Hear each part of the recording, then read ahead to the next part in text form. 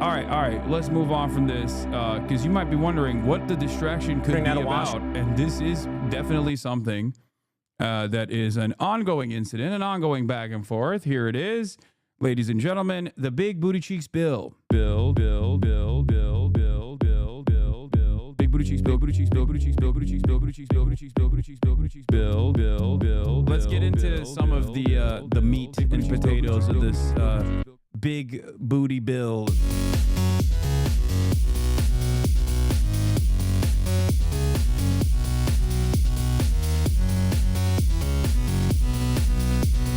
I call it Big Booty Bill because his booty is booty cheeks. But.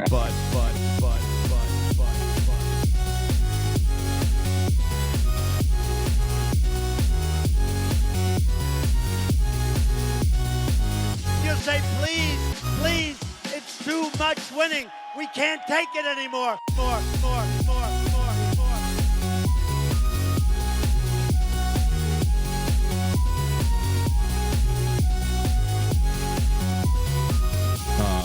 It's Big Booty Bill. Booty Bill. Booty Bill.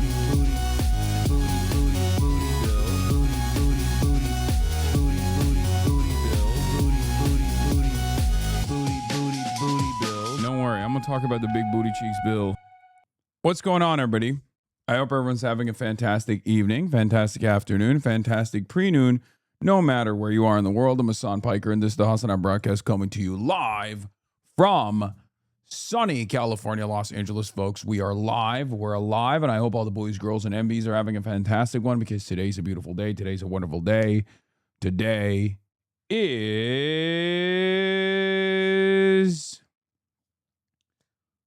ladies and gentlemen, today is Wednesday. And for me, that means it's leg day. That's right. Today's Wednesday, which means it's leg day. Kaya's not here right now. She's at the vet getting her ears cleaned. You might have noticed that the camera is a little bit darker because, as always, as is the case always and forever, David had to tweak some shit. We have 2 guests coming today, and it's clear that it's a little bit cinematic, so we're just going to live with it for the time being. Hold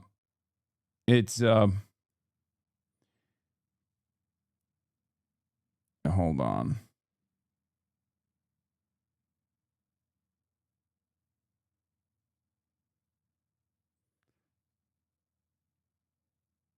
Hold on 1 second.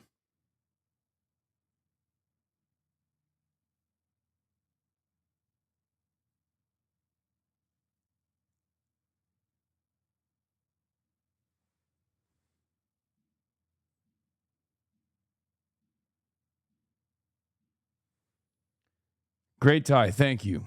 You look like 70 millimeter IMAX Odyssey. Thank you.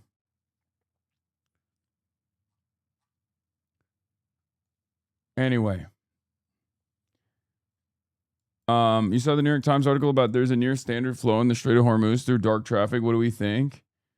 It makes a little bit of sense. Did you see this follow-up to the other video you watched from her? A miniature deep dive about Hasan Piker. I have cracked the code as to why it is that these people are going after him. It's the same reason why they're going after Miss Rachel. And you would also be surprised to know it's the same reason why it is that they've come after some of the most prolific Black leaders in our history. Hasan Piker is not only a threat because of the massive platform that he had, which ultimately means a massive influence. But one of Hasan Piker's biggest threats is that he has wealth. And it's something that I've seen in a lot of comments of people talking about how much his home is worth, his net worth, which if we understand capitalism in the United States of America, capitalism is not set to reward people who are not aligned with establishment. Based on this country's values, Hasan Piker and Miss Rachel are people that are supposed to fall on the right side of imperialism, not oppose it. Something that the Black radical tradition has shown us in history time after time. One of the greatest examples is Paul Robeson. He was considered a Renaissance man, singer, actor, athlete. He could do it all and traveled the world doing so. That is, until he became very boisterous about his opposition to American imperialism and racism. And the U.S. State Department decided to revoke his passport because they knew that is how it is that he made his living,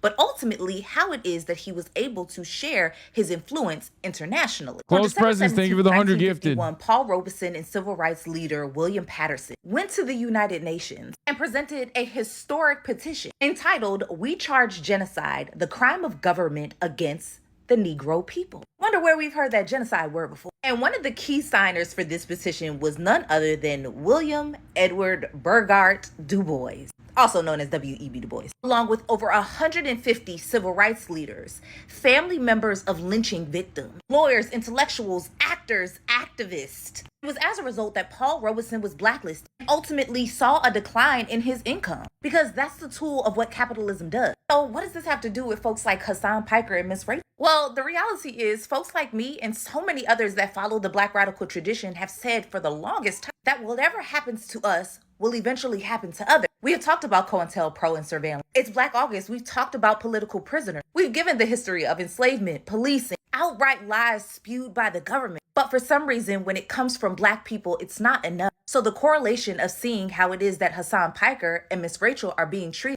might make the information click and stick. Because just like the killings of Alex Preddy and Renee Good, sometimes it's important to draw a line on who folks deem is worthy and who folks deem is not.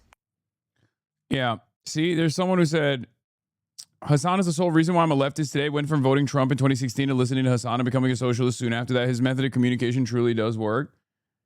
That is the entire purpose. That's the entire purpose as to why so many of these people aggressively try to prosecute my case. Right? That's what it is. That's because it works, and it absolutely softens the impact. It absolutely softens the impact when you have Angie Nixon giving a master class on media mentioning you. So I have not campaigned with Mr. Piker. Not sure where that information came from. I have campaigned with Congresswoman Rashida Tlaib. And so she is someone who wants the same things that I want, to make sure that government is working for people and not against it. And so I'll continue to do the same thing. But I have not campaigned with Mr. Piker at all. Not sure where that came from. All right. My apologies. I thought that you had. My apologies about that. Would you want him to campaign with you? I don't really know who Mr. Piker is. I've heard about him. And so you don't know who he is? I said I don't really know who he is personally or anything like that. I am actually focused on Florida and making sure that I'm talking to voters here to uplift their needs and their concerns. And so that's what my focus is going to be over the next. Don't know Angie Nixon at all. Don't know her at all. Love her. It is pretty wild that the media's obsession with me has gotten to this like alarming degree where they're like, what do you mean you don't know who Hasan Piker is? It's like, I don't know. Why should she? Why should every single person know exactly who I am? Also, what's the problem? Stay the fuck out of Florida, Lamont. Okay, everyone needs to calm down, okay? Just chill. Just chill. Just let it. Hey.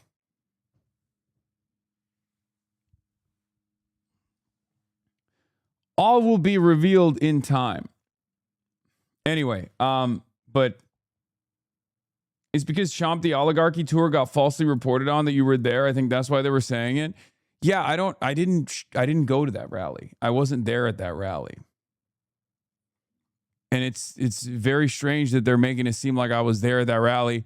Not that it matters, you know, one way or another.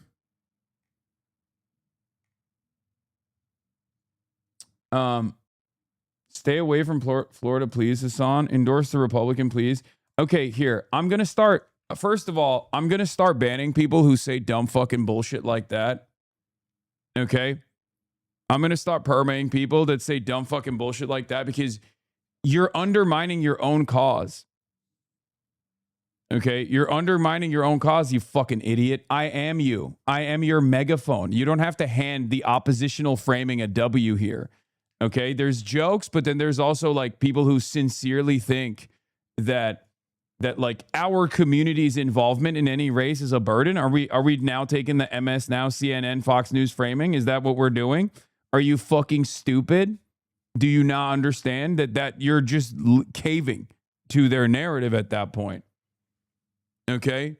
What every Democrat and former Democrat and socialist who is a former liberal always has the same brain disease. Constant concession to oppositional framing. A lot of you unfortunately have that exact same brain disease. It sucks. You need to shed yourself of this mentality. Okay? There's a difference between someone like myself and Bernie Sanders and AOC. I get to be bold in places where they can't. Okay? Because I'm not running for office. These things work side by side with one another. But if you guys also end up, even in this community, if you guys also end up taking the oppositional framing and say, oh, it's a burden. Our policies are a burden on these campaigns.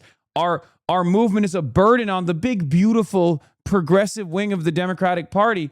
Then all of a sudden, we're not only just an electoral vehicle that is doing PR work for the Democratic Party, but we're also moving away from our positions. No one is running away from our policies. No one is running away from our positions. Okay?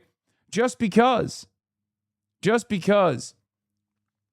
folks who are attacking us on the right and in the center and trying to rid our influence from the main stage does not mean that it's correct, and it certainly doesn't mean you should take that narrative on.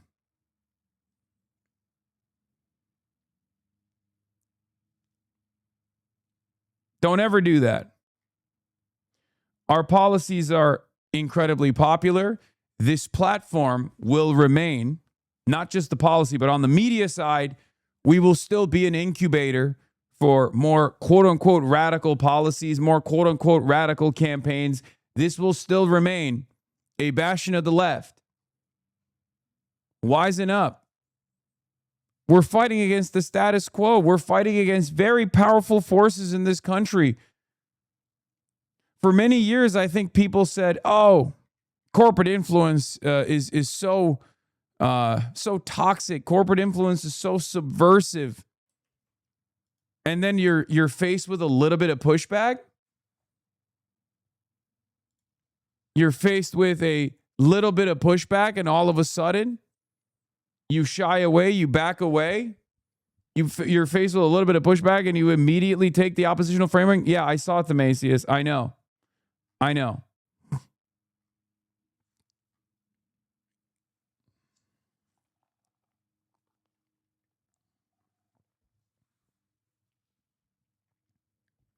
Anyway, stunning Nixon upset, primary wins and losses, Dearborn racist rally, Moskowitz is nuts, American doctor interview, straight still closed. Get in now. Look, I've talked to a lot of people who have been in the crosshairs in a similar manner in positions of tremendous power and influence, a lot higher than I've ever been able to achieve. Okay? And what I must explain to you, what I must show you is this. Okay? First of all, we need a blast off meme. Let's start there.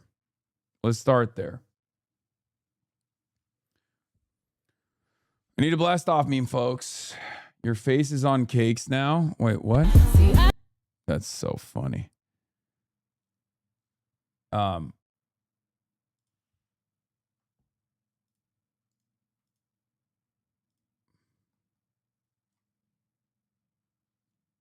Stepping your tie selection up. Yeah, this is the tie that the TikTok influencer who does styling for like plays and stuff for a living. That's the one that they were able to find. We got it from them. And I'm wearing it today.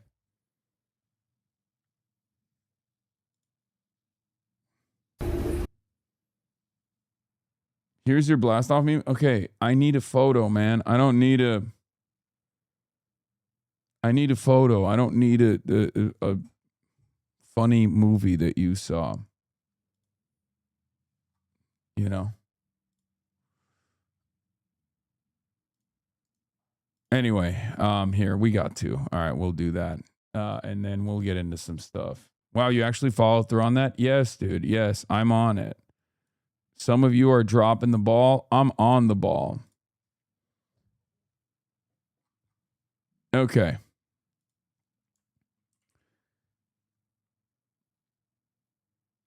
This is basically about more than half this chat. Oh, the one on the we have the majority position as a community. We should never be afraid to lean into it. Yeah.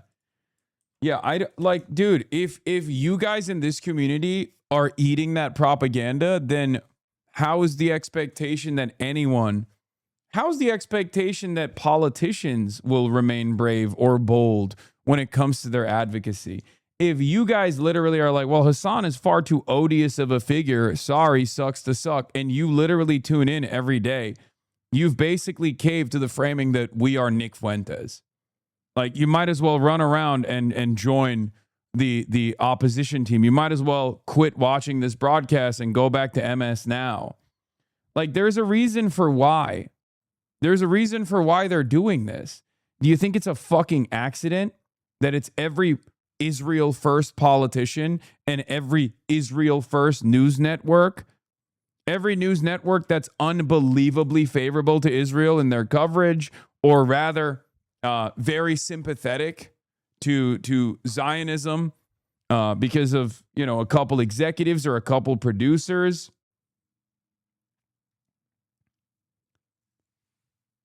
Those are the ones who have participated in this intimidation campaign. There's three major reasons here. I'm just going to look. I'm going to read you the assessment. Okay? I'm going to read you the assessment. There's 3 reasons, okay? Number 1 is intimidation. It's not going to work, okay? Number 2 is to try and get others to shun me, to defang this platform, to make this platform seem as far too toxic for candidates to approach. Because basically what they're saying is, if you go on this campaign, if you go on this media platform, if you go on this medium at all, we are going to make your life a living hell. We are going to attack you. Fox News is going to attack you. CNN is going to constantly harass you with questions. They are going to, they're going to bully you. They're going to badger you. Okay?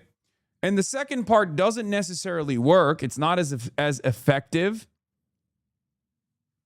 Okay? It's not as effective. But that's precisely the reason why I'm saying, like, don't ever fucking lean into that idiotic framing, okay? That's ridiculous.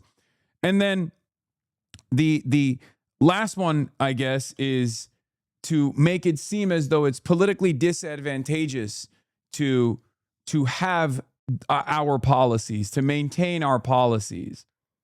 We've already won a very important victory with Abdul El-Sayed. We've already won a very important victory with Abdul El-Sayed in the primaries. 12-1 didn't work. The policies were sound, and he was outspent 12-1, and it didn't work. And objectively, the barrage of attention on his race ended up highlighting his policies, ended up showing his position, right? Ended up proving that he had the background as a fighter. And now he's consolidating the base. But you should never in a million years lean into that same framework and be like, just stay the fuck away from Florida. Okay, stay the fuck away from Florida, dog. Stay the fuck away. Dog, we went in to the most right-wing, one of the most right-wing districts in the country that was recently redistricted. One of the most right-wing districts in the country that was recently redistricted to be even more right-wing. At the time of its redistricting, Florida 25 turned into a +9 district. Now it's leaning at +4 Republican. It was +9. It was designed for that reason. And we went in there with an unknown entity by the name of Oliver Larkin, a man who had held no prior office, a young man who was bold and had a vision. Okay? And he was able to carve out almost 40% of the vote in that district. It is incredible. It is an incredible victory. Are you kidding me? We're talking about not just any district in Florida. We're talking about one of the worst districts for a Democratic Socialist to run in Florida, to operate in Florida. Okay? He got a higher percentage in that district than Bernie Sanders did. Open Socialists getting 44% of the vote in Miami. Honestly, shout out to the Dem primary voters. Bernie Sanders got 24% in Miami-Dade in 2016. Okay? Do you understand how spectacular this is? Now, centrist Democrats will run around and talk about how impressive a victory it was for the incumbent, Jared Moskowitz, in a district that is probably one of the most pro-Israel districts in the country, running against an unknown entity who had held zero prior office before this run, whose entire campaign was exclusively anchored by this community and other independent media outlets, primarily this community and communities like this one, right? Like Twitch streamers. Are you kidding me? It is a testament to the success of this platform. It is a testament to the success and popularity of our ground game. The very fact that centrist Democrats are celebrating Jared Moskowitz's victory as though this is, the days of the Democratic Tea Party are over. What's next? Are Republicans going to be excited that they're winning in Alabama? What are we talking about?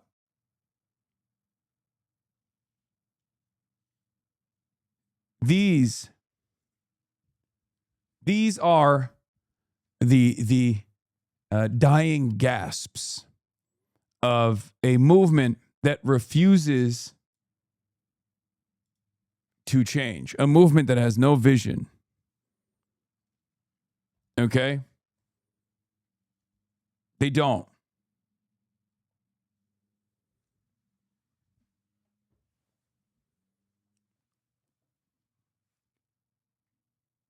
Bernie Sanders lost as well. What I don't understand is you said yourself yesterday you want to stay away from Angie Nixon as possible to avoid association. Why would you want to do that if you don't think you could hurt her? Did you mean there's something wrong with her? /Jen? No. I also said if my services are required, and who knows what the dynamic might turn into, then I'll be there no matter what. Okay? Sometimes I don't talk about everything that's going on. Okay, especially because there's a lot of attention on this platform, a lot of negative attention on this platform, a lot of people who are lurking in the shadows, waiting for any opportunity to clip and design their own narratives. Okay, there's a difference, however. There's a difference between conceding on that right-wing framing that, our involvement in any way, shape, or form is negative in a state like Florida is bullshit. I'm showing you that it's not irrelevant. I'm showing you right here that it's not irrelevant. But it's always a calculation. It's up to the campaign. It's up to the policies. It's up to the base and how receptive the base is, right? It's up to how receptive the base is.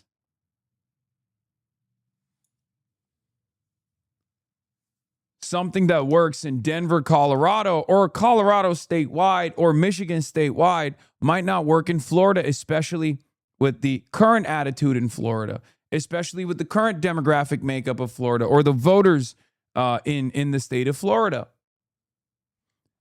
Obviously, we're not delusional. I saw something that Matt Iglesias was saying where they're like, well, why aren't people saying here? This is what he said. Look, so how come nobody, including the most enthusiastic leftists on the site, think the DSA nominee for Florida senator is going to teach all the establishment losers how to win elections? Are you mad that we're much more realistic about electoral performance than you paint us as? Your theory is that there is a great groundswell of left-wing feeling hiding in the non-voting population, is it not? We're also not delusional about the barrage of attacks that candidates with these policies are going to receive.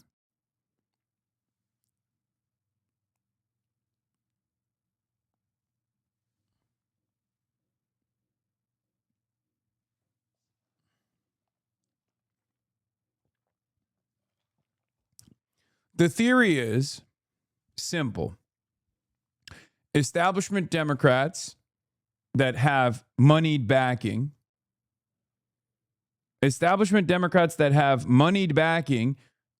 try to open up a line of defense. Okay. They are basically the bulwark against the unlimited attacks that our campaigns will receive. And we bring the low propensity voters. It works hand in hand. We bring in the low propensity voters who in this attention economy normally don't participate in elections at all. Me in particular, this community in particular, brings in the under 45 investment, the under 45 participation. Okay. And then in the general, we bring in the low propensity voters. And the establishment Democrats are supposed to just basically open up their wallets and not attack the candidates and play the role of consolidating support behind the candidates.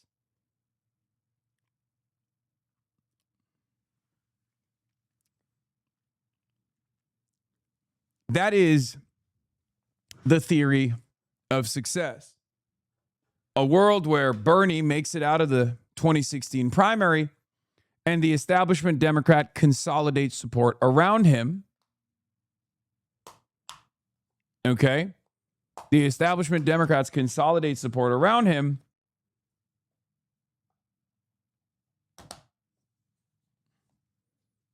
And then he's capable of activating and priming the populist rage voters, the low propensity voters, and the Democrats bring the rest with the machine politics.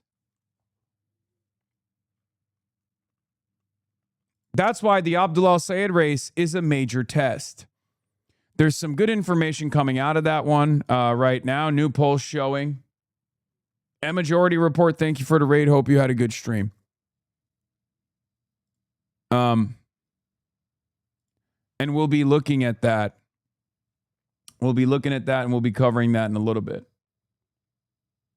Rokana asked about sticking his neck out for you. Goes on for about 5 minutes. Oh, with Wajahat Ali?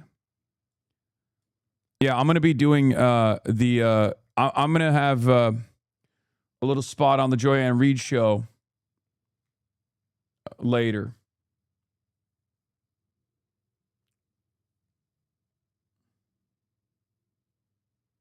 Mike explained that your main jobs are to sit and boost insurgents who need your help to get an easy 50 to 100K to start hiring people, rent out a headquarters, etc. People think you hound politicians, but it's the other way around. Yeah, people are very stupid. People are very, very stupid. And what they don't understand about this, people are very dumb. They don't realize that I'm not the one going around fucking begging politicians to play a role in their campaigns. It's the opposite. I don't give a shit about working with politicians. I don't work with many politicians who come to me. The only reason why I do it is because I think it's worth it. But no matter how many times I explain this, these guys think like, no, you're getting clouded by being next to politicians. Like, no, I'm not. I'm not. It doesn't help me at all. It only frustrates people in positions of power. Okay? It only makes people in positions of power very mad. And it forces that, it causes them to come after me, my family, constantly fucking lying about me. Who wants that? Create an environment of intimidation and coordinated outrage manufacturing, coordinated harassment.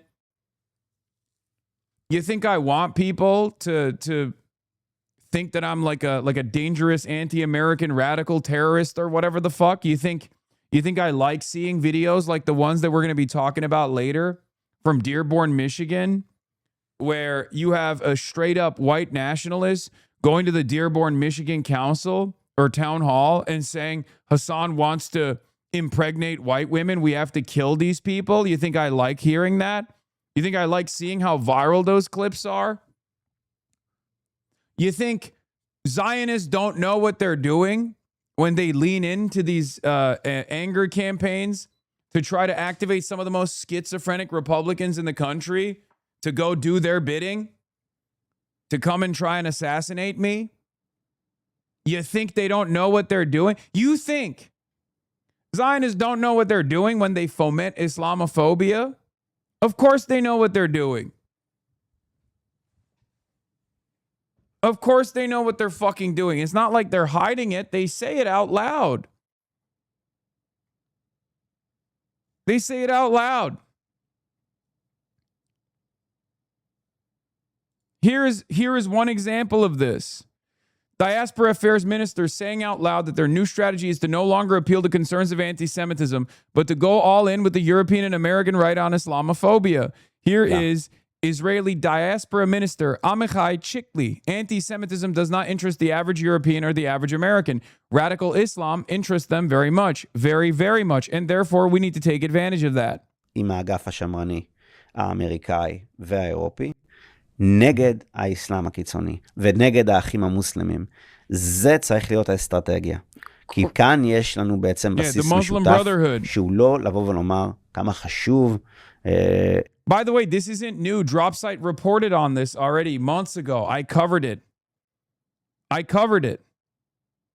didn't predict this. I covered what was happening because I was one of its fucking victims, one of its earliest victims. I've been experiencing this nonsense for like the last 3 years at this point.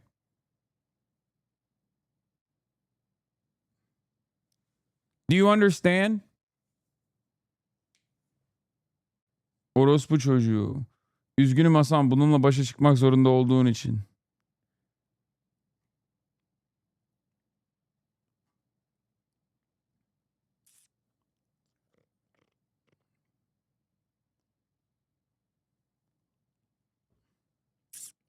They know they can't make people love Israel. But what they can do is make its critics out to be Islamic jihadists. Make Israel's critics out to be fifth column style Islamic infiltrators and try to tar and feather or try to connect, because like there are a lot of obviously Arabs, there are a lot of Arab Christians as well, and a lot of people in the pro-Palestine movement that are Muslim. And these countries, the Western world broadly, is still very Islamophobic. So what they're trying to do now is make it seem like every single person that cares about Gaza or wants to use our tax dollars here, okay, all of those people are actually dangerous, scary terrorists that want to do Sharia law.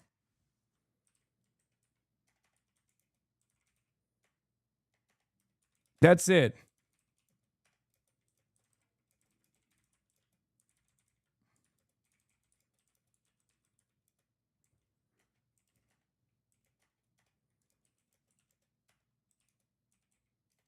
Leaning into a torrent of Islamophobia, painting all of its critics as scary Islamic jihadists that want to destroy the Western world.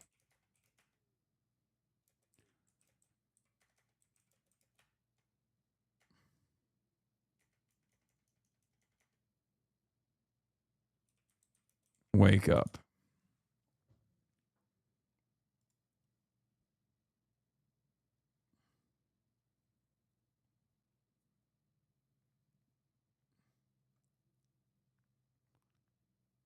That's it.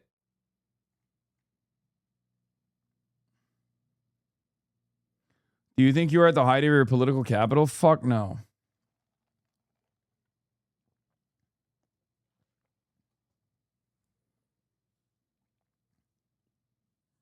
Absolutely not. We've got a long way to go. We're just beginning. We're just getting started, chat. What are you talking about?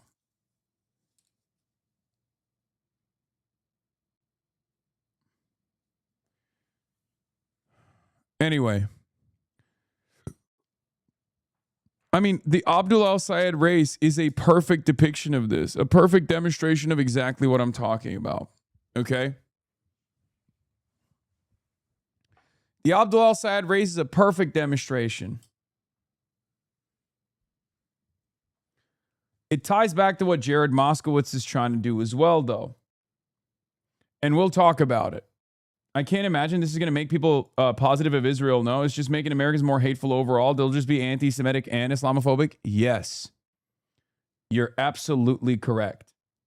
But I think from their perspective, yes, the Hind Rajab thing is on my radar. I know. From the perspective of Israel, at least like this kind of division, this kind of chaos in American society broadly will be beneficial. This kind of chaos and this kind of deflection away moves the attention away from Israel and back to the scary, dangerous Muslims that are trying to implement Sharia law or whatever the fuck, right? And Michael LaRosa's doing it. I mean, he's like literally a foreign agent for, I think, Dubai. This is a lobbyist firm that he works for that's a Trump bundler backed by, I mean, the guy who he works for is a major Trump bundler, right? Like a donor for MAGA, right-wing donor. And the firm is actually hired by Dubai and Libya, if I'm not mistaken. So he's like a registered foreign agent. And of course, if he's like a UAE foreign lobbyist, like you might as well chalk that up as a registered foreign agent for Israel all the same, because UAE's influence operations are directly in line with Israel's influence operations. UAE is actually responsible for a big chunk of the Islamophobia that happens in the Western world. Tommy Robinson in the UK is a major UAE-backed firebrand, right? Like Tommy Robinson, the anti-Islam white nationalist. This is also, this has been reported in the past.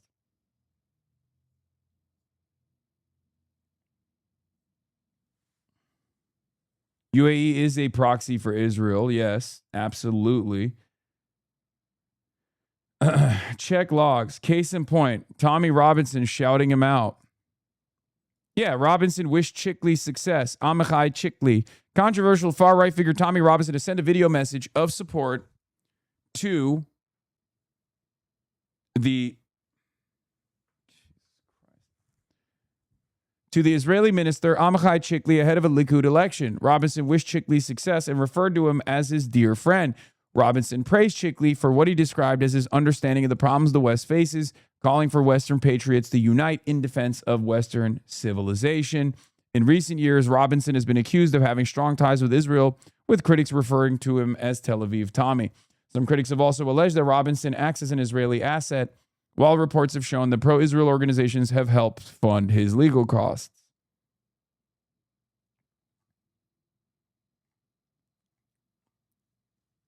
So, not everyone who supports Israel is Islamophobic, but most people, not every Islamophobe supports Israel, okay?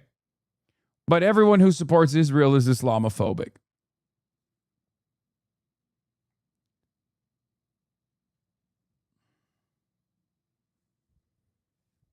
So that's definitely a thing that's happening. And obviously we have to cover it from we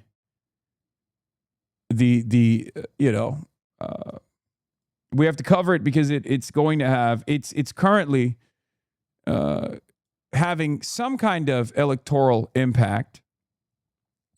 Here's another version of this. Matthew Cassell from Jewish Insider reports, Michigan Jewish leaders are circulating an open letter urging Jewish Democrats in the state to sign their names in support of Mike Rogers over Abdul El-Sayed for Senate. The letter is read by Eric Bronstein, a Detroit Jewish leader and businessman, among others. Michigan Jews Against Extremism. The idea that Mike Rogers is not the extremist in this race, and it's actually Abdul El-Sayed that is the extremist in this race, is straight up racist. Okay? I'm sorry. I've said this over and over again. The danger to American Jews does not come from Muslims. It comes from white nationalists. And American Jews that think that they can align with white nationalists, with right-wingers in general, are actually really having a chickens for KFC moment. I understand that for many older American Jews, Israel has a very special place in their heart. And they feel as though Israel is under attack. And they feel as though a lot of these attacks are coming from a place of anti-Semitism, right? But you have to give up on your emotional support apartheid state.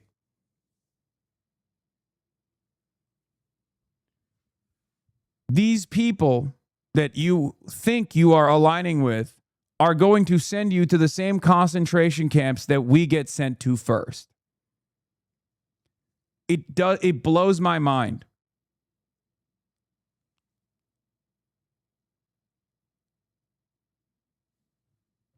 It blows my mind. American Jews are racist. Who cares what they think about anti-Zionists? Dude. This is not a beneficial mode of communication. Okay? Just across the board saying American Jews are one way is ridiculous. Okay? It's ridiculous. You're literally leaning into it. You're leaning into this narrative.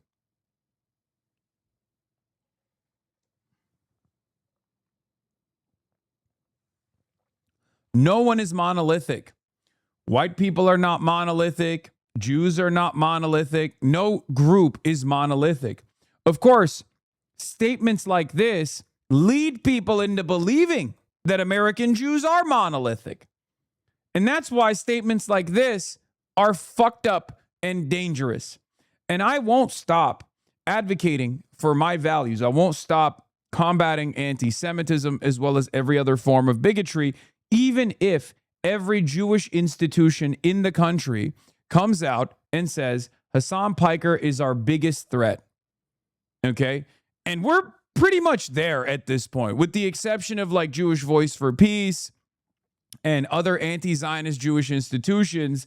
Virtually every Jewish institution in the country at this point has yelled about me being an ever-present danger.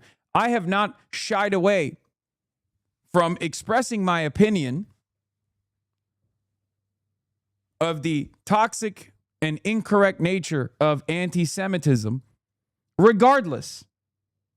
Because my values are my values, irrespective to what Zionist institutions are presenting themselves as.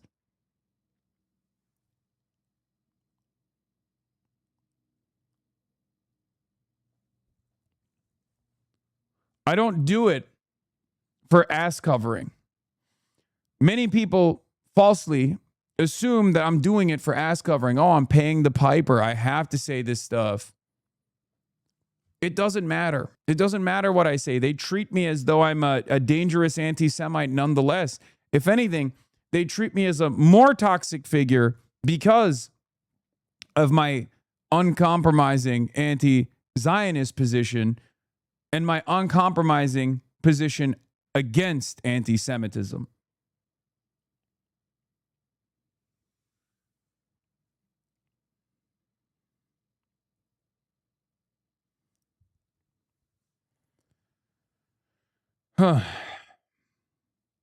In any case, Michigan Jews against extremism. We are Michigan citizens and voters. We are Democrats and independents. We are proud American Jews. We care about the safety of our community, the health of our political discourse, and the future of our country. We declare our intent to vote for Mike Rogers in the U.S. Senate in 2026.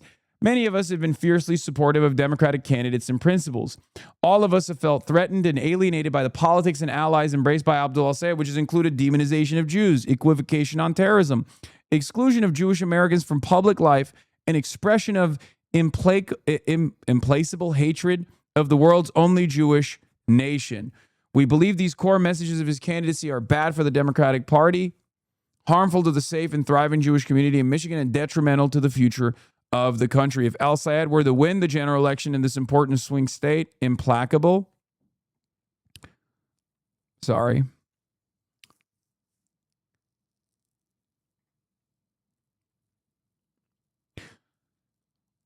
I just don't understand what service this provides. Like, what purpose is this serving other than making members of the Jewish community in Michigan actually hysterical?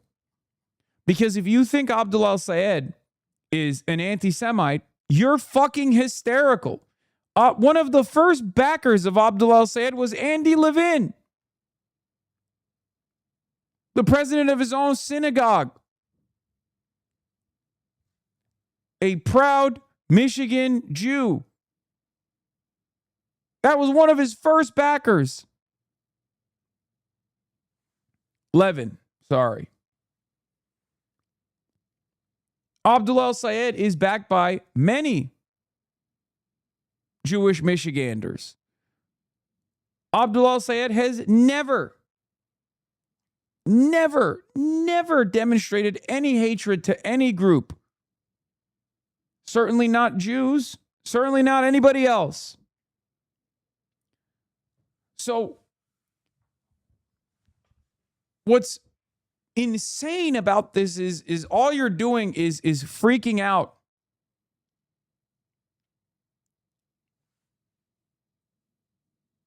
Placate is the root word for implacable. Has nearly the same pronunciation. Thank you. This is just self-induced diaspora syndrome, rejecting all of your personal political values to defend reactionary nationalism, something we are all familiar with, but in this case, you're not even diaspora to the state anyway. Yeah, no, that's it. That's it.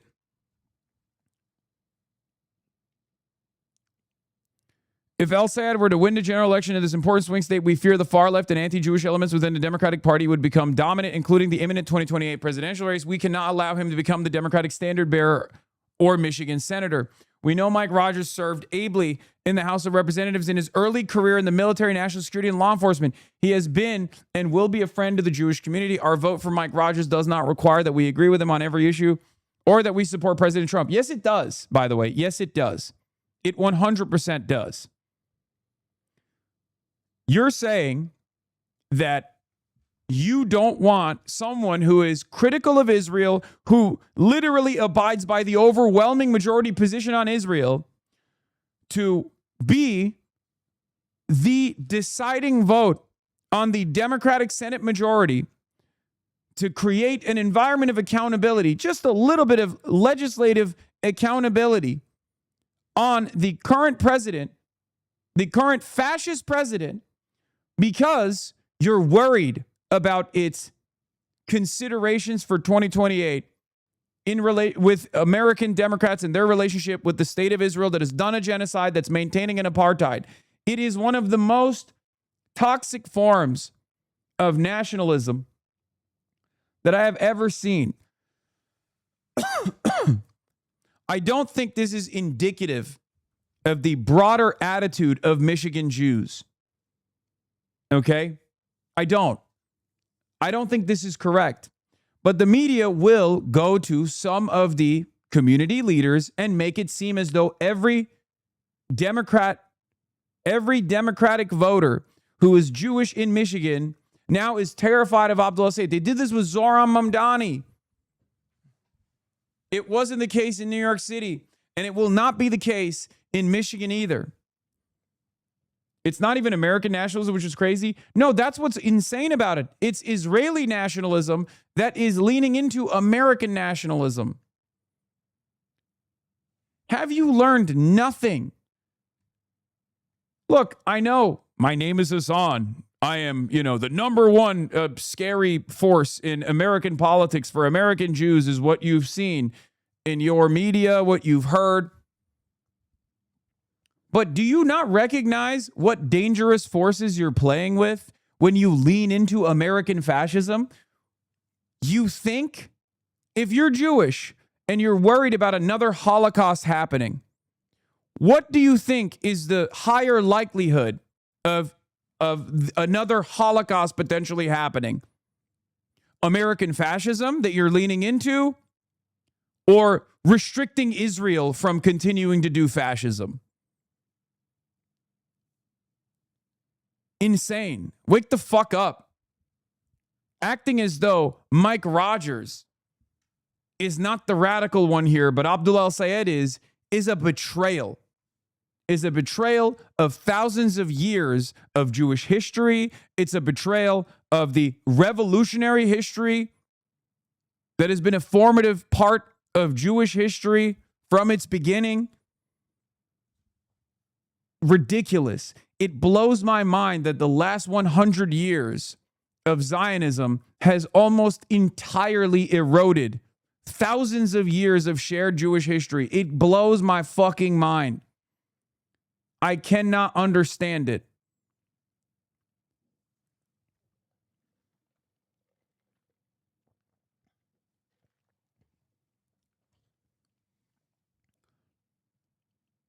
Here in Michigan this year and in this Senate race, our well-being and our own voices are at stake. This is a moment when each of us must speak out. We're voting for Mike Rogers. We ask other Michigan Jews to vote with us, to join us.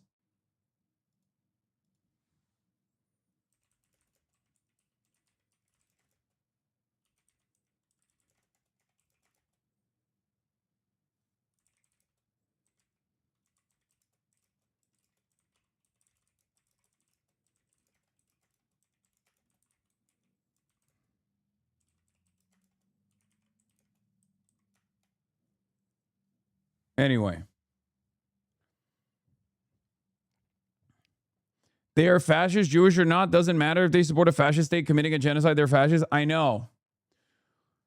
But this also betrays the immediate self-interest that American Jews have. If their immediate self-interest revolves around self-preservation, they're making the wrong decision here regardless.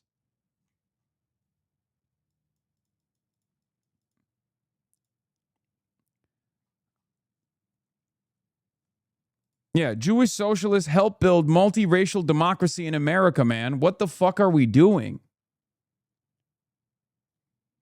I don't know exactly where this switch flipped. But there's a reason why people like Nick Fuentes, who are well-read neo-Nazis, will regularly talk in the exact same way that Adolf Hitler did about a diverse society and how Jews played a formative role in it. Okay?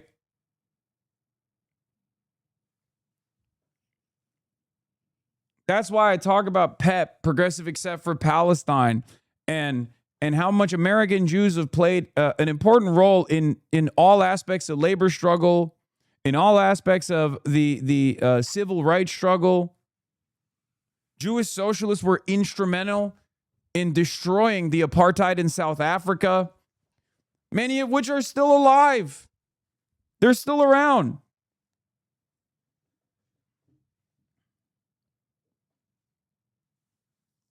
What are we doing? These are very well-read, very influential, and oftentimes very wealthy individuals who are saying completely unhinged shit. It doesn't make any sense. You know better. You know better. You know better than to entertain these dangerous forces. That's crazy. It blows my mind how much the toxicity of Zionism has eroded even the self-preservation instinct of American Jews that lean into things like this, that lean into dangerous forces like this. It doesn't make any sense.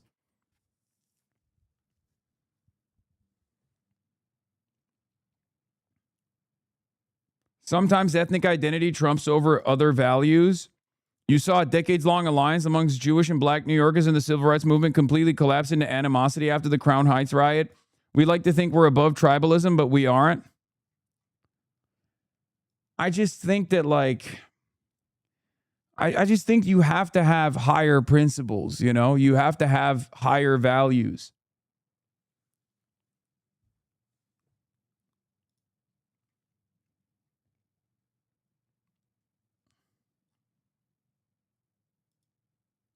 It makes me sad when I watch my Jewish family members turn to reactionary beliefs, the progenitors of which do not have the best interest of Jewish safety at heart, no matter how much of a mirage they present.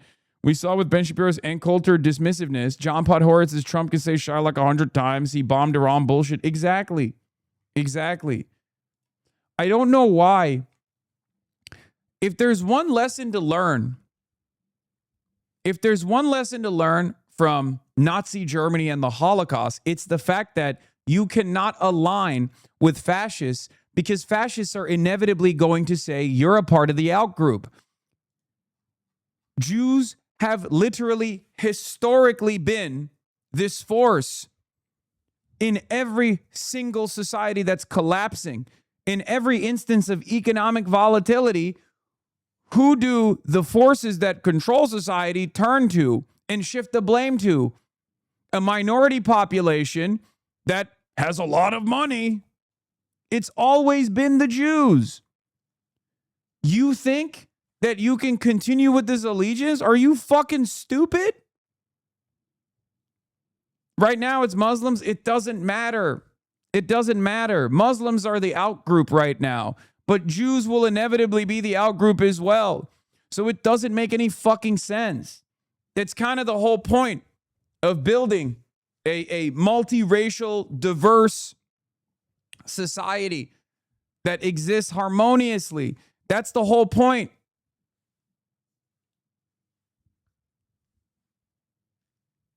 You think that you think that these guys won't eventually go, hey, you know what? You guys have a lot of money. You're a relatively small population. You have a lot of money. You have a lot of influence. We've now decided that your influence is negative. You think that same tribalistic force that you're leaning into right now is not going to eventually put the crosshairs on you? Are you fucking stupid?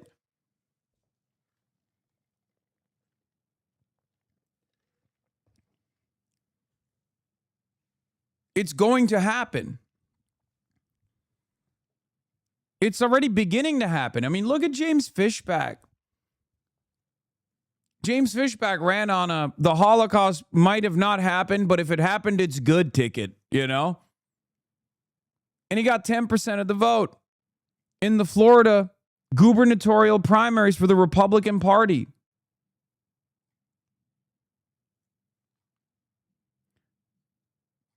The same forces that are putting the crosshairs, oftentimes, by the way, directed by Israel as well, the same forces that are fomenting Islamophobia are eventually going to come for you too. Okay? They are. It shouldn't get to that point for you to recognize that this is a dangerous movement that you are leaning into.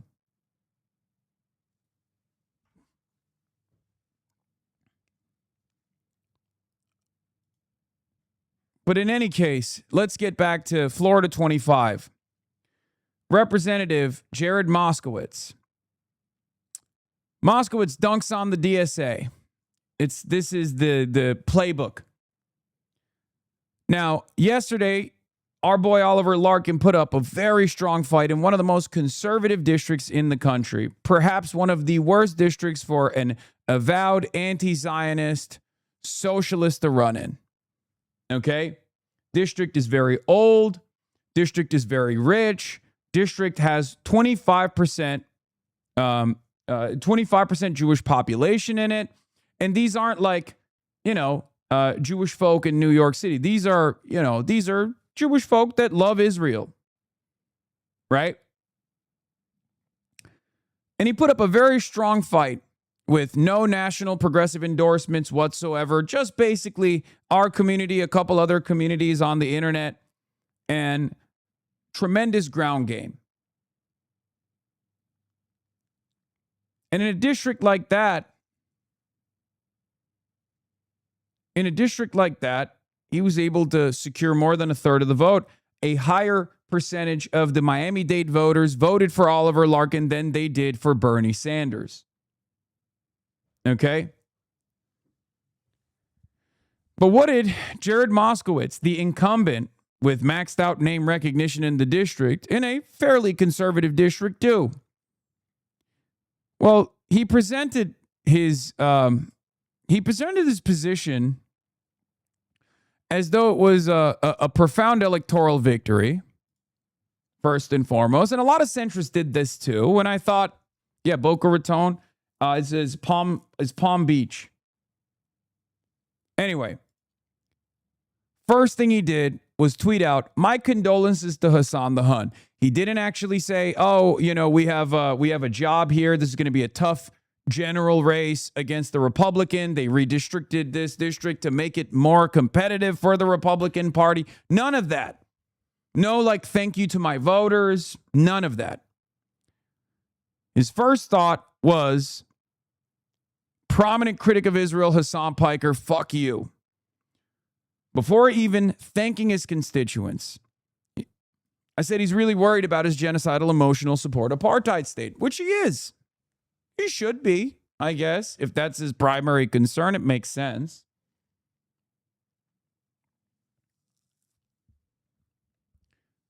Now, this is, of course, very motivating for a lot of extremely online centrists that don't really have a base in the real world.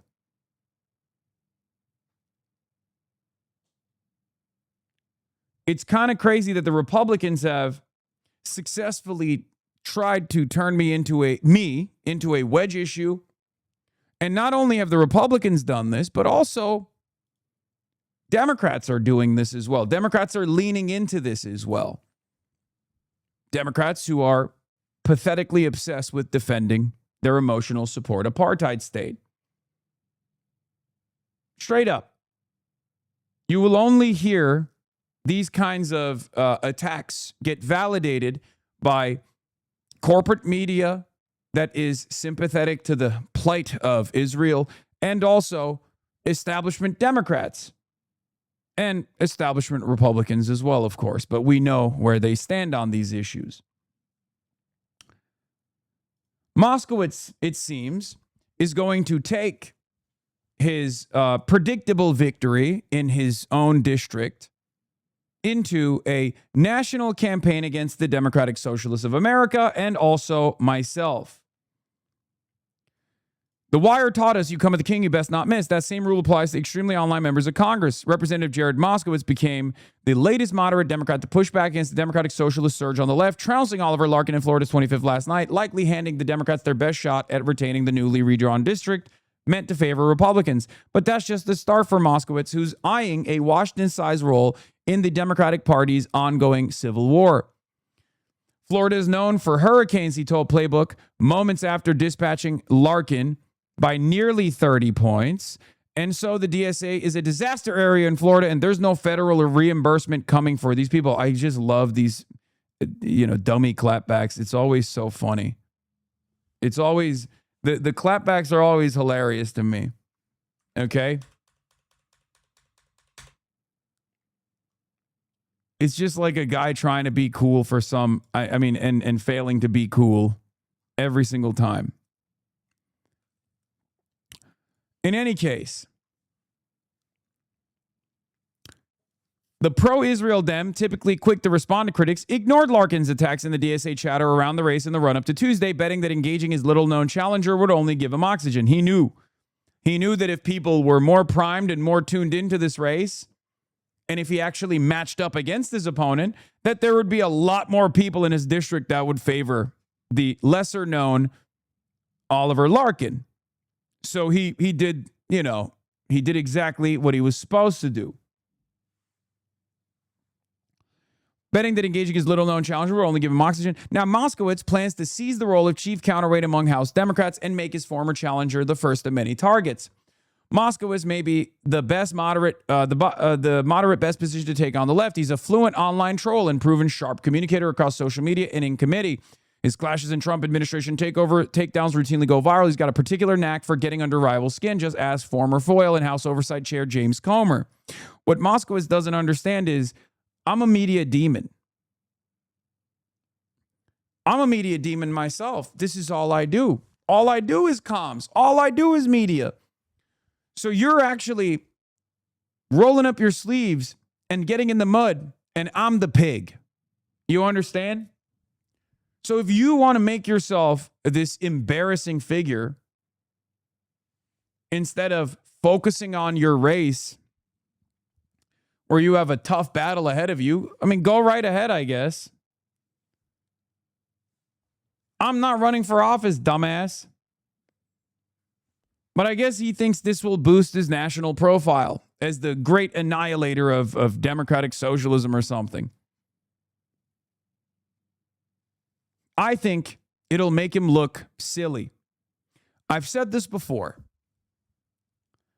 I warned Democrats when they leaned into, in the beginning of the Trump administration, what did I warn Democrats of doing? Do not find yourself taking a reactionary stance on the issue of immigration. People are going to turn around. People are going to turn around on this issue. They already don't like Trump. And there were plenty of Democrats who actually lost their races because of their votes on pro-ICE policies, pro-ICE legislation. They did not have the foresight. So I'm going to do it again. Not that Moskowitz will listen to what I have to say, okay? Because he fucking despises me for other reasons. But making yourself a pivotal pro-Israel figure in the Democratic Party by consistently attacking someone like myself is not going to be good for your future prospects. I know you think it'll be good to win over donors. There's definitely a lot of appetite for real fighters who will do everything in their power to defend Israel. You will lose in the long run. And perhaps you might even lose in the short term as well.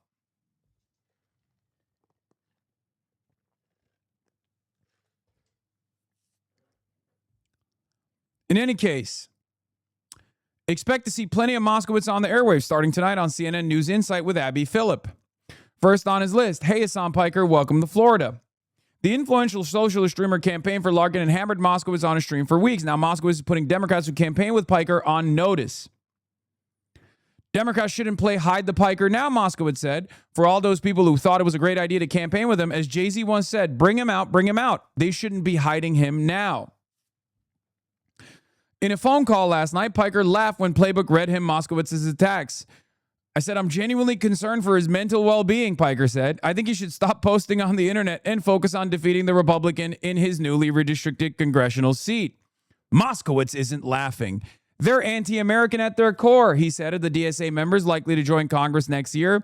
People who have said anti-American things, have said things that are pro-Russia, pro-China, should really get their security. Should they really get a security clearance? So he is, again, the exact type of Democrat that I'm talking about when I say they're leaning into these they're leaning into these reactionary forces because they think it will help them out in the interim. It'll help them out in the short term. Can you imagine if people on the DSA side started running around being like, well, Moskowitz is Jewish. Perhaps that's the reason why he's, he's doing dual loyalty. Like, everyone would fucking yell at them. Everyone would understandably yell at them. I would yell at them. I'd be like, what the fuck are you talking about? You know what I mean? Like, can you imagine someone literally going around and being like, well, Jewish Democrats, should they get a security clearance? That would be fucking insane.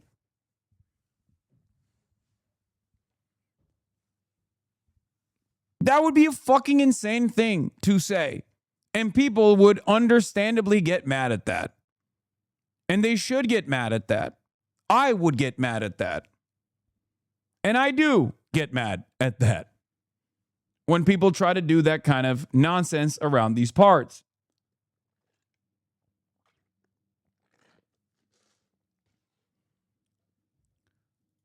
The chief antagonistic posture could pay political dividends outside his own party in a post-redistricting general election, letting Moskowitz cast himself as a Democrat willing to confront his party's rising socialist flank. I think that's partially why he's doing it. That's partially why he's doing it, because it's probably good for his district, and that's why he's doing it. But if he tries to chop down the National Democratic Party, like the coalition, if he tries to like go after Abdul al-Sayed, like, these are far more consequential seats than yours, buddy. Okay? The fuck do you mean? These are far more important seats for the National Democratic Party than your little ass district.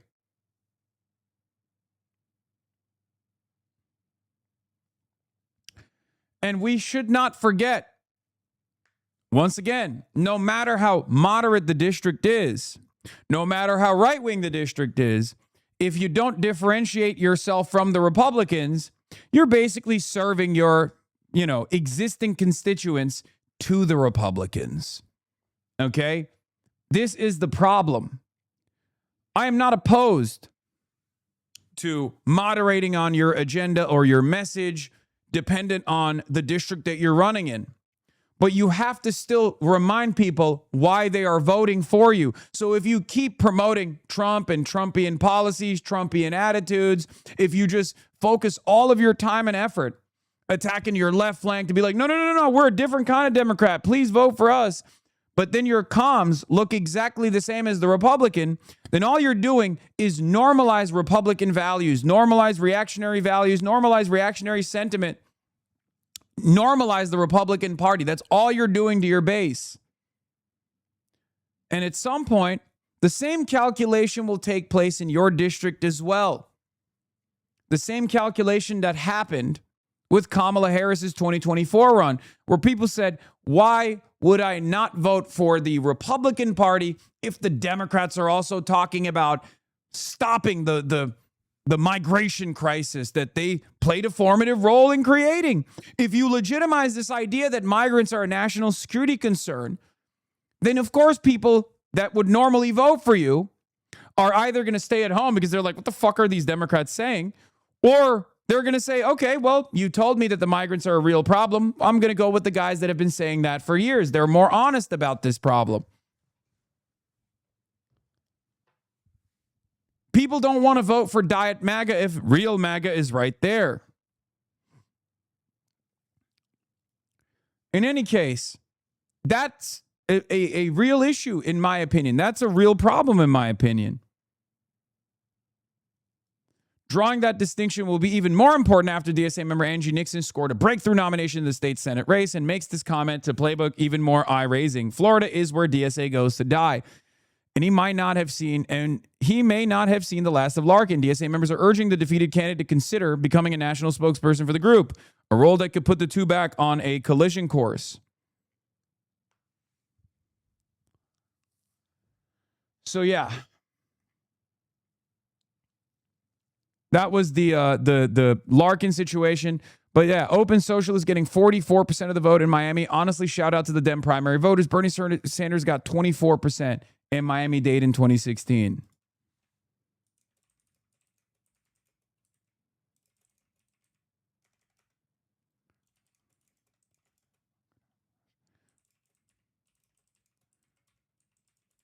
Unbelievably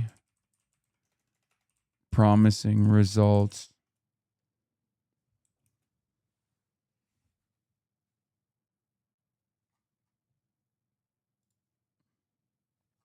What was Larkin's final percentage? 36.5.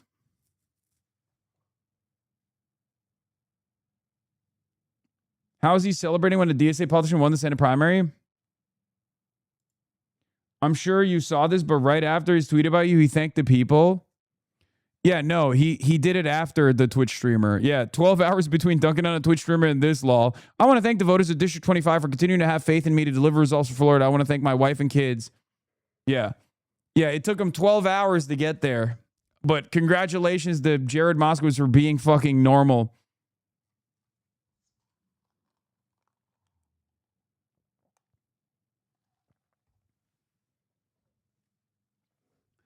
And it's so funny because remember, 36%, he needs all the votes he can get. Remember, he needs all the votes he can get in that district. These are Democratic voters, 36% of them that voted for a guy they had never heard of before. And he's running around fucking yelling. He's running around being like, fuck those guys. Yeah, those guys can suck me. It's like, how are you gonna run in a fucking district? How are you gonna run in a district where you got 65% in the primary And then immediately right after you win the primary, you just go, fuck you, to 36% of the base. You need all those voters. You need all those voters to defeat a Republican in a district that is now +4 because of the national environment. The district, when it was redrawn initially, was +9. This is hubris.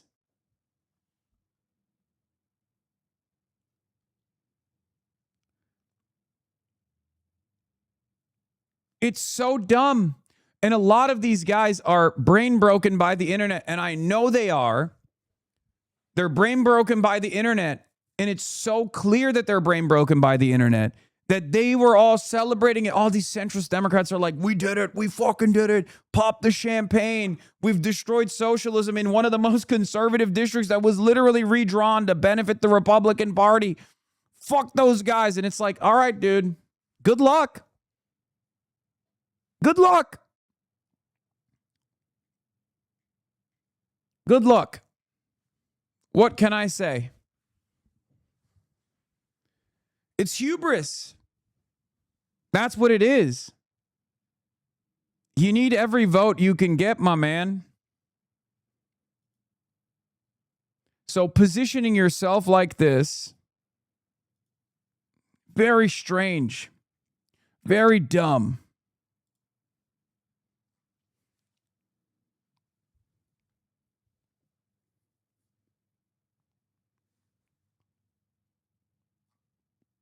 Dude is 100% to lose to a conservative and blame it on redistricting while getting the lowest damn numbers in the state of Florida. I don't know. We'll see. We'll see how it plays out.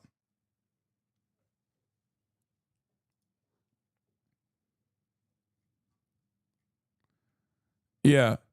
Are centrist Dems capable of anything but embarrassing behavior? They're not serious people. In case you missed it, AIPAC-backed Israel apologist Representative Moscovitz won his primary and immediately started taunting Hasan Piker before thanking his family, the voters in his district, etc. Amazing stuff.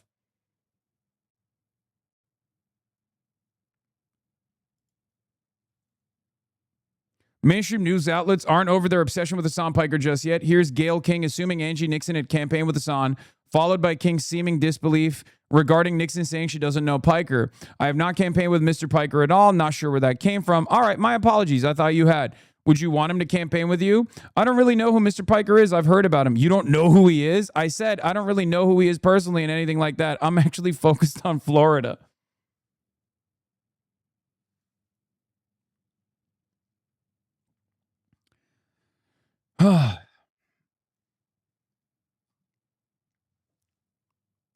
So, we're going to talk about Angie Nixon. We're going to talk about Angie Nixon, who I think is wonderful. Okay? I think a lot of people forget, for some strange reason, I think a lot of people forget that I am a political commentator. Okay? This isn't just like me defending myself or whatever. I'm a fucking political commentator, man. My job is to do commentary and analysis on politics. Okay? That's my job. I'm a fucking pundit. Just because I'm active in some of these races doesn't mean that there aren't going to be races that I'm not active in that I'm excited about. Okay? Peggy Flanagan is a great example of this. I didn't touch the Peggy Flanagan race. I was nowhere near Peggy Flanagan, right? But I was still excited all the same for her victory. And the same goes for Angie Nixon. And I think a lot of these people in the media forget that. They think my job now primarily is to boost campaigns or something. No, man. I do commentary. I boost issues. I boost policies. I raise the salience of certain problems that the American working class are facing. That's my job. My job is not to make politicians win. Sometimes that can be a part of my job. Sometimes we see a lot of success. Sometimes we come close to victory, but still lose, like Francesca Hong. And in other instances, we get a major defeat. But ultimately, my job is not to make the Democratic Party look good. My job is not to get Democrats elected. My job is to be a pundit. My job is to fire up people and get them paying attention to the issues that fucking matter. So it's very strange when people go, well, he said something nice about you.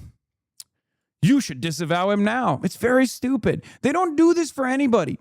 They called you a kingmaker and took it literally. I know. And it's funny because I have never said I'm a kingmaker. Every single time people have been like, well, aren't you a kingmaker? I say, no, I'm just one person. You are constantly talking about yourself. I know, it's fucking annoying. Actually, let's be real. I like talking about myself. I just don't like talking about myself in this situation because there is an unnecessary amount of attention that mainstream outlets place on me and this community.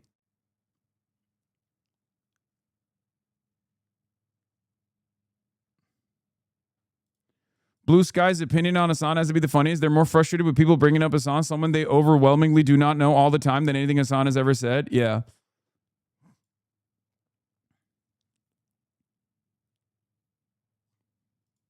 Overnight, an upset with major implications for Democrats. In Florida, State Representative Angie Nixon, a Democratic socialist, defeating moderate candidate Alexander Vindman, a star witness in President Trump's first impeachment.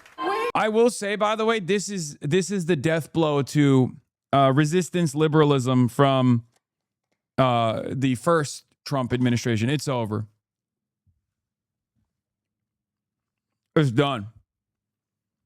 Virtually every single resistance liberal from 2016 is out. Dan Goldman, who played the role of the impeachment prosecutor, he got eliminated by Brad Lander. This guy was a key witness in Trump's first impeachment, and he thought that would carry him into an easy victory. I think that a lot of the resistance liberals have realized that Russiagate is not the thing that motivates them, or rather, Russiagate is not the appropriate angle of attack against Donald Trump, and that Democrats should probably have something else that they're presenting. And for all of the anger towards Edinger Mentum by this community, because sometimes he has a snarky attitude about our candidates, the reality of the matter is he clocked this shit a long time ago. Okay? So when he cooks, he cooks. This community, okay, Michael from Pennsylvania fans in our community, in our shared community, they fucking despise him. Okay? But this is correct. Back in June 24, Edinger Mentum said, one underrated reason why left is now accomplishing things it didn't under Trump 1.0. The disappearance of Russiagate and its power as an alternative to the bread and butter lefty, this is neoliberalism's fault, explanation for Trump's rise. I said this as well. This is my assessment as well.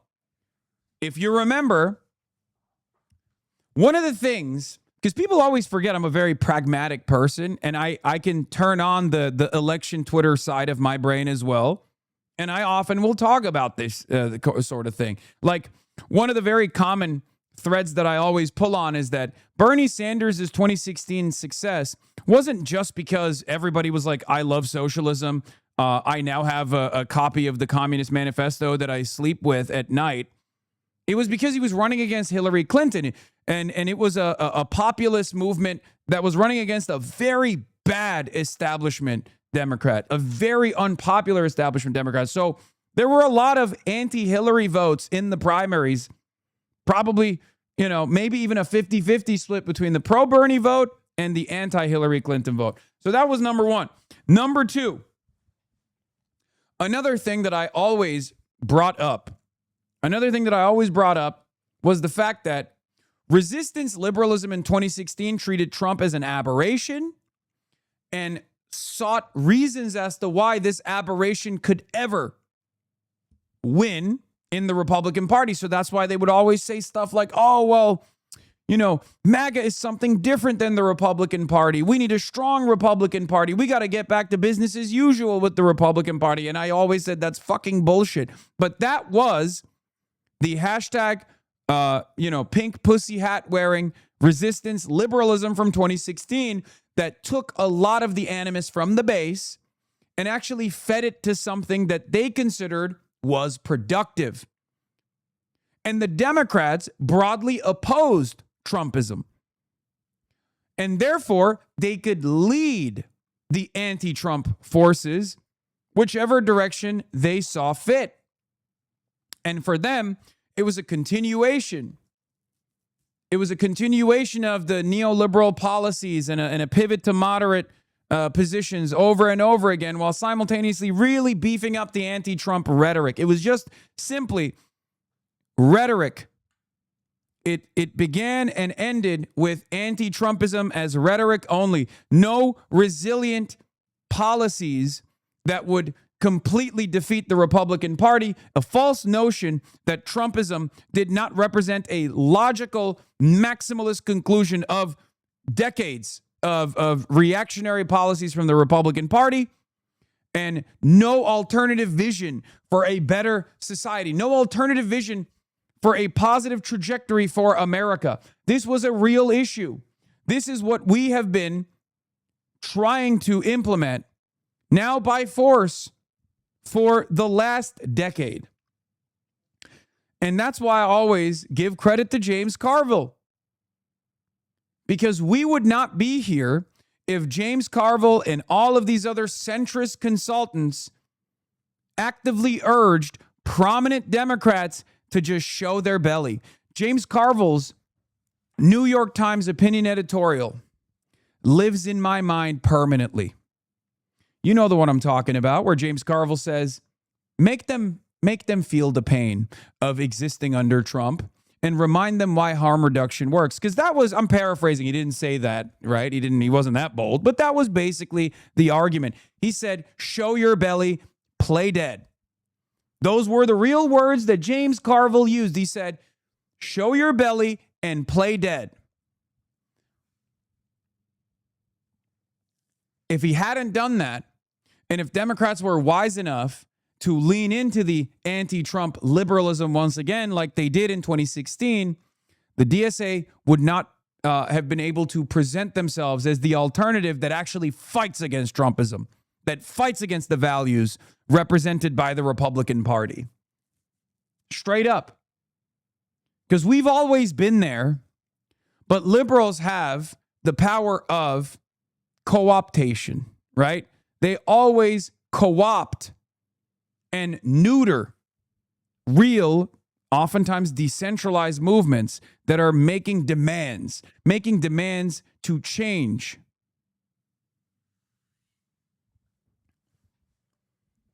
They recuperate, they co-opt, and they neuter.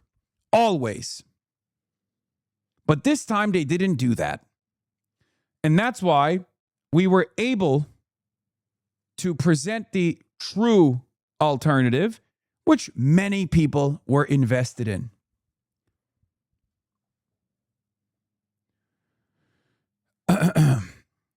It can sound old hat to political junkies, but if you're a lib seeking for an explanation for Trumpism and don't want to settle with the dispiriting everything about our culture and values discuss middle America theory, that the Bernie narrative is the only new show in town right now. And he was right. That analysis was right. And we've seen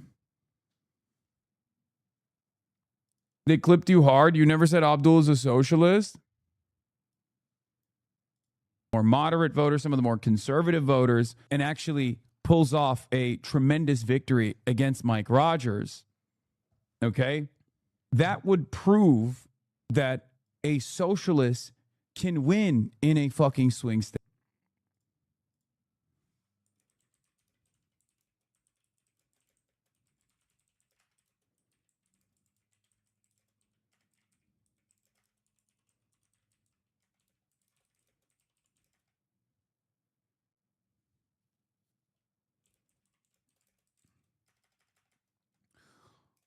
Why do you traffic in lies all the time?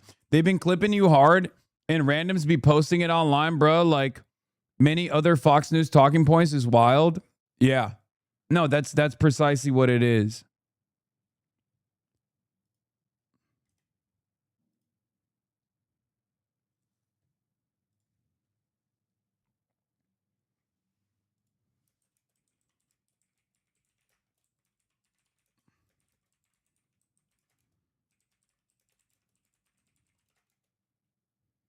A left populist victory in Michigan proves that socialism can win all around the country and is not as scary as Republicans and right-wing Democrats present it as. By that guy, I meant you talking about your spell. Did you misspeak? No, I didn't. Abdul is a left populist Bernie-crat. It's true. He is a left populist Bernie-crat. He is not a socialist at all. He's never said he's a socialist, and the policies that he's promoting are not exactly socialist policies. They're just basic, moderate social democratic provisions that are necessary in this country. But Abdul's victory as a left populist means that we can go beyond. And it's ironic because I'm fairly certain that I actually bring up that Abdul is not a socialist right before this 15-second clip. I don't know if you guys have the full context. But yeah, this kind of clip chimping is just never going to stop. They're going to do it always.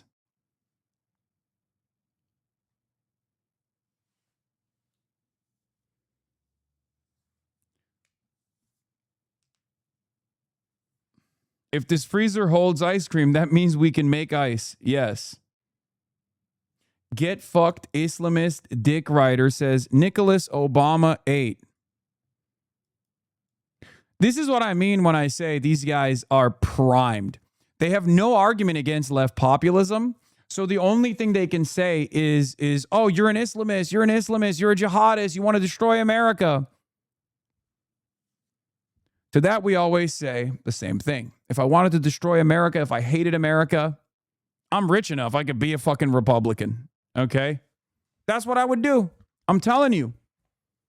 There is no force as destructive to American democracy, to the lives and livelihood of Americans as the Republican Party. Okay?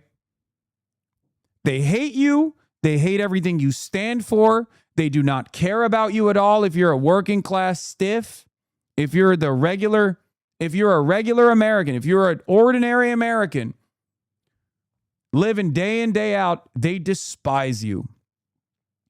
And they dupe you and delude you into thinking that they are a towering force against these scary Muslims that are destroying the country.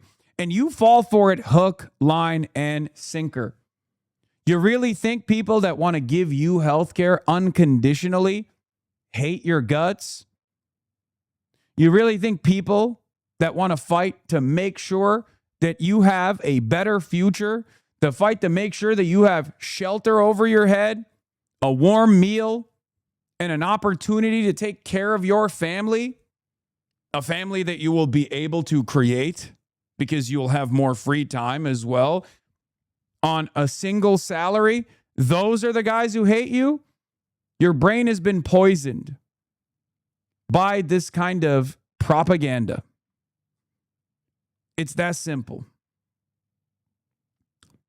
Now, of course, you might be one of the Euromagaloids who comes in here to LARP as though they are Americans, who comes in here to LARP as though you are a MAGA Trump supporter living in the American heartland. There are many such cases, which makes it even funnier because you're already benefiting from a lot of these social democratic provisions in your country that were long fought for by socialists and communists that you now despise. So enjoy your healthcare while it lasts, I guess. if that's the case.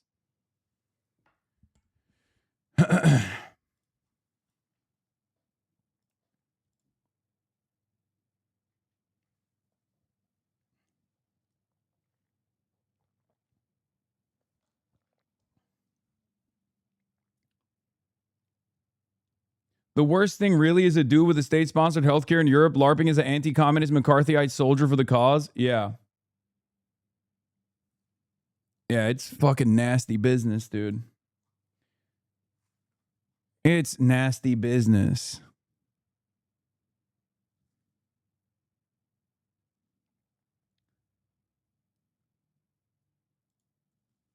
What is this? This is the energy I expect from liberals. Yeah, I saw Olivia Juliana.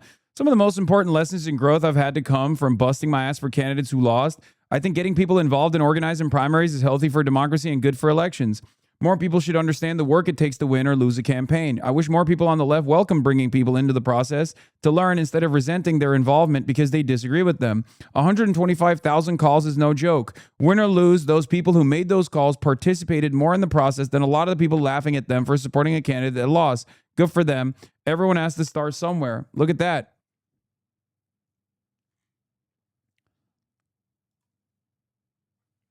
Hey, when she's right, she's right. I'll take it. It's nice of her.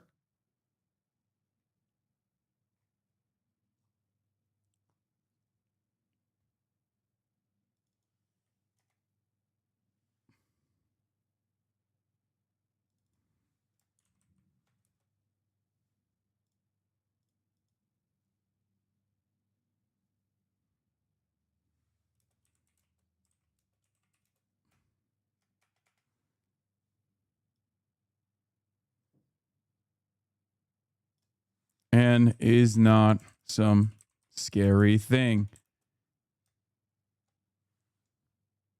I have the clip. And an Abdul. Chuck Schumer says Democrats don't necessarily need to win Michigan to flip control of the U.S. Senate. A path to winning back the Senate clearly goes through Michigan, but we have a whole bunch of different Barack Obama, man. We need Barack Obama. We're the investment into James Tallarico. With the rest of the party refusing to back Abdul al-Hasan. 138. Not going to, instead of allowing that victory, the establishment is basically saying you don't have to really push for Abdul. It's fine. Signaling that they're not going to lean into that and instead dump all this investment into James Tallarico, which is a far riskier race.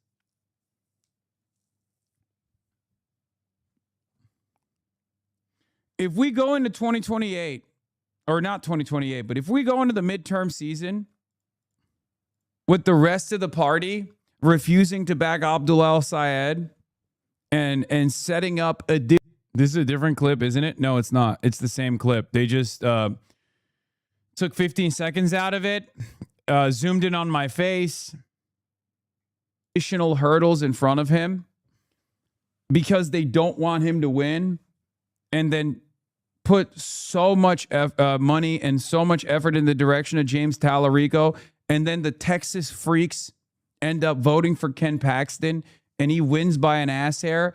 I am going to lose my mind. You might not be surprised to know that the Schumer article mentions you. And these people, they are fucking demonic. I swear to God. I had a little bit of confidence initially. I had a little bit of confidence that they were going to do a full push behind Abdul. I am definitely worried. It's not like Abdul al-Sayed is a socialist either. That's what... Dude, literally, dude. Oh my God. What's so crazy about it? He's not a socialist. He's a capitalist, and they still won't back him.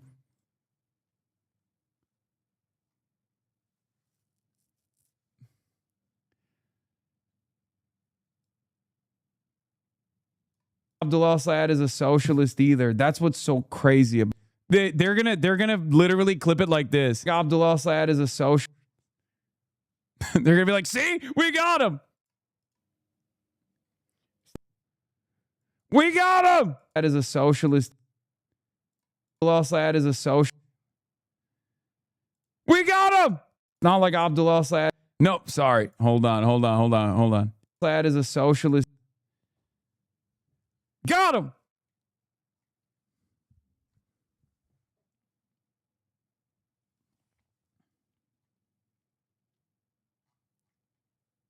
We got him. He said Abdul Saad is a socialist. I said it again. Ladies and gentlemen, we got him. They will clip this too. What is this? Because they cannot allow a Medicare for all anti-Zionist candidate to win. I don't know what I'm going to do. I'm going to lose.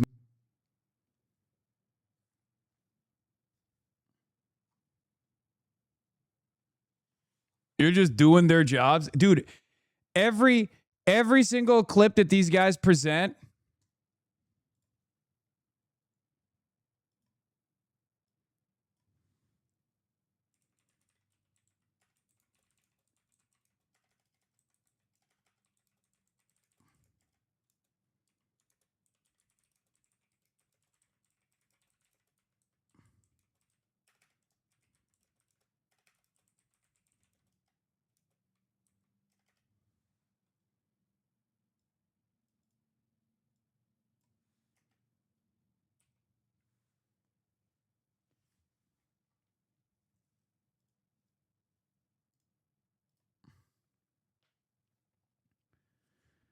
the fact that they have to edit your shit to attempt to get you should make them feel like some foul motherfuckers. I mean, it doesn't even matter.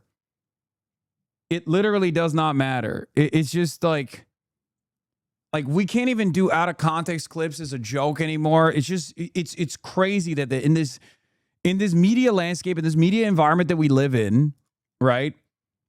They will always chop it up. They will always chop anything I say up. So when people say, Hasan, why aren't you more careful about what you say? I can literally say, it's not like Abdul Saad is a socialist, and they'll clip the part where I say Abdul Saad is a socialist and go, there, you have it. Every news clip. So what you're saying? Every news clip is like that Simpsons meta.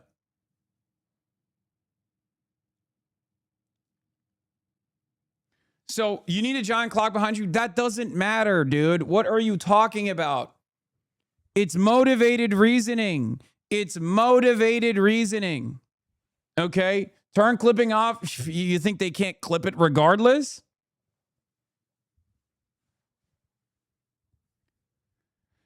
Oh.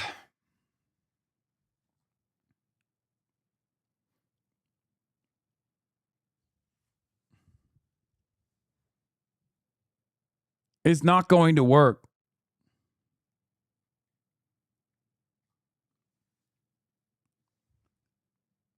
We had one of the most famous instances of this was we had a running clock on the Zoran victory party, and they still chopped it up. And it went viral on LSF. And there were a ton of people who were like, Hasan got kicked out from the Zoran election victory party. I was there for like 3 fucking hours getting interviewed by virtually every single media outlet on the planet. Would you rather? Yeah, this is the Fox News meta. Rather be gay or a gamer? Game. Would you rather be gay or a gamer? A game. Would you rather be gay or a gamer? Game. Would you rather be gay or a gamer? Game. Would you rather be gay or a gamer? A game. Would you rather be gay or a gamer? I'm already a gamer. Would you rather be gay or a gamer? Would you rather be gay or a gamer? Gay. Would you rather be gay or a gamer? Gay. Is that what you said? No? Yeah. Oh, okay, yeah, gay. Would you?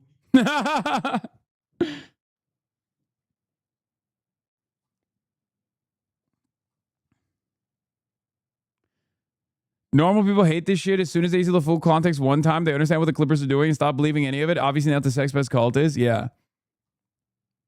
That's basically the fucking meta, you know? Yeah, would you rather be trans or a transformer? Would you rather eat cock or a cockroach? You know, there's many different ways of doing this. But that is literally what the fucking meta is. It's so strange, dude. It is so... It's just... It's a byproduct of how stupid our population is becoming. Like, this is indicative of the anti-intellectual slant that has run amok in American society broadly. It's indicative of the fact that it's indicative of the reality that we do not care about context anymore. We have no intellectual curiosity. It's very frustrating. But yeah, Dave Weigel said something similar going back to the Angie Nixon race. Dave Weigel says something similar. Did Vindman's loss close the book on Resistance 1.0? Sure. Why not? George Conway, Al Green, Dan Goldman, Tom Steyer. Lots of Dems losing this year after they remind voters that they fought to impeach Trump, and voters cringe at the memory. In the first Trump term, a lot of Democrats had Watergate brain, a high-class version of the true crime podcast brain. It was so obvious that this fluke president would go down like Nixon, and no other president, foreshadowing, went down. A popular idea among liberals was that conservatives who didn't trust Trump actually wanted Pence as president anyway. So when the scandals pile up, the real GOP would reassert itself and dump Trump. And there were a lot of never Trump Republicans, you know, anti-Trump Republicans that were lifelong Republican operatives that won big in Resistance 1.0, resistance liberalism. This is how the Bulwark got invented, right? As a media outlet. This is how you got what was it? The Lincoln, what was it? The Lincoln Institute. I can't even remember its name now. Oh my God! Like there were a lot of prominent voices that got the Lincoln Project. There were a lot of prominent voices that got elevated by liberals. One of them was J.D. Vance. Remember the hillbilly elegy? Liberals made J.D. Vance's career. They gave him tremendous amounts of earned media. They loved him. J.D. Vance was running around talking about how Donald Trump is Adolf Hitler.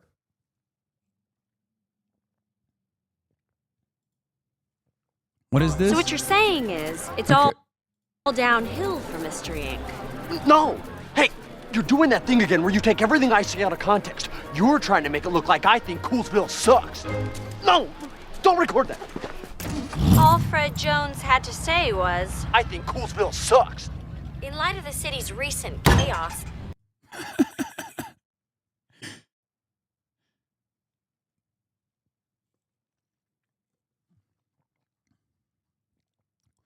Anyway, a popular idea among liberals that was conservatives who didn't trust Trump actually wanted Pence as president. Anyway, this sounds crazy if you weren't there at the time and only know Trump as a figure so trusted by Republicans that his signature can show up in an Epstein birthday book and the speaker will say, well, maybe that's not his signature. But it was a very savvy take in 2017. Lots of rumor mongering about the walls are closing in and how the Mueller investigation would undo Trump. Spielberg dusted off a Watergate script and made The Post because of the urgency of the Trump moment. Boomer corn syrup candy. Sit in the theater and think about how inevitably the good guys, you, will triumph and Trump will have to quit. Vindman was a central figure in the first Trump impeachment, which made him, like his brother, a fundraising machine. Voters had moved on. Nixon was an especially fit candidate to beat him. She got to Tallahassee as Trump was leaving office and was there protesting and losing as DeSantis dismantled the Democratic Party power and won the culture wars. Impeachment not only didn't stop Trump, the conservative movement was more powerful than Trump. There's no clear post-Trump Democratic strategy to regain what they've lost since 2016, but they know that they lost and that there's no magic "how dare you, sir" button that will remove him. Healthy, in my opinion, says Dave Weigel, and I agree.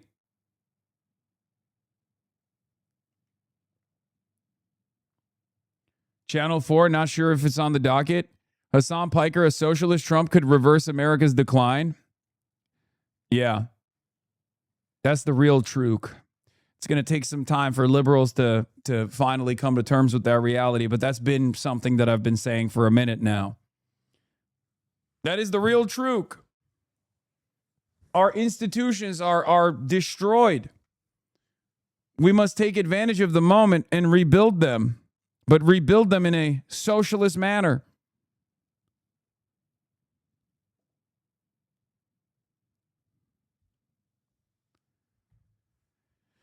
But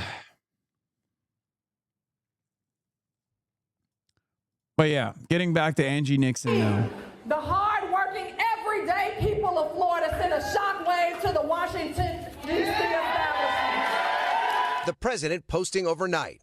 Sleazebag Vidman loses to a radical left lunatic. How cool is that? Nixon had said she recently joined the Democratic Socialists of America. It is not about labels. It's about the most basic rights that people here in the state need. Now she faces an uphill battle against the Republican nominee Ashley Moody in a state that hasn't sent a Democrat to the Senate in 14 years. My sister, who is with us tonight, says sometimes you have to fight like crazy to fight crazy. Oh, she's got no riz, bro. She got no riz. And we are staring down crazy in the socialists today. Progressives and moderates have been battling throughout this primary as the Democratic Party tries to find its identity and take. Why didn't you campaign with Nixon? Did her team just not ask? No, I was going to go to the Chomped Oligarchy rally. I just didn't have time to do it, and I mean, it wouldn't have made an impact one way or another in that close to the actual race, regardless. But yeah, she didn't need me anyway. It's great. Yeah, the Floridian Haley Stevens, this lady, Ashley Moody. Back power from Republicans in Washington.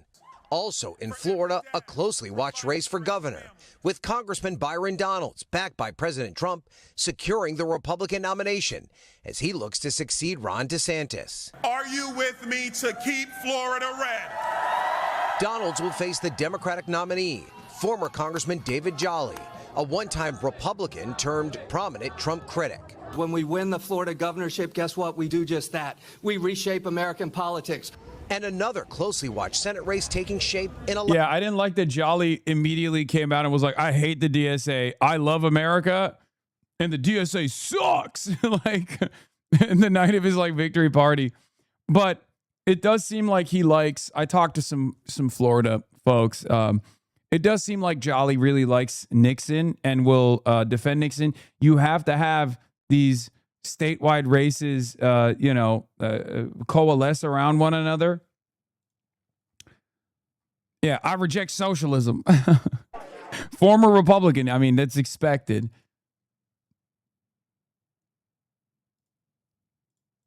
Is this a state, Florida, that can elect you as governor, but also elect progressive Angie Nixon for the U.S. Senate at the same time? Well, we're going to find out. We're going to find out. Look, I reject the DSA. I reject socialism. I'm a capitalist, and I think capitalism provides the greatest amount of economic mobility. I have been with Angie on the trail, and I'll tell you this, she's a fighter.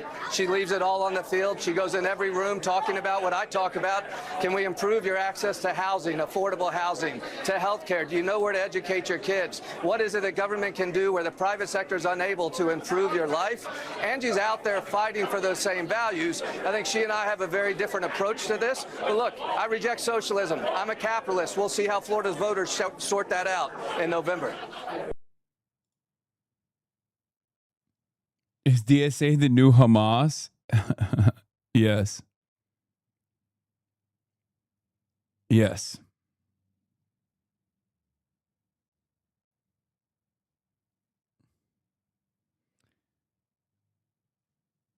Jason, oh God, dude. Guys. We're look. Please stop linking me other candidates that you want me to go and show support to for the current duration, okay? We're tapped out. Much luck to everyone that's running in their races. Okay. We're moving on to the general.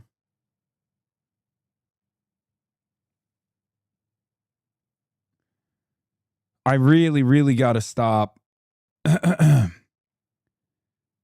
Like one of the frustrating elements here is that there are a lot of people who unironically have shifted the broad focus of this community, and it's partially my fault too, but shifted the broad focus of this community entirely around elections. Okay? Wow, the media's efforts worked in suppressing you? No. We got so much other shit to cover, man. We got a lot going on in the world.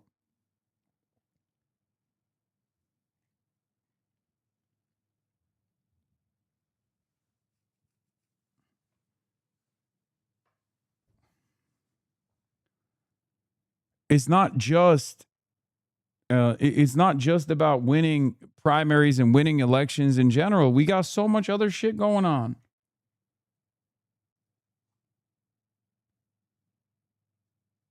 Anyway.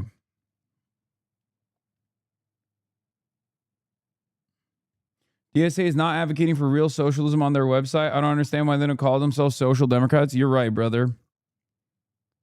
Hell yeah.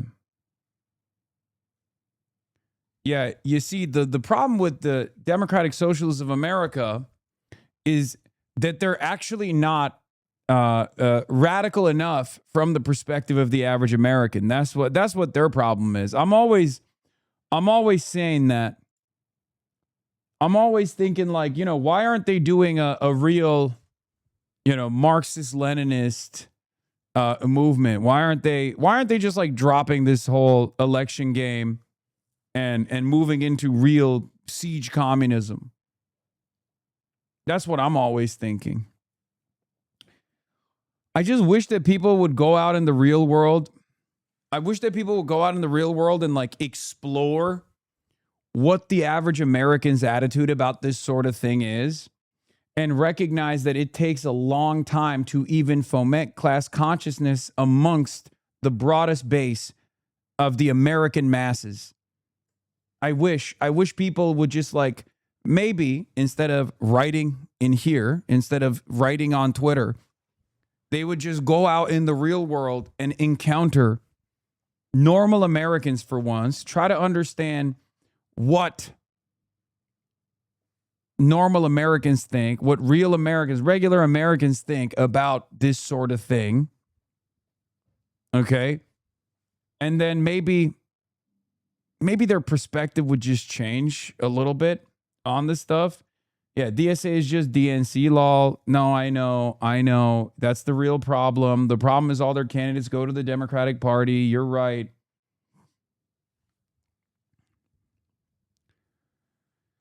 You're right. The most robust and most active socialist movement in the country right now is wrong. You and your buddies are right. I know. You're right. Let me tell you how they should do this thing. Alaska. Republican incumbent Dan Sullivan on defense, looking to secure a third term, as Democrats aim to flip that critical Senate seat, running former Congresswoman Mary Peltola. It's a real like if I had any real power over the masses, anytime someone comes in here and says that exact thing, oftentimes it's trots that say stuff like that, I would magically force them to salt a factory floor. I would just banish them. I would banish them to go work in any factory floor and force them to congregate amongst the regular industrial workers in this country to develop a deeper appreciation of where most people are at. Okay? And it's not because backbreaking labor is going to, cause them to truly understand. It's just because I would want them to legitimately socialize and legitimately understand where like the average American is on these sorts of issues. Because I think it would very quickly help you come to terms with the reality that most American rank and filers inside of, labor unions and things like that do not see the world in the same way that you do. It is important for us to develop a better understanding of where they're at so that, you know, we can message a little bit better.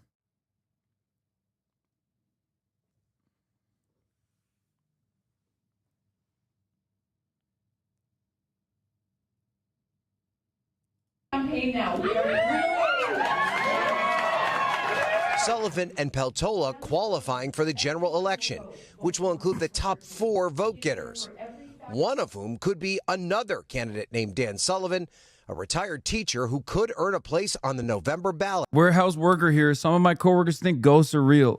Exactly. And many Americans also think Jesus Christ is going to come back to earth, like legitimately.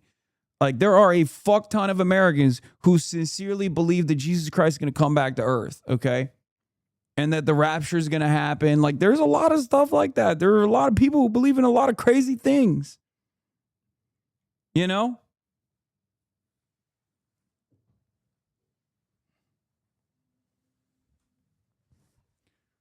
There are a lot of Americans who still think Israel is actually doing a great job and is a very reliable and very valuable ally.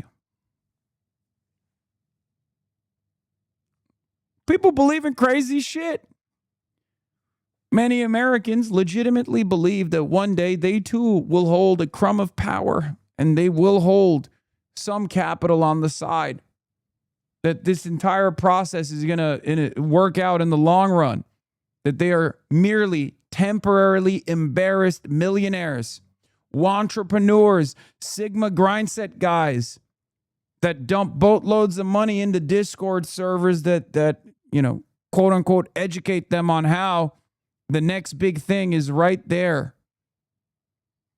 All they need to do is dive in and seize it.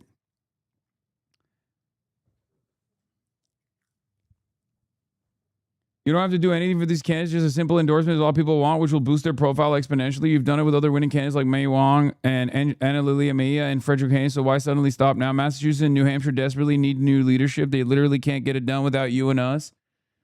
Yeah, I mean, sure. Yeah, of course. The guy that's running against Auchincloss, great. Love it. Exciting. If the expectation is I fly out there and do a rally and stuff like that, I don't think I have the capabilities to do so. Same with the dude in the person in New Hampshire, right? Keith Howard in New Hampshire, the other DSA candidate that has a major volunteer force in Cambridge.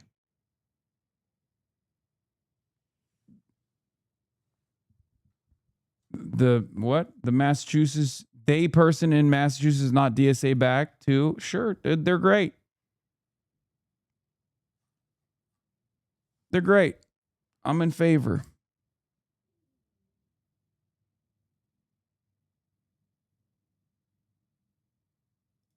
Possibly causing confusion for voters down the road. And that Senate race was not the only surprising result last night in Florida. Embattled Republican incumbent Corey Mills lost his primary to former TV news anchor Ryan Elijah in a House race based in the Orlando area.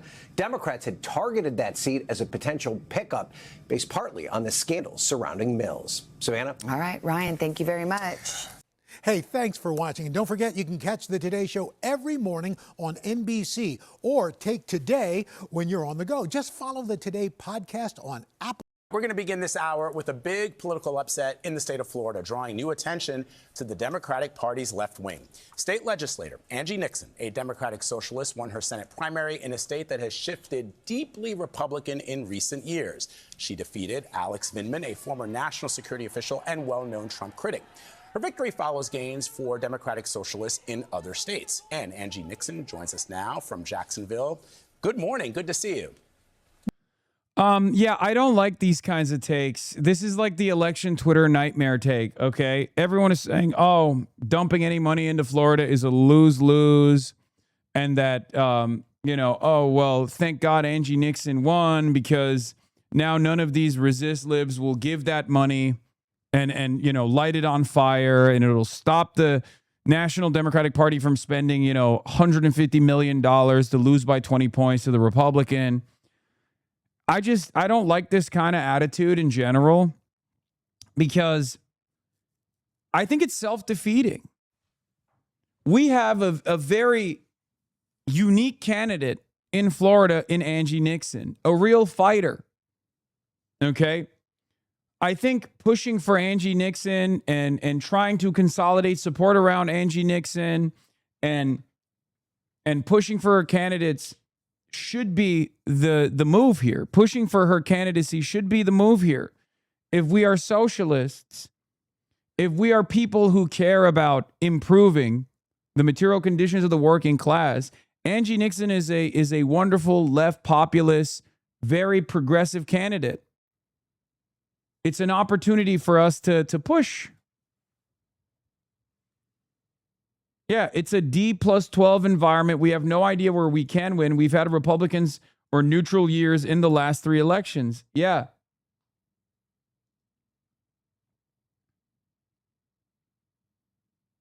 I met a boomer lib walking around park in Seattle, and he was talking about the anti-Semite friend of Michigan Dem Senate candidate Abdul El-Sayed. You got to get on MSDNC to defend yourself. Yeah, that's why they won't have me on, chatter. It's not so simple. It's the reason why they won't have me on is for that reason, because they know if I go on MS Now, I'm going to make a convincing case for our movement, and they don't want that. People are going to very quickly recognize that, no, I'm not this fucking scary, dangerous, radical guy. That's the reason why they don't want to fucking have me on. What do you think? I've already told you this. I have been blacklisted from MS Now and blacklisted from CNN. They will talk about me every night. They will have guests on to talk about me. Sometimes some of those guests might even sneak in a defense or two. But ultimately, they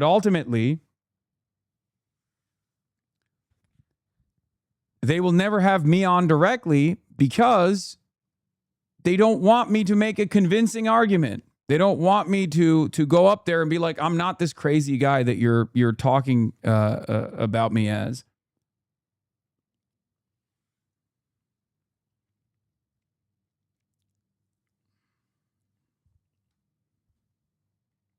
I remember seeing the Odyssey a couple weeks back, and the dude next to me was mad at Ezra Klein for defending you and kept ranting about you to his date about how much you love China, and the date didn't know what to say, so he kept going, oh, okay. Wait, what? There's no shot.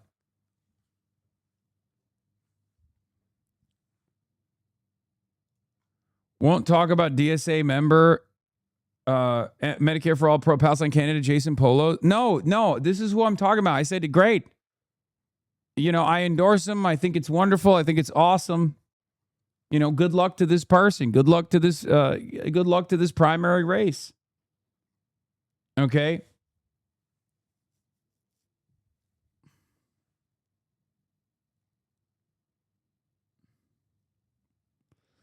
But yeah, I think this is a self-defeating attitude, and I don't really like it. I think people really, really want to come across as like super smart about elections. I'm not going to lie to you and say that Angie Nixon has a real like super easy run. Okay? It's tough.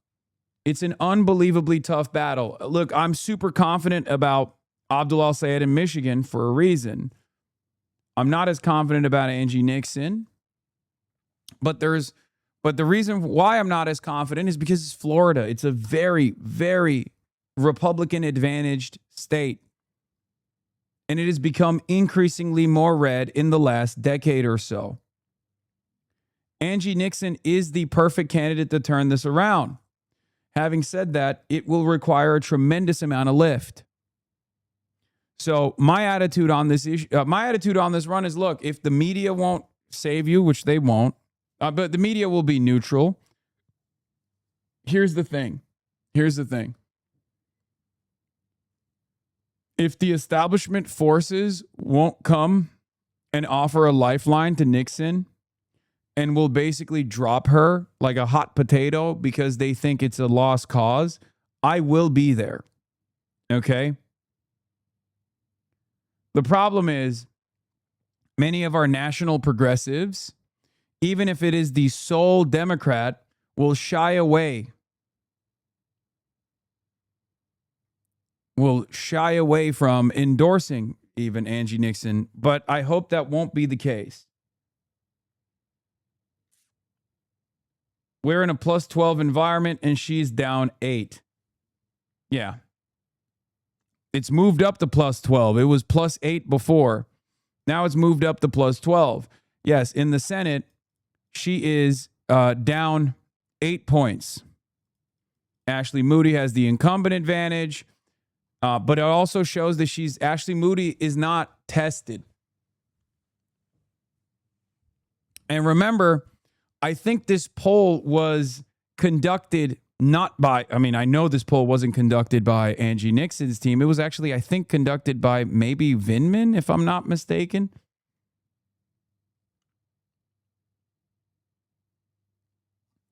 Ashley Moody is not very well known. She was appointed by Ron Dion DeSantis. She is beatable. So she's untested.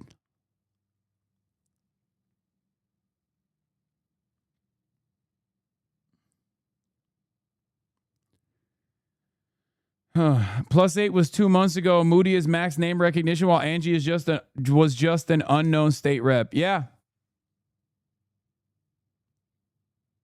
Please don't forget Jamie, too, whom you've spoken about before, going up against the Biden and Harris back loser and his neck and neck. Yeah, Jamie Belcito in Massachusetts 6.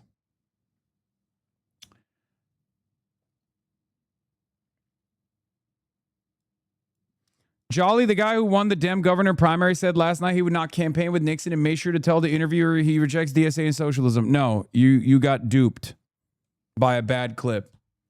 From what I understand, Jolly, the former Republican who won the Democratic governor primary, actually said he really likes Angie Nixon as a fighter. He sidestepped the issue of socialism. He said he doesn't like socialism, whatever, but that Angie Nixon is a wonderful candidate and a real fighter for Florida. So you're wrong about that. We'll see how that goes, though. We'll see how that goes.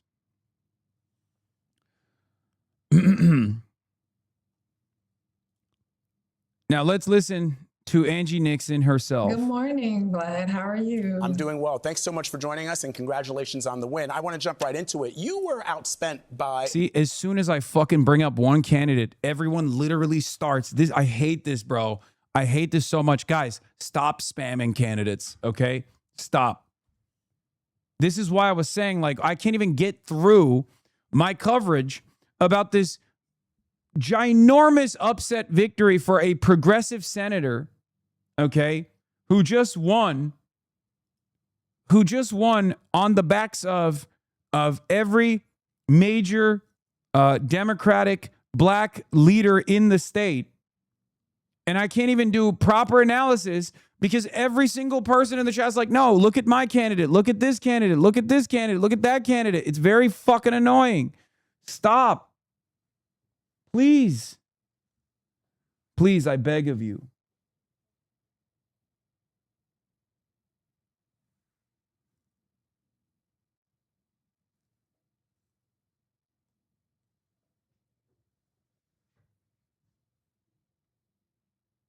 Please.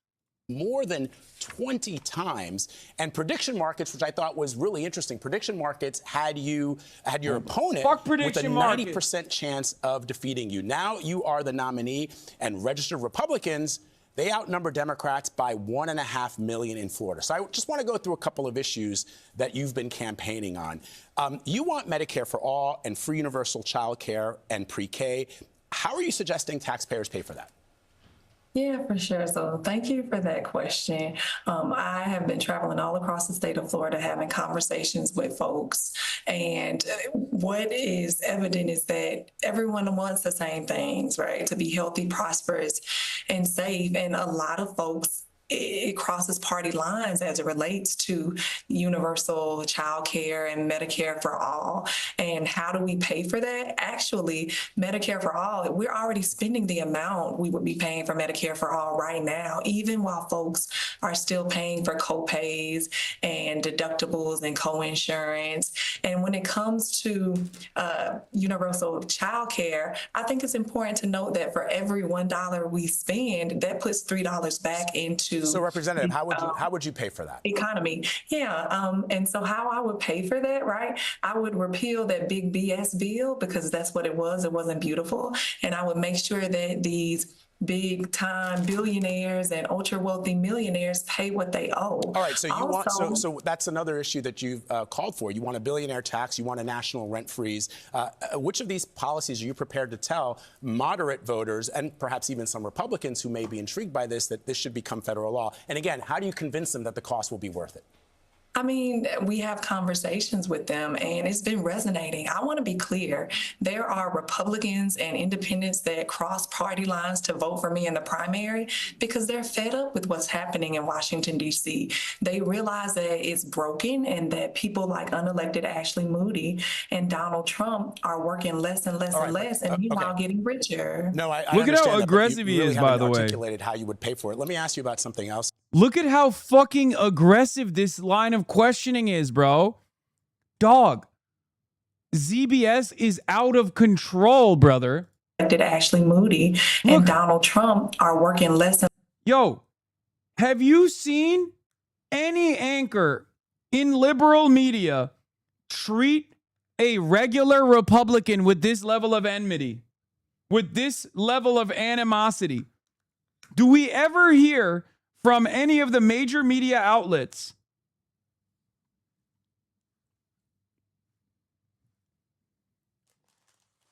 they're talking to her like she's the head of Hamas or something?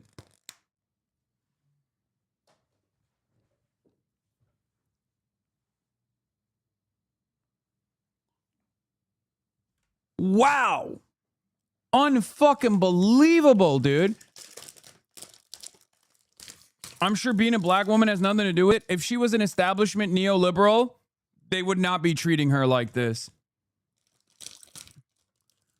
Yes, in other outlets, like if it was Fox News, I would say you're right.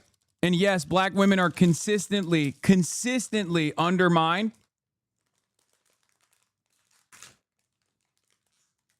But this also has a lot to do with the fact that this has a lot to do. What was that? You okay? That she is not only a black woman, but also progressive.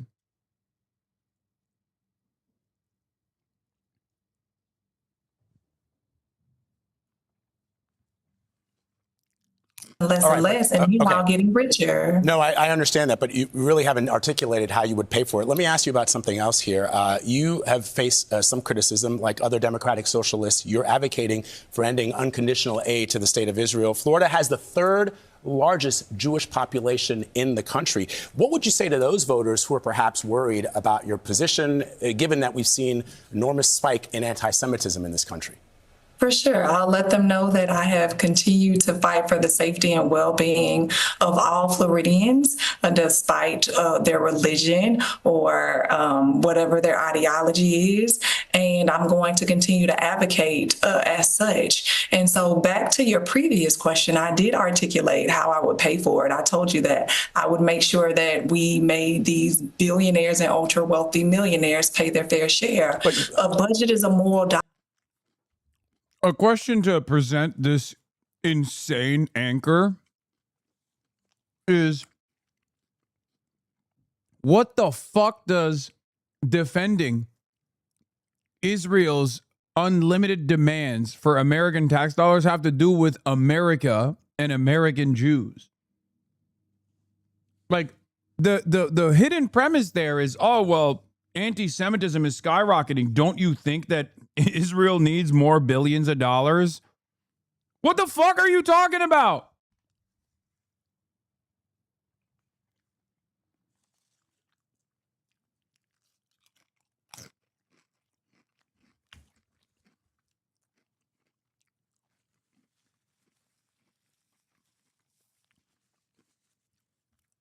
And it's also crazy because he then goes on to be like, how are you going to pay for Medicare for all? Okay, you know which country has Medicare for all? Israel. Israel gets to pay for it somehow. I think we can too. Document, it lets us know what our values are. And right now, we can see that they care more about spending $1 billion on a ballroom that many of us will never get to dance in. Okay, I just want to get, again, your position on funding and providing material and support to the state of Israel. For example, do you believe that Hamas should be completely disarmed and removed from governing Gaza? Yes, I do. You do. And what do you say then to those voters in the state of Florida who say to you that they're worried about the fact that the United States would not support a key ally in the Middle East? What I would say is the same thing I would say about every ally. We need to make sure that we are scrutinizing all military aid or all aid to them to ensure that they are doing right by their citizens or their neighboring countries. The socialist message seems to be resonating right now. Good to see you, Angie Nixon, and congratulations, too. It seems to be resonating right now in the primary. Do you think that it will resonate in the general, when it comes to the general election? Many people are very frightened of the positions, defund the police, abolishing ICE. How do you think that's going to work when it comes to the general election? For sure. So it's not necessarily a socialist message or a progressive message. It's not about labels. It's actually just about the needs of people. And people want the same things, as I stated earlier, to be healthy, prosperous, and safe. And they want to make sure that people are looking out for these rights that they deserve, which are health care, which are housing, which are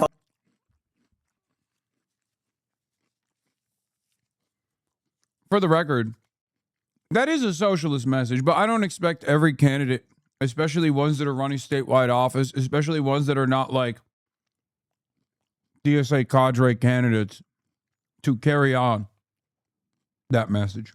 Voting rights, and is actually resonating, and they're supportive of them.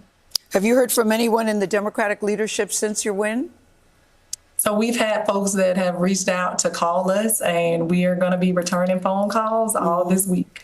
You've campaigned with Congresswoman Rashida Tlaib, Mr. Piker. Do you want to see them on the campaign trail with you as well? So I have not campaigned with Mr. Piker. Not sure where that information came from. I have campaigned with Congresswoman Rashida Tlaib. And so she is someone who wants the same things that I want, to make sure that government is working for people and not against it. And so I'll continue to do the same thing. But I have not campaigned with Mr. Piker at all.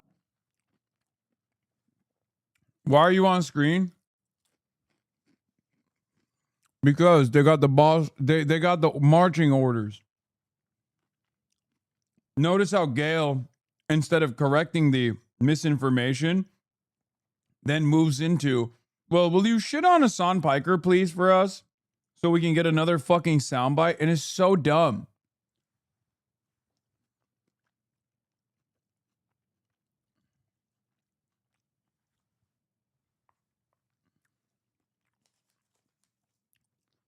Why doesn't CBS like you? Very confusing. I wonder why the media outlet that was purchased by the Ellisons, who put Barry Weiss as the editor-in-chief, has a particular distaste for me.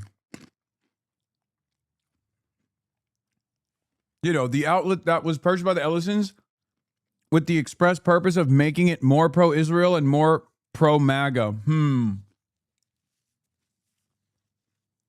Wonder where that's coming from.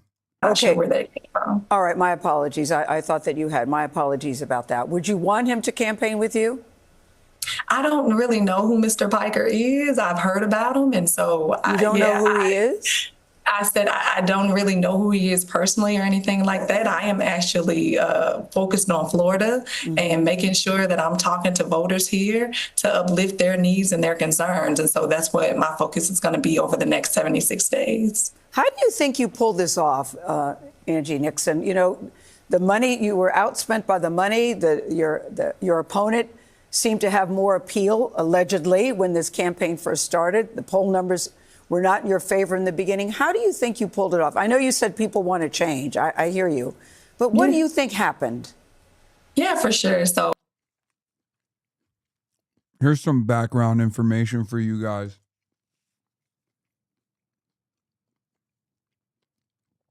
From my personal involvement on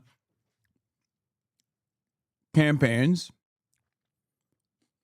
of candidates that are, let's just say, played a pivotal role in getting a Senate majority, candidates who I did not publicly involve myself with, but worked on background.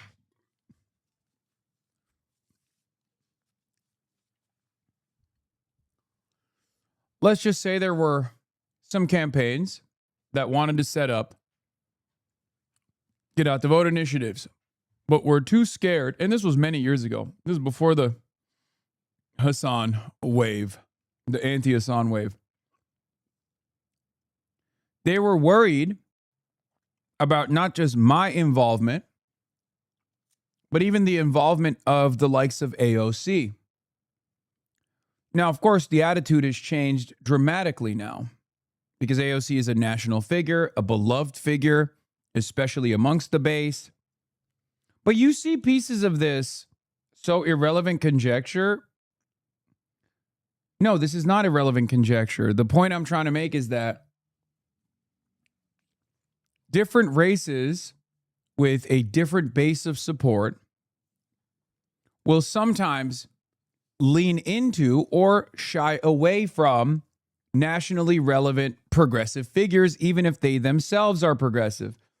One immediate example I can show you is the fact that while Abdul Al-Sayed, of course, welcomes the AOC and Bernie Sanders endorsements in the primary, his campaign literally took the same ad that they ran in the primary and chopped AOC and Bernie Sanders out of it to reach a broader base of support, because not everyone is a fan, right? This doesn't mean that these are toxic figures or anything.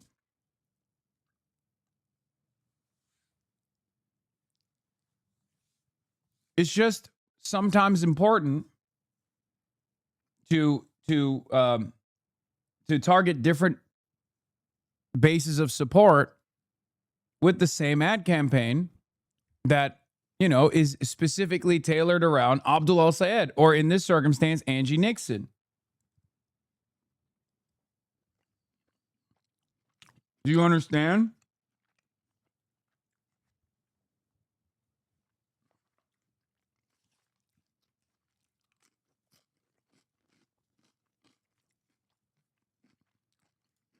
I worked hard, but I was a former single mom for 12 years, so I know how to make a dollar stretch. And I want to be clear, we knew we were going to win. I am a former union organizer and I'm a current community organizer, and we work hard and we go and speak to everyone. And that's what the difference was between me and Mr. Vindman. Mm-hmm. And that's going to be the difference between me and Ashley Moody, because she doesn't like to show up to speak to constituents.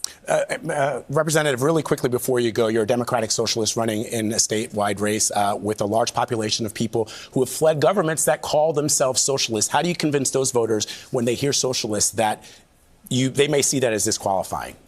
Yeah, for sure. So I want to be clear. I just recently became a member of the Democratic Socialists. I've also just recently become a member of the Working Families Party. And I let people know that nothing's changed about me. I am someone who's going to stand up for them. Oh, she's so awesome. I love her so much. Oh, my Lord. She's so fucking good. Oh my God. Oh my God. Having her in the Senate would be so insane. Having her in the Senate would be so incredible. This is a much tougher race than Abdul's. Oh, I don't know.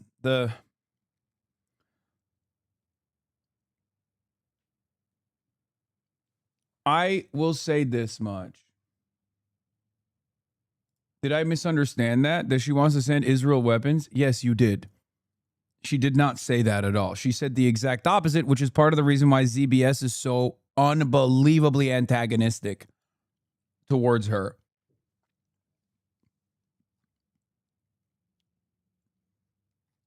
You literally took what she said and just heard the exact opposite of what she said. Dude, Eric thinks it may be linked to VRA. Another data point for black voters in the South are pissed as hell about the death of the Voting Rights Act. Black voters seem to show out for Nixon. Yep. 100%. This is actually a very good take. Also, why is the DC bureau chief of The Independent quote retweeting socialist Adri? What the fuck is going on, man? This is another testament to how unbelievably online every goddamn journalist is. She, in fact, yeah, I know. She did say this. I know. This video is very powerful. In tears, Florida State Rep Angie Nixon begs for a ceasefire and asks how many dead Palestinians will be enough. Republican Michelle Salzman shouts out all of them. We are at 10,000 dead Palestinians. How many will be enough? I also... Yeah, she says all of them. Michelle Salzman, Representative Salzman says all of them. I also... One of my colleagues just said all of them. Wow. One of my colleagues said all of them. One of my colleagues also stated that this is going to dry up their fundraising if we vote on this resolution. I also want that, that's what we've become in this state. That's what we've become in this state, where we don't care about innocent babies that don't even get the opportunity to blow out their first birthday candle. We are at 10,000 dead. What's she up to now?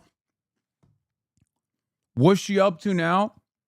Dog, she just won the Democratic primary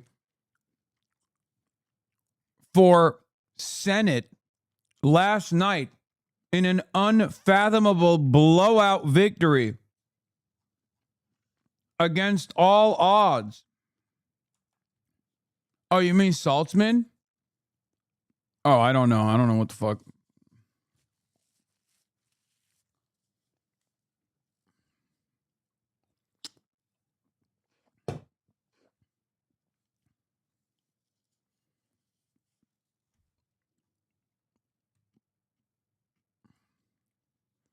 Yeah, she owns a banned books bookstore in Jacksonville. Remember that bookstore that we went to in Detroit when we were stumping for Donovan McKinney? She owns a bookstore not dissimilar to that, Cafe Resistance bookstore. Look at the insignias outside the bookstore. Dude, this is why I get so fucking annoyed. This is why I get so annoyed with the way that people talk about black folks in this country. Okay? This is why I get so frustrated whenever people say like, oh, black people are so conservative. Black people are this, black people are that. It's like, first of all, no group is monolithic. But if you want to know the truth, black existence in a white supremacist country has always made black people far more radical than the average person. Okay? Like, it's just so, it's so dumb. It's so fucking dumb. The way people talk about black people in mainstream news is so goddamn dumb. And you'll see she's a black woman, so they are going to undermine her so much. They are going to come after her. They're going to say she's a radical. They're going to say she's scary. They're going to say she's unintelligent. 100%. They will deploy every dog whistle they can. The Republicans will deploy every dog whistle they can in her direction. Black women are some of the most radical people in this country with their politics, and some of the most consistently undermined. They're some of the best politicians. Look at Summer Lee, Ayanna Pressley. Hopefully now, Angie Nixon will, be up there as well.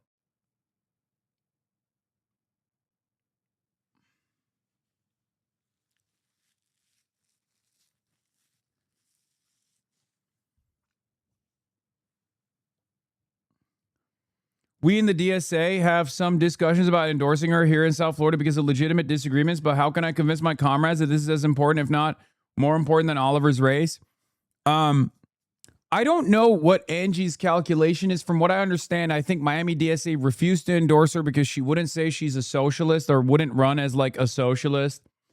I care more. I'll be honest with you.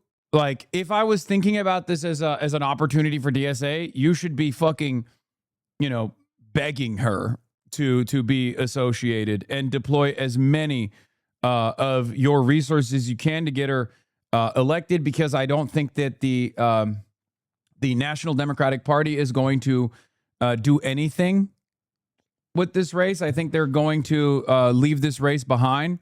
So she is going to need all the help she can get. Having said that, however,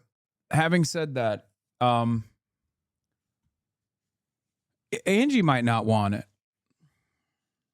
That's the other thing. Like, she might want the support, but she might not want the open endorsement because it's a very right-wing state. I don't expect her. She joined the DSA on her own, which is wonderful, right? She joined the DSA on her own during her fucking candidacy, which is crazy. What a goddamn gift for all of the Florida socialist organizations.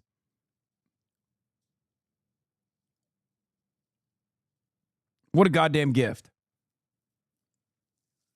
But she might not necessarily want that open acknowledgement or that endorsement because it's a statewide campaign in a state that is, in a seat that's like in the past been plus 16, right? Plus 16 Republican. So, yeah. But as I've said over and over again, and this is a perfect example of it, there is no socialist movement in this country without black socialism. How many times have I fucking said this? How many times have I said this in this election cycle in particular? There is no socialism in this country without black socialism. There's no socialism in this country without southern states also getting involved in this movement. And the only way to get southern states to be involved in this movement is through black socialism.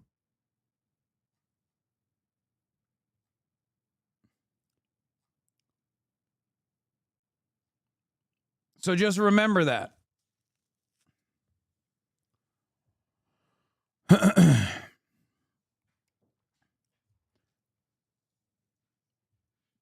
This should be an opportunity for the DSA to make inroads with prominent black activists in the state and black leadership in the state. They should do everything in their power to organize in these communities. Okay? I've been saying this. I said this with the Zoran victory, if you remember. I've been saying this non-fucking stop. I see the vision. And Angie Nixon is phenomenal. She's phenomenal, and she is a gift. She is a gift for not only the Democratic Party, but she's a gift for all of us. A person who, on her own volition, due to her own moral convictions, decided to join the Democratic Socialists of America while she was campaigning. Didn't even get the endorsement from Miami DSA that she sought out. And she's out here telling Gail, I joined the DSA. Nothing changed about me. I joined the Working Families Party. Nothing changed about me. My convictions are my own. I don't think you guys understand how insane of a gift this is, because she didn't have to join the DSA at all. She probably could have still won the primaries. And she's not even aggressively posturing against the Democratic Socialists of America. She's not even, Eric called your ass out. To Hasan the Hun's point, I am unbelievably online, and I quote tweeted Adri because I followed her and she showed up on my feed right when I was seeing some stuff about Calais and the death of the VRA. It's true. Eric called your ass out. Yeah.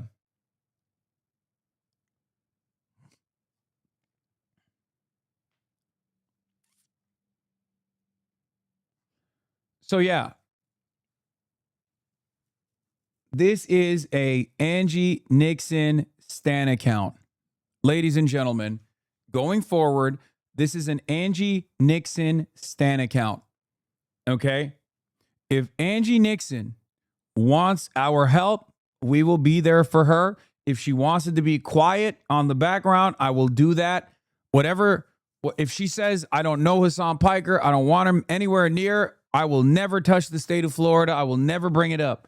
Whatever she wants, we are her loyal soldiers. Okay?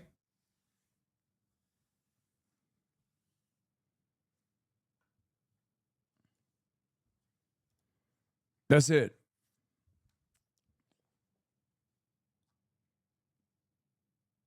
Just a wink and a nod, you know? And I'm there.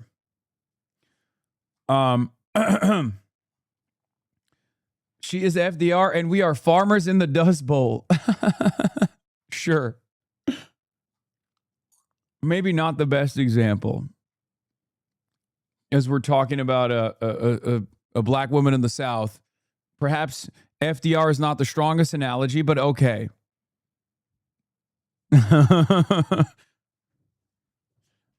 Yeah.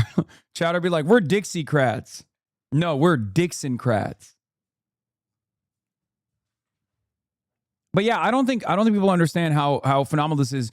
The reason why I say this, by the way, is because it's twofold. One, I think from my experience, what I've seen so far is that establishment Democrats will test the waters now because she's like, very critical of Israel. So that's already a big problem for them, right? Like they don't want their fucking ranks to be filled with people who are anti-Israel. Are you kidding me? So there will be like a testing of the waters moment for her behind closed doors, I suspect. I'm speculating. This is wee-woo speculation, right? And part of that process will be like, where are you at on certain issues? Are you malleable? Will you play ball with the rest of us, right? And if they don't want to offer her aid, she will probably need help from communities like ours to gain some media attention for the campaign and for the policies in general. So I'll be there no matter what. To make sure that I listen to them and continue to fight for them and what their needs are. All right. Representative Angie Nixon, congratulations again on the win. We'll be tracking you. Thank you very much for appearing. Thank you so much. Have a good day. Ashley Moody and the corporate politicians in Washington, they like to label us. It's easier to try to make voters afraid of me than to defend the choices they keep making to make our lives harder. They look at this movement and they call us extreme. They call us radical. But I think people see through that. Yes, they do. I won't let them define me, and I know you will always know where I stand. That was Florida State Representative Angie Nixon last night. God damn, it's so loud. Sorry. After defeating Lieutenant Colonel Alex Vindman by double digits to secure the Democratic nomination. Yeah, by the way, here's an important data point for Angie Nixon and her victory. You know how everybody talks about everybody fucking talks about how oh, whoa, DSA so white, DSA so white. Well, guess what, dude? Angie Nixon showed what is possible. Okay. Last night, Angie Nixon showed what is possible if you combine the forces of Black Democrats, some of the more moderate voices, some of the voters that are considered moderate voters who voted for the not moderate candidate, right? Why did they do that? Because Angie Nixon has delivered results in the state of Florida for them, is seen as a fighter, and had the backing of virtually every prominent statewide black leader. Okay? So it turns out the idea that like black voters are moderate is fucking ridiculous. It turns out that they want fighters just like everybody else. Okay? This is what I was talking about when I said this is like the makings of a real movement. Okay? This is the makings of a real movement. You bring in some of the chuds who are curious about left populism, low propensity voters and the like, and you bring in the aunties and the unks, and it is an unstoppable force. A rainbow coalition, if you will. It's not like this is a new meta, right? This is a very old meta, as a matter of fact. Washington Post analysis finds Democratic Socialist Angie Nixon built an unusual coalition in Florida's Democratic Senate primary, performing strongest in counties that were younger, poorer, less college educated, and had larger black populations. Nixon won the least college educated in the blackest counties by roughly 30 points, carried counties with median household incomes below 65,000 points by 20 points, $65,000 by 20 points, and dominated areas with the largest shares of young adults. The Post said she activated a voter base that looks very different from... Hello? Dude, her tail is so large that when she wags it behind me, my ears, like I can feel the weight of it. Hello? What's happening? What, you want some Chipotle? Oh God, your ear smells so bad. Your ears smell so mean. I love you. Oh no. Cutie pie. Give the dog Chipotle, let Kaya stream. No. Kaya has insight on Angie Nixon. Shut up. But yeah. If we can pull this off in Michigan, the opportunities are endless. The opportunities are ours to seize. The moment is ours to seize. For the U.S. Senate in the state. Nixon is the first DSA candidate to win a major party nomination for statewide office. And she joins us now. Representative, I just first got to ask you, how did you win? Like what happened that made just earlier in the show that made somebody call this the greatest upset in the history of Democratic politics in the state of Florida? Well, good morning. Thank you for having me on today. First of all, our team, we knew we were going to win because we go out and talk to people and have conversations with folks.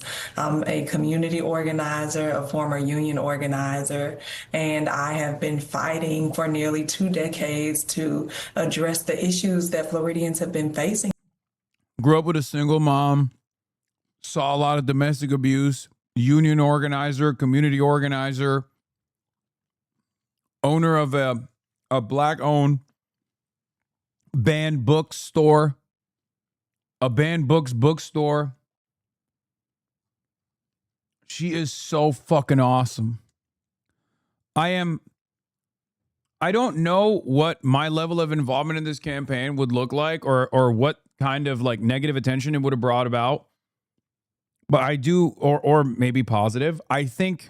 She dominated on her own. We are so lucky to have her. We are so lucky to have her as a part of this coalition. We are so lucky to have such a talented, bold, radical, not really radical, but like a progressive candidate like that. Like, I feel way more excited about her than I did about Peggy Flanagan. And I was pretty fucking stoked on Flanagan too. Okay?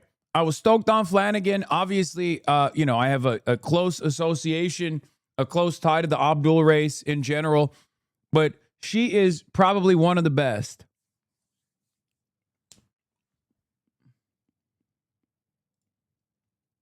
Yeah. Angie Nixon result complicates a few narratives. It's a reminder that being a socialist or even a DSA member doesn't automatically net you the org's endorsement and that you can win without it if you run a good campaign. Wasn't endorsed by AOC And Sanders yet won by a solid margin while being way outspent. Won't end speculation about their intervention could have made the difference, but may also feed discourse about candidate quality. And of course,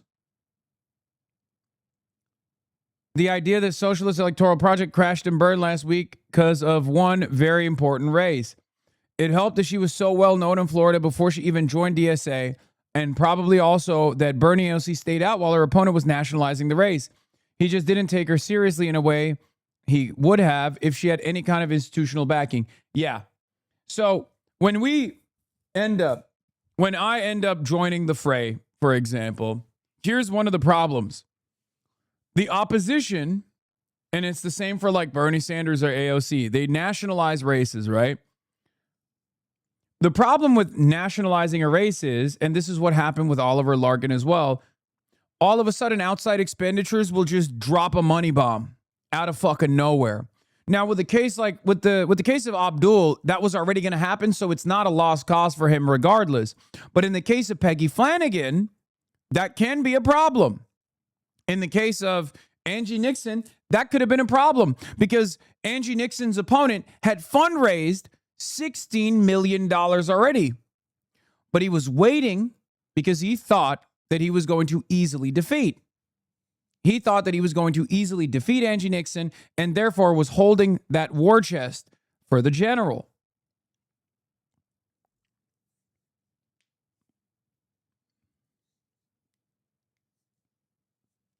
In some ways, what we call sleepy races can sometimes be what it looks like when candidates are running on policies rather than on how much money they have. Do you understand?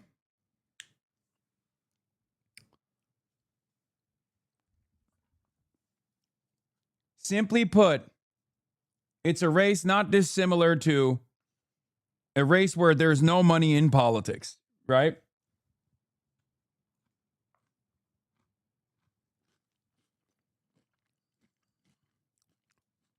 So we don't know what it would have looked like if this race got nationalized and then her opponent dumped like $3 million of his $16 million to win the race. Here in the state, working to increase the minimum wage to $15 an hour before I became a state lawmaker, working to stop price gouging while I was a state lawmaker, also expanding access to early childhood education for low income and hardworking people. And those are the things that Floridians and Americans care about. They are frankly just tired and fed up of these politicians, these corrupt politicians like unelected Ashley Moody and Donald Trump, who are in Washington working less but getting richer. Meanwhile, folks like us, everyday people who are working harder than ever, basically have nothing to show. She wasn't outspent 16-1. No. I think she was outspent like 4-1 or 6-1. It was still a crazy number. No. She was outraised 16-1.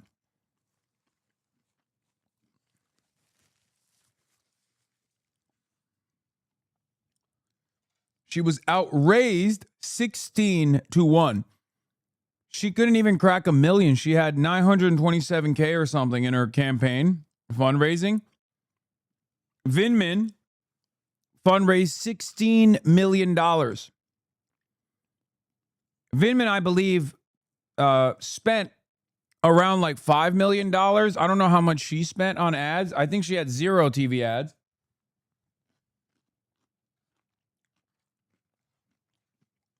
But yes, Vindman was not taking her seriously at all. He was positioning for the general the entire time. He thought that hashtag resistance liberalism from like 2016 and his work within the Trump impeachment would carry him into an easy victory amongst the primary voters. What he did not realize was that black political power in the state of Florida, is especially important right now. It is especially important in this very moment because black political power is being eradicated by the Republicans everywhere in the country. So if there's an opportunity to get representational politics, a real fighter, a beloved fighter in the state, of course black voters are going to go out and vote by Assad margins for her. And that's precisely what happened. If you look at her local endorsement list, it's crazy. You look at her national endorsements, there's like 6 people on there. You look at her local endorsement, it is virtually every black leader in every district of the state of Florida. Every single one.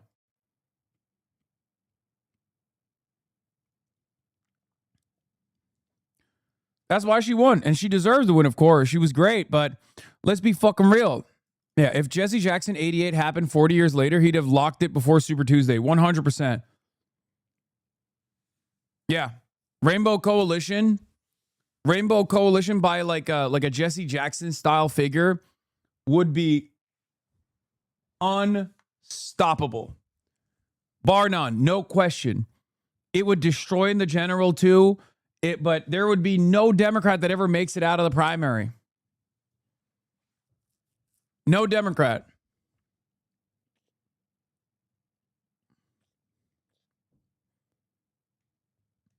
For, and that's been resonating. People know I'm not a politician. They know I'm someone that's just like them, and I'm a public servant that's going to fight for them.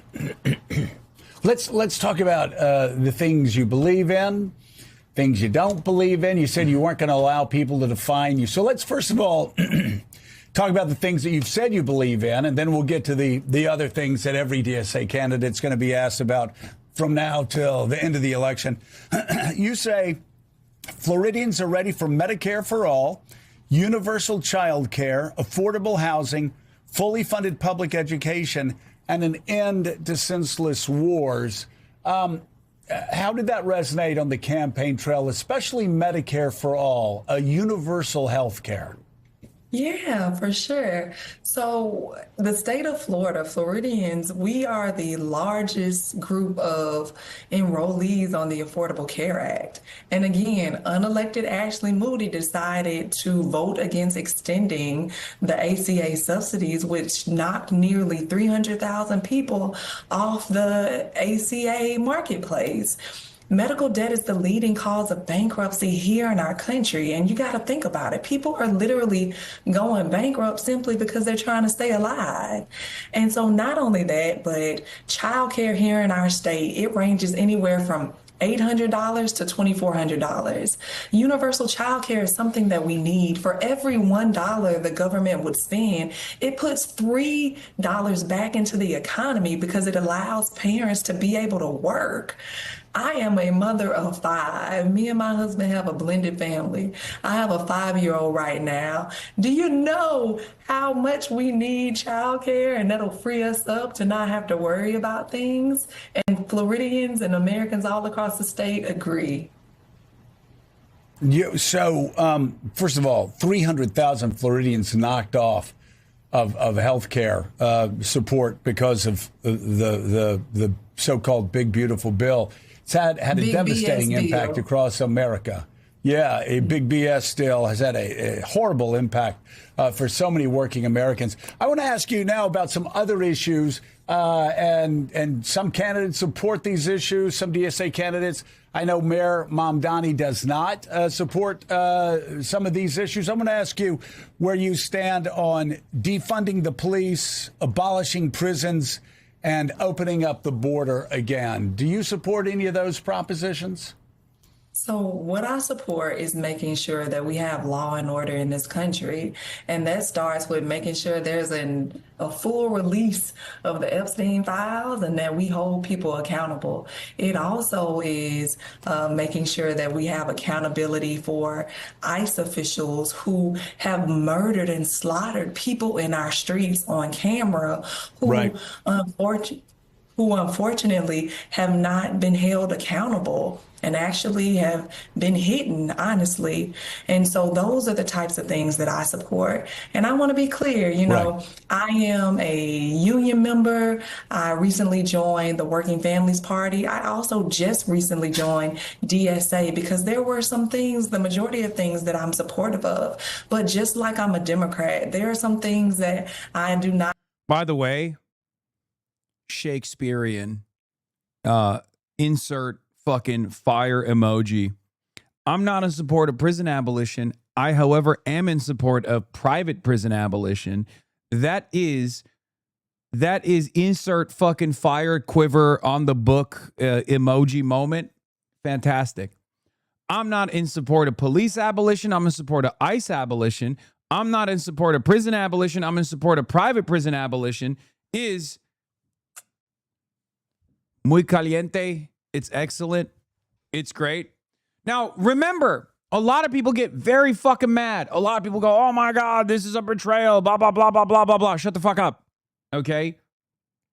Shut up. The reason why I say this is because, one, I trust her in terms of her background, in terms of her worldview, in terms of her perspective. But not quiver, sorry, quill. I fucked it up. Thank you. Quill, the quill on fire. So she's basically, shut up is such a dumbass thing to say to a chat. Yeah, well, this is back and forth communication, okay? This is not a betrayal. It's not a betrayal at all. It's opening up the door to what is possible down the line. It's not a betrayal. It's opening up the door. It's starting the conversation from an angle that is broadly popular. Yeah, sorry. She didn't say private prisons. She said for-profit prisons. Yeah. Fantastic.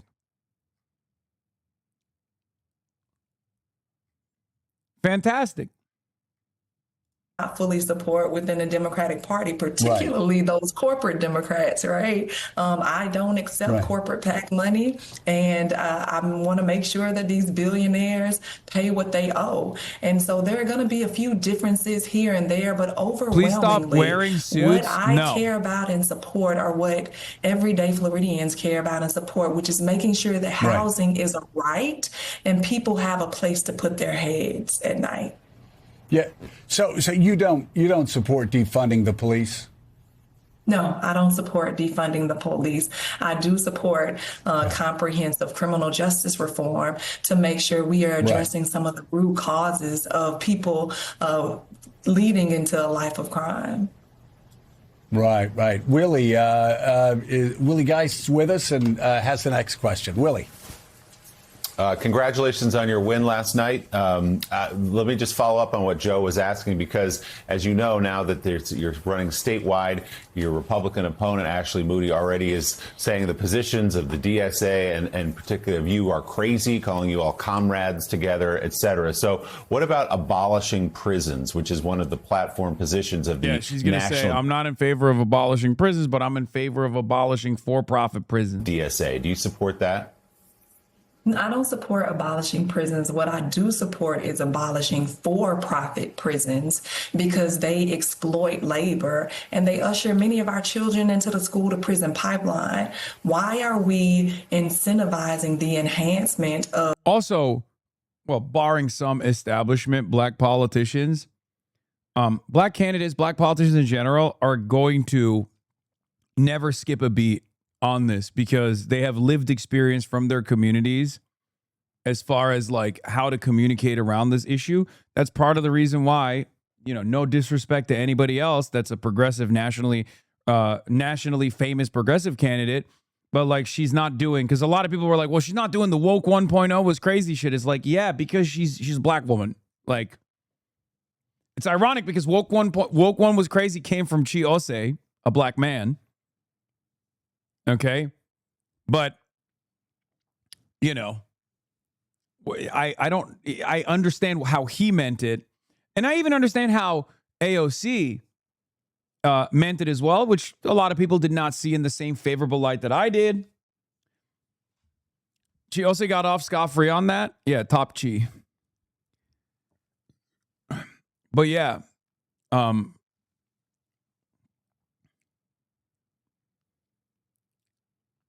yeah, she literally said, I don't support. She did the same thing that I do all the time, which is not, I'm not like connecting myself to her in any way, shape, or form, but like this is something that I do all the time as well, where I say I'm not in favor of prison abolition and then describe some of the immediate steps towards a goal such as that one. Okay. Sometimes it's important to focus on what is permissible, to focus on what is possible, to focus on something that is still considered radical by a lot of people, but is not so radical by the masses, right? Sometimes it's okay if a slogan is considered far too damaged. It's okay to just say, look, I don't know about this defund the police stuff, but I believe that police have a necessary job in a normal society, and they handle far too many tasks. And what I think we should focus on is the best ways to engage in crime prevention. And part of that revolves around funding some of these other tools that foster a safer community, tackle the root causes of crime, like poverty, right? Because if we live in a world where Obamacare is unpopular, but the Affordable Care Act is, you got to work with what's popular. You understand? You have to be quick on your feet. You have to be nimble with the rhetoric. Do you understand?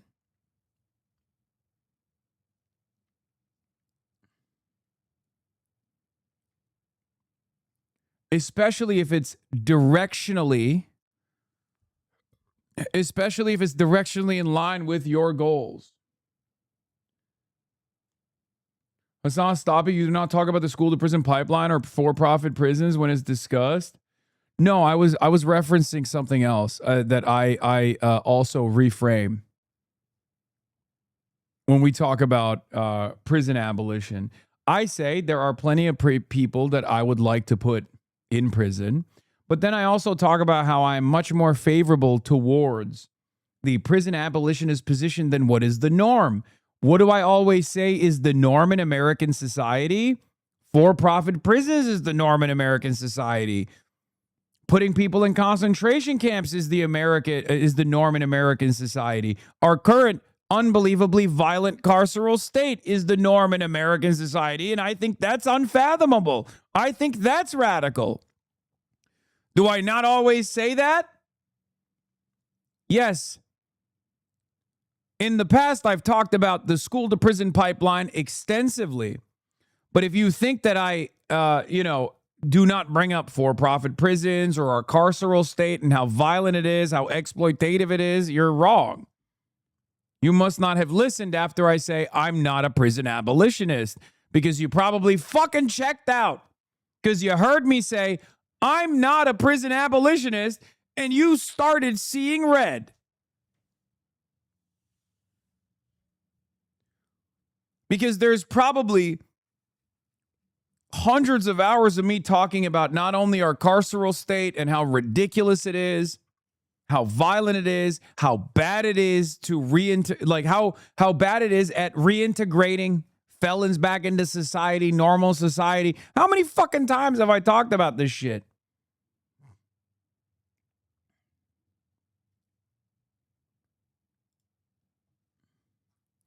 In my opinion, this is a good pivot because she reframes the debate back to a progressive issue that complements her moral worldview. She's not chasing the tough on crime lane that Dems basically can't win against the Republican no matter how hard they try. Yes.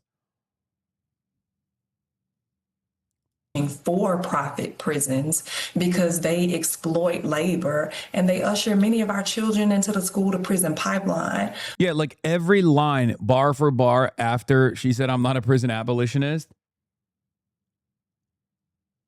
Yeah, you're in the community of a guy who is like directly interviewed prison firefighters and talked about all of these issues extensively. It's so funny that motherfuckers forget about everything that I've done in the past. They just hear the word, I am not a prison abolitionist, and they fucking lose their minds. How can I expect random boomers not to fall for clip chimps when I got my own community that isn't even getting clip chimped? They're getting, I guess, context chimped because they hear something that they don't want to hear and they don't understand the broader initiative at play. Why are we incentivizing the enhancement of penalties and actually allow the enhancement of not actually allowing the education system to be successful? There has been an attack on public education here in our state and across our country, and that leads to children winding up in the school to prison pipeline. I don't support abolishing prisons, but I do support ending for-profit prisons, which also, when you look at it, and look at some data points, you will see that there have been a lot of people that have died inside of these for-profit prisons, or you have seen there's a lot. She could also tie it back to Alligator Alcatraz too, which is like another one of these like disastrous attempts at a for-profit detention facility that the federal government deployed, where God knows how many people were killed. Like, we still don't have answers. As a senator, she's going to demand answers on why Floridian taxpayer dollars went to that initiative. You know, there's still thousands of people missing. We don't know where they went. It was fucking crazy. This is her state, right? Like, so that's another good way to drop the salience of this issue. Like, we got the government fucking disappearing people. You know what I mean? It's unbelievable. It's completely unacceptable. Completely unacceptable. A lot of waste and abuse and fraud within these private prisons, for-profit prisons. And so those are the types of things that I'm against. And what about another national position, which is the free movement of people, which the DSA means open borders? They say that's what that means. Do you support open borders into the United States? I support a comprehensive and clear pathway to citizenship for folks. I believe that Border Patrol should make sure that they are securing the border.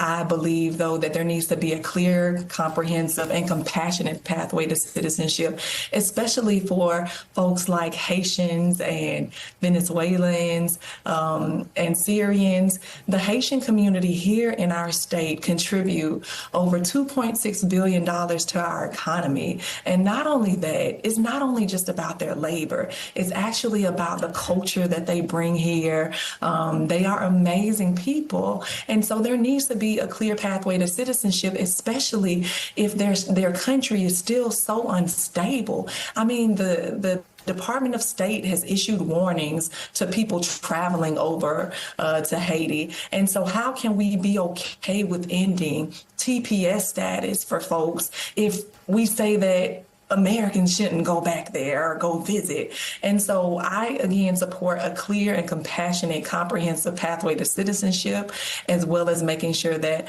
our borders are secure. One issue I'm sure you've already found as you've traveled the state, and you will find increasingly now in the general election, is the question of Israel. So I'm curious what you would say to a Jewish voter who's interested in you, likes what they've seen in many ways, your economic message as well, maybe an independent voter, Democrat, but also even a Republican who's fed up with Donald Trump, and looks at the DSA national position of just cutting off all aid to Israel, economic, military, everything else. Would you support that, cutting off aid to Israel? So you asked me what I would say and how I would make a Jewish voter or a person comfortable with my positions. And what I would say is that they should look at my track record. I have a proven track record in history of fighting against bigotry, calling it out in all shapes and forms. I believe in the safety and well-being and dignity of all people.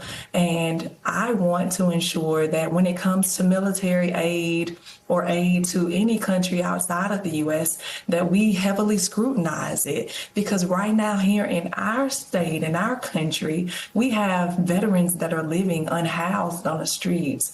We have teachers that are calling my state office monthly because they can't afford to live in the state of Florida anymore.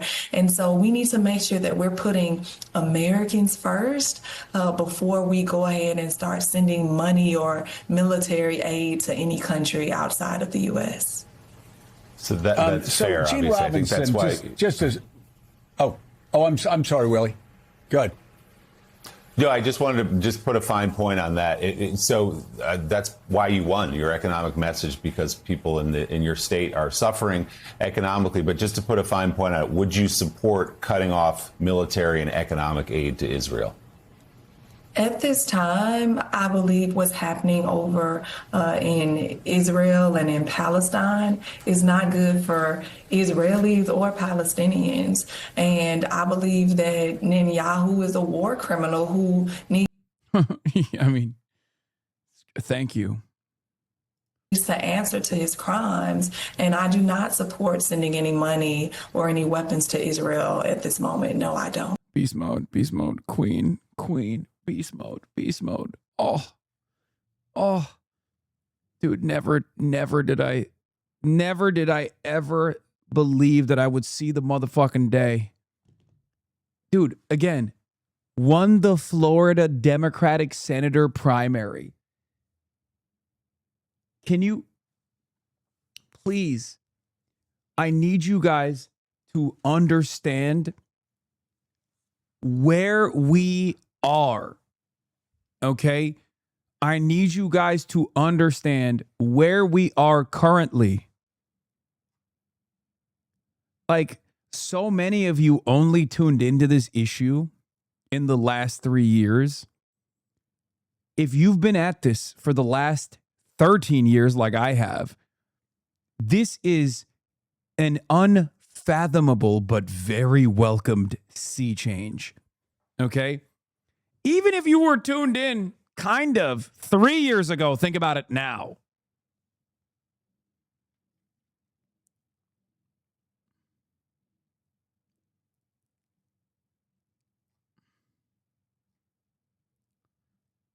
Oh, if she goes on to win Florida, what do you think we'll say next? If she wins Florida, America is I'm not going to say anything. The American trajectory will be so fucking positive. I cannot. Oh my God. She's phenomenal, but she's obviously going to get stomped in November. You said it so many times towards the end last night that Florida is not savable. Republican votes outnumbered Dem votes by like 500. Okay, that's an insane mountain to climb. I know. But I think she has a better shot at climbing that mountain than a cookie cutter, neoliberal, centrist Democrat. Okay? And the fact that she's a black woman in a state like Florida will, in my opinion, help. Florida is very racist, of course. But also, there's a lot of black voters in Florida. And black voters are pissed the fuck off right now.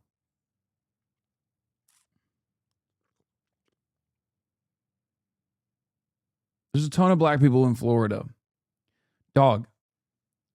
There are a ton of black felons in Florida as well. Ron DeSantis' signature accomplishment was to eradicate the gains made by a ballot measure that was voted for by a much wider margin than his margin of victory over Andrew Gillum.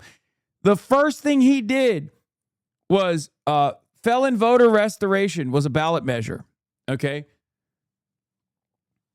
Vote restoration for felons was a ballot measure, a ballot initiative in the state of Florida that got a fuck ton more votes than Ron DeSantis did. Okay? DeSantis did. His first act, once he was governor, was to reinstitute a motherfucking poll tax, bro.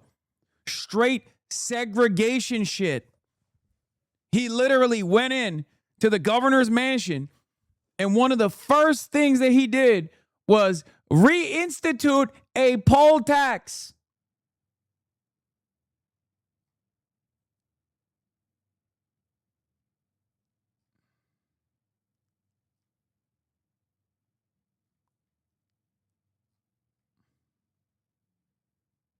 We can make Florida happen.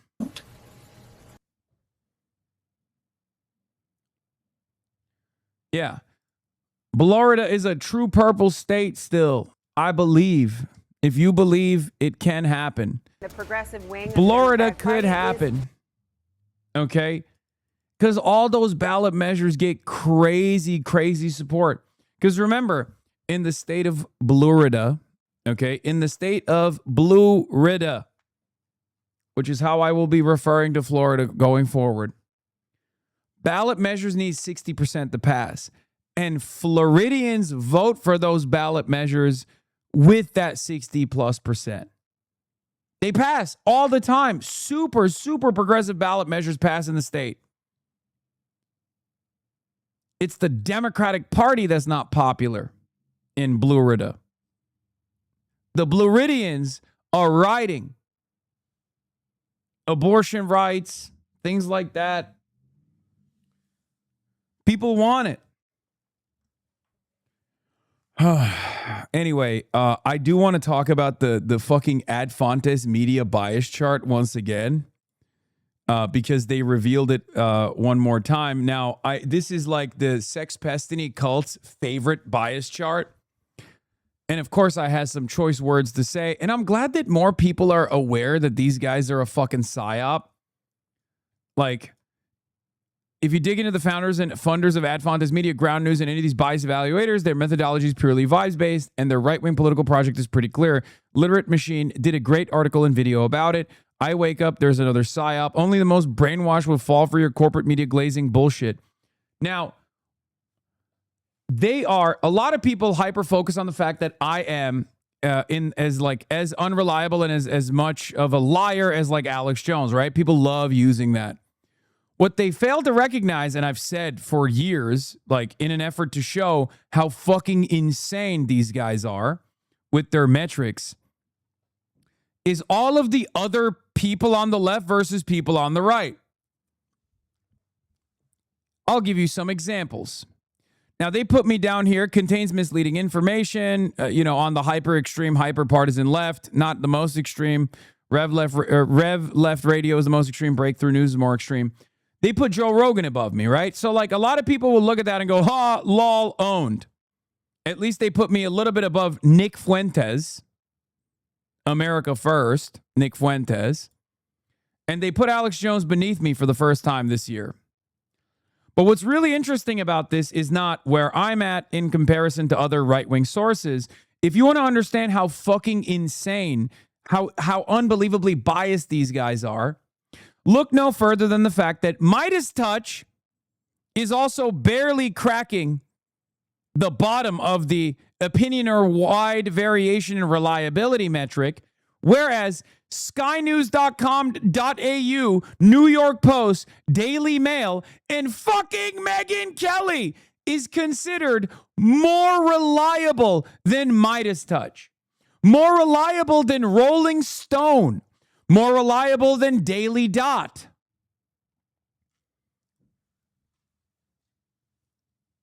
Are you out of your fucking mind? FoxNews.com is considered more reliable than Jacobin, MS Now, FoxNews.com and News Nation TV, Fox Business, GBN. GB News is the Fox News of the UK. And GB News is considered more reliable as a news outlet than MS Now is, than Rachel Maddow is. Now, of course, I had to cook them, and I had to defend my boys over at Midas Touch, regardless of our disagreements at times, okay? I said, yes, Megyn Kelly, who has talked about Charlie Kirk being killed by hexes, is infinitely more fact-based than Midas Touch. Thank you for another incredibly biased media bias chart at Fontes Media.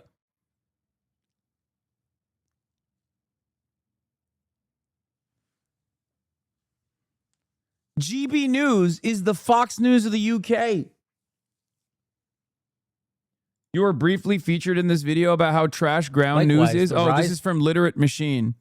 Yeah. In the popularity of socialism in the United States over the past decade, despite capitalism practically being on holy ground here, shows just how hard it is for the Epstein class to get people to fight against their own interests when it feels like everything is collapsing around our ears. I kind of want to watch this video now. This is because Ad Fontes is run by Wiccans, so they know the hexes are real. True. So here's the problem with this, okay? You can chalk it up to two things. You can chalk it up to one of two things. You can either say, oh, they're just trying to do both sides are kind of the same, and then they're falling for this like both sides are actually not the same reality, right? That could be one of the reasons, right? Or you understand that from their perspective, they are heavily biased in the right-wing media direction. A couple things immediately stand out. The free press has engaged in genocide denial through lies. And the free press is in the skews right column. And the free press is considered far more reliable than the Rolling Stone, far more reliable than, you know, all these other outlets to the left, far more reliable than Jen Psaki. Some of these people on the left are not fans of mine, and I'm not fans of them. But I am not a fucking sociopath. I am not a fucking moron who literally looks at this and goes, New York Post, much more trusted and much more reliable as a news resource than Jen fucking Psaki. Are you insane? Well, the answer is yes, by the way. The 5 is not more reliable than Jen Psaki. The 5 is not more reliable than Midas Touch. And the New York Post is certainly not more reliable than Midas Touch or Jen Psaki. The idea that Taylor Lorenz is less reliable than Fox News, GBN, Megyn Kelly, Daily Mail, New York Post, Free Press, and Theo fucking Vaughn. I like Theo Vaughn. I've been on his show. That's a fucking insane standard. Theo Vaughn wouldn't agree with that. Theo Vaughn would be like, what the fuck are you talking about? I'm more reliable than Midas Touch? Than Jen Psaki? Theo Vaughn's a comedian, man. What are you doing?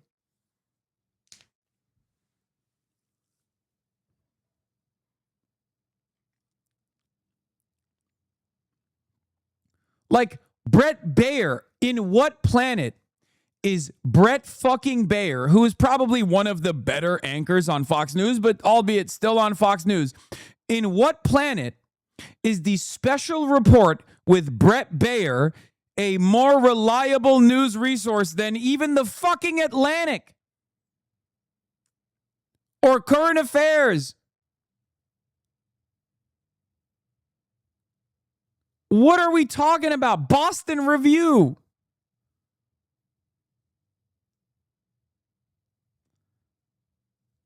Like, Brett Baer is on the same level of reliability and a trusted resource in news as PBS? As PBS.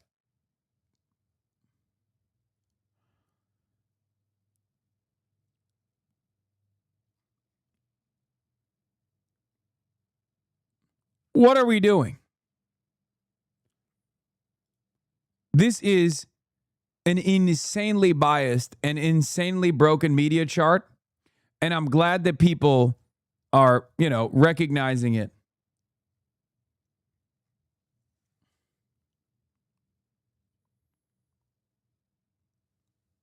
Where's Democracy Now? I don't think they have Democracy Now on here right now, but this is just a summary. Yeah, comparisons of the extremes on both sides is even more laughable. Yes, I know.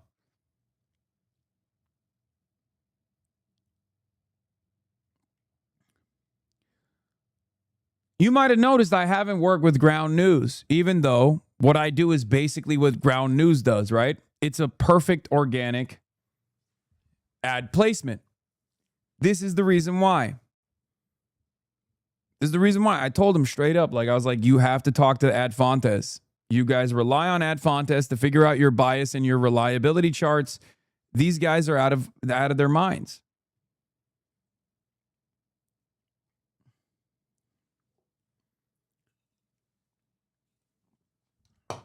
Because I like Ground News. I think Ground News is actually a very Ground News could provide a very important resource, and I think they do a decent job regardless. I think Ground News does a decent job when you compare it to like as a concept, I like it. As a concept, I like it. As a tool, I like it. Does that make sense? Do you understand?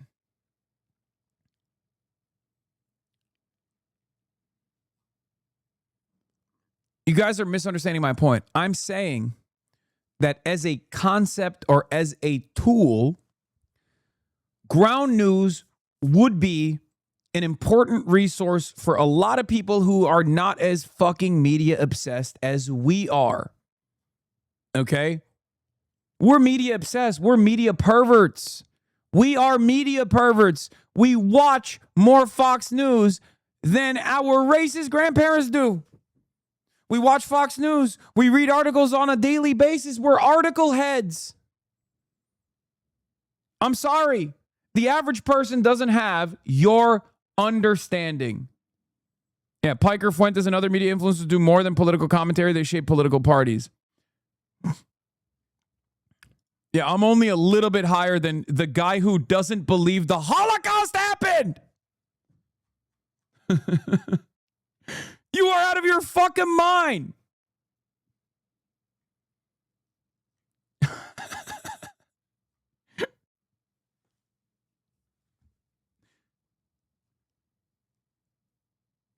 Anyway, yeah, lower than Joe Rogan, Mr.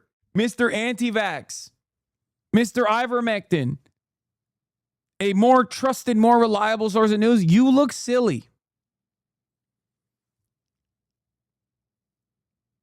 Anyway, my point is this. Ground News as a concept is good. Ground News as a concept is important and good. The problem is it's very difficult to actually chart out a decent media bias chart. Because ironically enough, those who are charting out the media bias are biased themselves. Do you understand? And for Ground News, they're not going to waste a lot of resources, creating their own version of this. And what they're going to do instead is rely on Ad Fontes Media and numerous other resources similar to Ad Fontes Media. And that's the problem.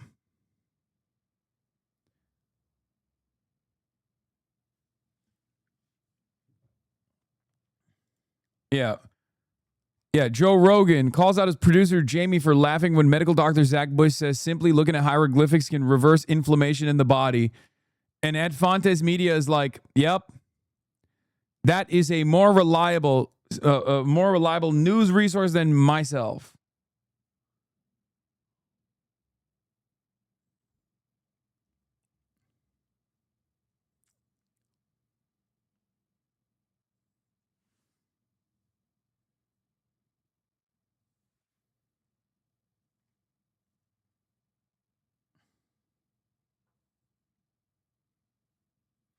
Do they publish their analyst list from across the political spectrum? I don't know.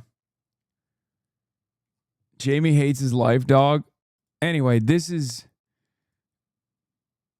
like very, very frustrating for me as a Midas Touch defender. As a Midas Touch defender, I see shit like this and it pisses me the fuck off, okay?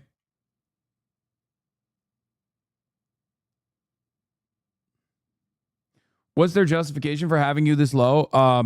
They think that, my positions are ridiculous. So that's the reason why they say I'm not reliable as a source of information. But it's funny because these guys do see me as a reliable source of information. Like the people who are at the top of this, journalists, producers, routinely work and offer coverage on this guy down here. as a decent combatter of misinformation on the internet. So it doesn't even make sense from their own perspective. Because yes, while, CNN is not exactly a fan of mine or whatever, the New Yorker, NPR, like I've been on Guardian, New York Times, I've been on a lot of these outlets with regular frequency as they cover what I do as a person who combats right-wing disinformation, as a person who combats, the bro culture and the manosphere on the internet. So it doesn't even make sense from their own framework, but it doesn't matter.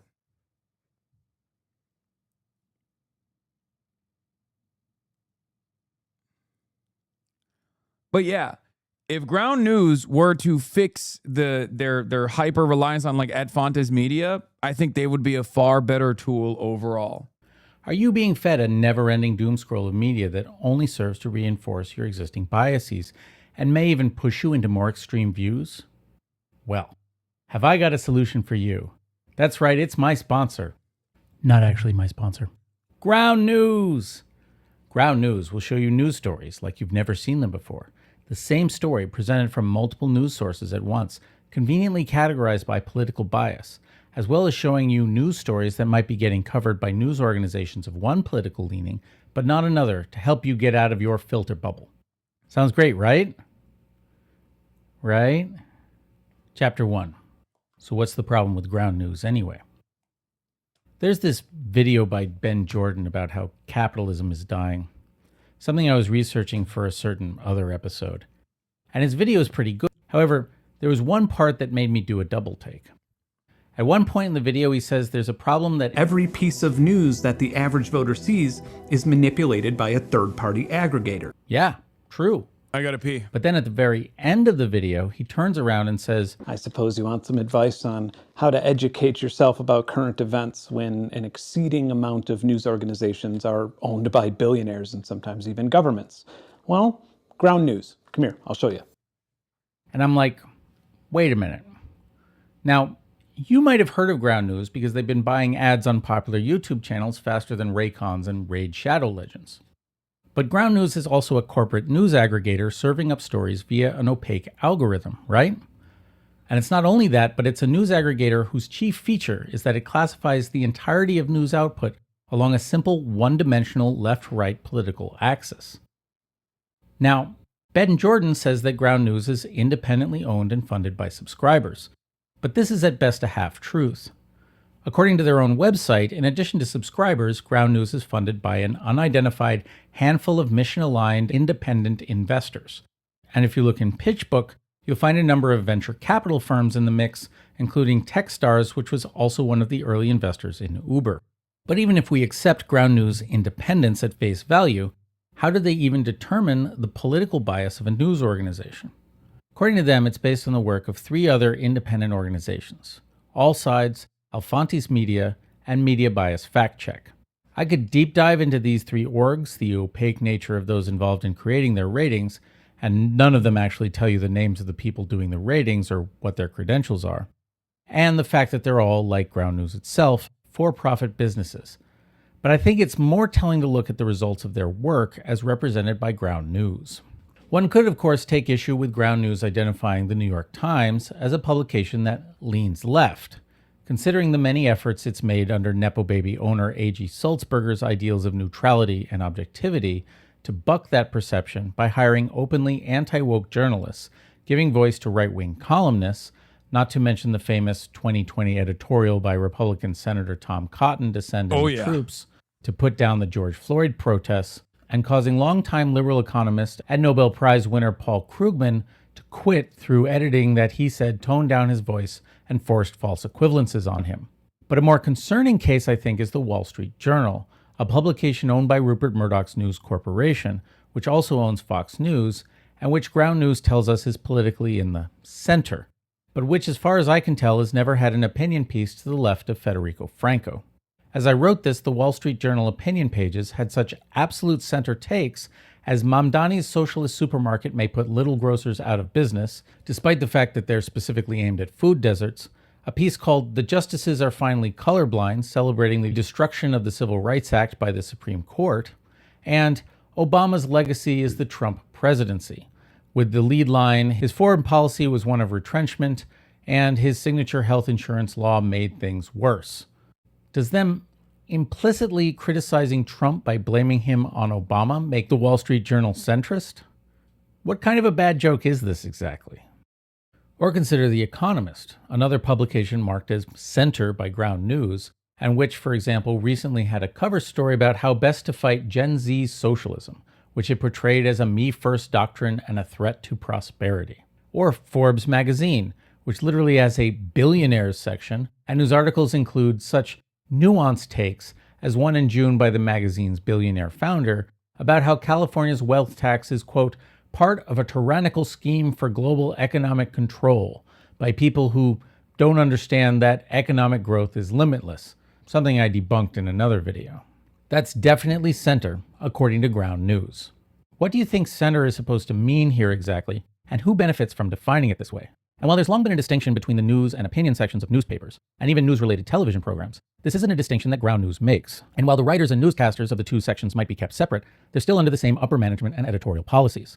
The Wall Street Journal leading a story about ICE traffic stops with quotes from Trump about their importance is a more subtle form of conservative bias than an opinion piece attacking ICE protesters in New Jersey, but both go out under the same editorial auspices. In fact, it sure seems like the Times feels compelled to respond to constant allegations of liberalism by self-consciously giving voice to the right, while papers like the Wall Street Journal don't bother with any such thing for the left, which creates a media environment designed to lurch steadily rightward. It's worth noting that the notion that mainstream news organizations like the Times, ABC News, or CNN are liberal media was once highly controversial. In the 90s, for example, longtime ABC News anchor Sam Donaldson remarked, "People on the right say we're too liberal, and people on the left say we're in league with the status quo, which means we're right where we should be, right in the middle." At that time, the idea that mainstream news was liberal was an accusation from the right, but that didn't mean it was accepted by the public at large, much less the newscasters themselves. Indeed, the nonpartisan nature of the news was not only believed in by those reporting it, but was and remains something actively enforced by mainstream news outlets and journalism schools. Even opinion writers, who are obviously permitted to have political opinions, are not supposed to have political affiliations or be political activists. Consider that in 2017, journalist Louis Raven Wallace was fired from his job on the American public media radio show Marketplace because of a post on his private blog averring that objectivity in journalism was dead. While firing him, his boss, veteran journalist Deborah Clark, told him a story about how she'd been scolded by a journalism professor at university for protesting apartheid in South Africa. A journalist should be so dedicated to appearing unbiased that they can't even be seen protesting something as horrific as apartheid. Which isn't to say that mainstream media actually is or was unbiased and neutral. As I'll explore, there's all sorts of ways bias appears in news reports. But this stance of ostensible neutrality has long been used as a lever by a conservative media that seeks to portray anything to the left of far-right reaction as liberal, and then to frame media bias strictly in terms of a simple left-right political axis, such that the neutral mainstream is forced to present both reality and far-right reaction in terms of equal weight, with facts themselves becoming mere ammunition in an ongoing culture war. And this once contentious framing gets presented as established fact by Ground News, or worse, served up by AI as fact based on information scraped from Ground News or its sources to a credulous public. This rot begins, however, not with Ground News or even with the well-funded right-wing assault on the mainstream media, but rather with the whole notion of journalistic independence itself, and particularly with the redoubling of open efforts by the Epstein class to gobble up media for its own purposes. There's no such thing as unbiased media. I say this all the time, right? There's no such thing. It's impossible to be unbiased. Okay, so the standard for journalism should be truthful and accurate reporting. Do you understand? That's it. Wait, you're biased? Yes. And I do something that I think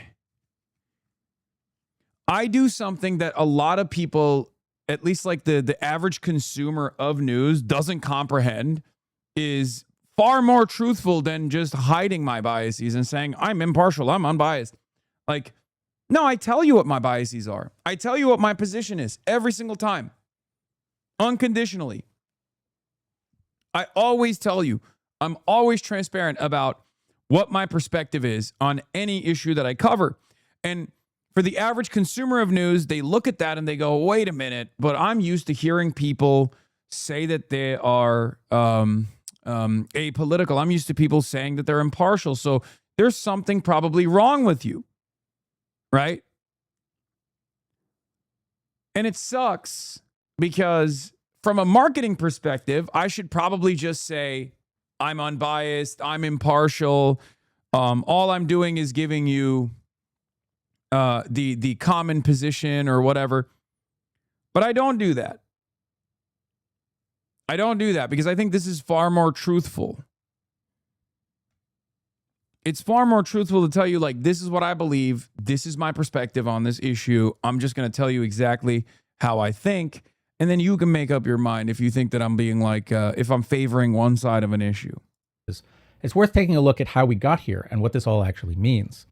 And I promise by the end, I'll give you a better way to understand bias in media and where I think you should get your news. But first, I'll take a moment to tell you about my actual sponsor, Journalism. So, this goes into like, this pours into the history of news media and then goes into like the right-wing biases, right? Right-wing biases throughout history of media. It's a very long and very well thought out video, it seems, right? I'm not going to get into all of it because there's still a lot of news to cover. Okay, apolitical equals right wing. Are you slow?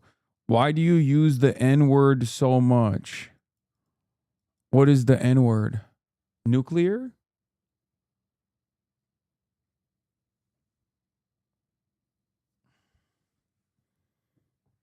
Oh, because I said establishment? That's what you're joking about. Okay. Aims to establish its own neutrality and independence as a sign of legitimacy. And when those accusing the media of being biased are the same magazines, newspapers, radio shows, and television favored by the President of the United States, you start thinking maybe you're not as neutral as you think you are. On top of this, most journalists are of a certain background, college educated, and tending to come from wealthier upbringings, working in the urban centers where most news organizations are based. A problem that's only gotten worse over the past few decades with the mass shutterings of local newspapers. They also, as pointed out in Chapter 2, tend to be predominantly white and male, but obviously that wasn't an issue for the right. And so it was easy for the right to portray the mainstream media as rich elites from liberal cities who saw everything through a liberal lens. This, of course, despite the fact that most of the people in the conservative media had similar backgrounds, such as William F. Buckley, who went to Yale and lived in New York City with a second house in Stamford, Connecticut, after marrying a wealthy heiress. Not exactly a man of the people. And of course, as mentioned, the conservative movement is heavily funded by the ultra-wealthy. But this is how it always is with the right. They position themselves as champions of the common man against the elites, while simultaneously pursuing policies to undermine, disempower, and impoverish that same working class at every turn. And part of the right-wing program is to actively undermine the basic facts that are supposed to form the core of the objective, neutral approach to the news whenever those facts contradict the aims of the wealthy and powerful. The one thing I've noticed, you do often say, I'm just a streamer, I'm just a dumbass, which to be honest, I think is disingenuous. Your media trained and smart, and it comes off as a cop-out to some of us in alignment with your position, just my 2 cents.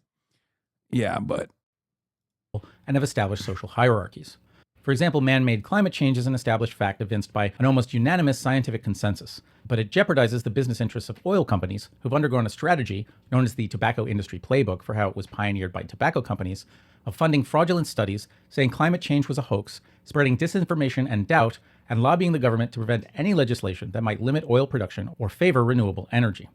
And so man-made climate change and a host of other things transition from facts to politicized points of contention. And when the mainstream reports facts as facts, it merely becomes evidence of their supposed liberal bias. And this is also why the saying reality has a well-known liberal bias makes sense. And thus, mainstream news organizations, in order to maintain their carefully honed appearance of neutrality, start to refer to well-established facts in ways that frame them as debatable, to teach the controversy, as creationists are fond of saying. But if you present both sides of an issue where one side is factual and the other side is fraudulent, if you try to be even-handed and fair, all it does is legitimize the fraudulent position. And this is even more true when the lie comes from someone in a position of authority and you report it in a neutral way in deference to that authority. As gonzo journalist Hunter S. Thompson once remarked, how can you be objective about Nixon?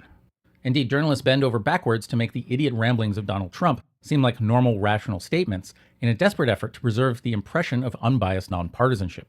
Meanwhile, per Messengers of the Right, Conservative Media and the Transformation of American Politics by Nicole Hemmer, even when, say, the New York Times criticizes a liberal policy, quote, conservative media activists presented it not as evidence of the paper's even-handedness, but as evidence of the policy's failure. Even the liberal New York Times had to admit. Thus, evidence that seemed to undermine the charge of liberal bias could be reinterpreted to support it. And the end result is that the news media lurches self-consciously rightward in order to avoid being called liberal. Yes. This is the classic meta. So that's why I said, remember when I said ground news or ad fontes media could be doing one of two things. They could be doing like the whole, well, we're just trying to be as impartial as possible. And that impartiality, that search for impartiality will always cause you to say, well, there are people on the left that are doing crazy stuff too. just like people on the right. And when you engage in this battle, you end up doing false equivalence. You end up doing a lot of false equivalence and yourself a disservice. If your job is to unironically, accurately manage the misinformation and information reliability of right-wing outlets and left-wing outlets, sorry, it's just not going to fucking look like a perfectly balanced chart. It's just not going to, that's not going to happen. Like, if you look at someone like myself and you look at someone like Charlie Kirk, in terms of our reliability metrics, if we are the perfectly, aligned, perfectly opposing forces, I'm infinitely more reliable. What do you mean? He does fucking right-wing propaganda at the behest of the state. Or did right-wing propaganda at the behest of the state. Behind every behind every school shooter, he found a trans person, for example. First to market all the time, talking about how, black female pilots can't actually operate a plane appropriately. Like, these are the types of things that the right traffic in with regular frequency, and it's perfectly normalized on that side of the equation. If I was doing something similar here on the left, most people would freak the fuck out on me. They'd be like, get out of here. What are you talking about? I don't even know what the opposite of that would look like, if we're being real. I don't even know what the left-wing version of that would look like, right?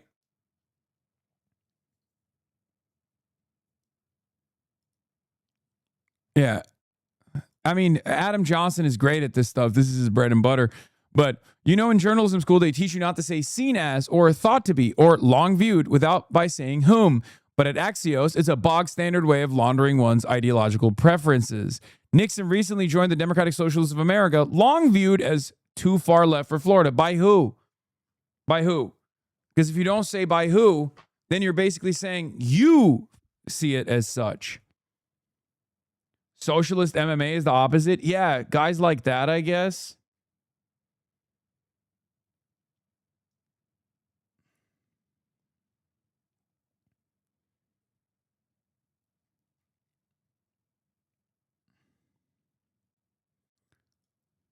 Here, I'll give you one other example of like a lot of misinformation flying around, or a lot of context and nuance getting lost in conversation. So Robinson Meyer of Heatmap wrote, narrative violation. Left voices like Hasan the Hun have criticized David Crowley for not adopting a data center moratorium like Francesca Hong, but Crowley's actual data center policy is much stricter than ... to name one example, Abdul El Sayed's. What remains notable about the story, and much is lost in the commentary, is that Crowley is not even a moderate on data centers. On some fronts, he would regulate data centers more aggressively than Michigan Democratic Senate nominee Abdul El Sayed would, even though the former has been branded as a pragmatist and the latter as a progressive. Crowley, of course, wants data centers to use 100% renewable electricity to cover the full grid and infrastructure upgrade costs. El Sayed hasn't made the same commitment on clean energy. Crowley says, yeah, this stuff is also like unfavorable to El Sayed's position in general, right? Crowley says data center developers must build with union labor, while El Sayed will require only the facilities must be built by contractors with state-registered apprenticeship programs. I even think Crowley's insistence on local control over data centers is a more expansive commitment than El Sayed's demand that communities must get a meaningful say. Here's the difference. El Sayed is seen as and has openly mentioned his antagonism towards data centers, and therefore people, voters in general, obviously look to what he's saying and trust it more as someone who will control data centers. Okay? A lot of people don't understand the data center moratorium doesn't mean no data centers ever. Okay? There are a lot of people who don't want any data centers ever, right? The data center moratorium is not no data centers ever. The data center moratorium is a perfect way to identify exactly what the problems are, the environmental impact, how they must be built, and where they can be built. Okay? And to demand community consent. So if that's Crowley's perspective, and that's his framework, then he probably should not aggressively come across in conversations on data centers as not being restrictive of data centers as at all.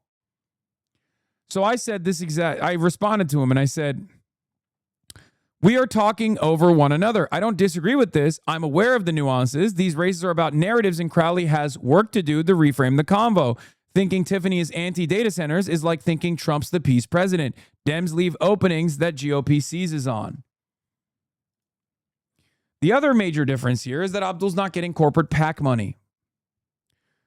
Part of the secret sauce here is that a lot of the construction unions want data centers to be built because it creates labor union jobs. That's the reason why the left is also not as aggressively antagonistic to data centers, right? Or at least is not as aggressive or as upset about data centers as the masses are. The masses don't want them. Americans are all NIMBY-brained at the end of the day.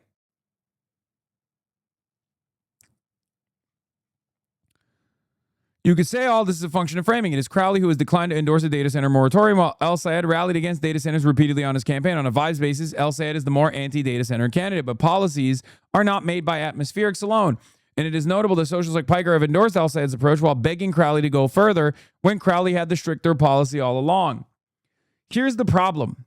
These guys think that elections are won on who has the more reasonable policy. Elections are won on who has the more appealing policy, who presents themselves in a contentious environment as being for or against insert whatever thing people care about. That's it. You can yell about how Kamala Harris actually had a nuanced position on Israel till the motherfucking cows come home, okay? But if she cannot win over the anti-Israel crowd, if she cannot be convincingly against Israel's genocide of the Palestinians, then Donald Trump will come in and lie about his position and will win over at least enough people. And Abdul El-Sayed has supported a moratorium on data centers, at least on this broadcast, so I don't know why the fuck this guy is lying about it. I guess nothing that he says on this outlet is considered a serious news outlet, but that doesn't matter. To say that Abdul El-Sayed is less strict on data centers than David Crowley is incorrect. Okay? To say that Abdul El-Sayed is less strict on data centers than Crowley is just wrong. Okay? It's just not correct. David Crowley has said over and over again how he wants to make Wisconsin the data center capital of the world. When you say shit like that, of course, one, AI PACs, not APAC, but AI PACs are not going to spend against you, and they're going to spend for you, right? That's number one. That's a huge deal.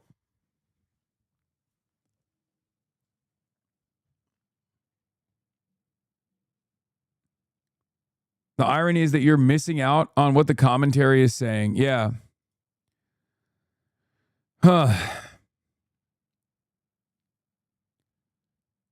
Yeah, forget about Hasan Piker. Tom Tiffany's attacking Crowley for it. Piker pointed out a weakness Crowley needs to be firmly against.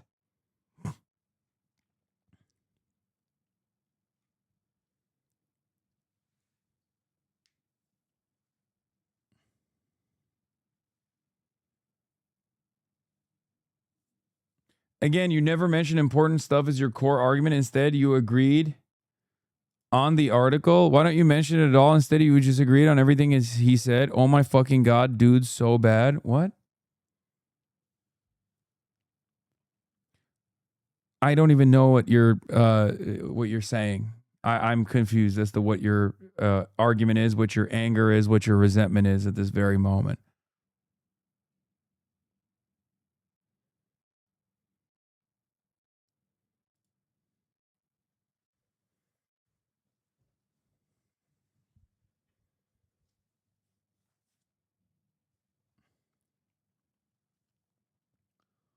New political cartoon dropped.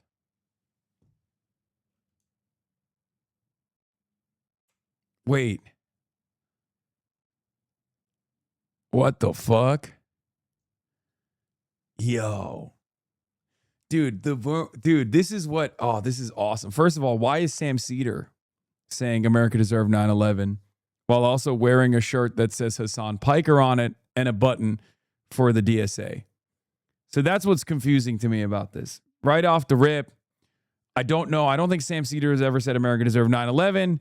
And I didn't know that this cartoonist knew that Sam Cedar had a shirt that says Hasan Piker on it. Okay? He's wearing the newest merch. So that's number one. Number two,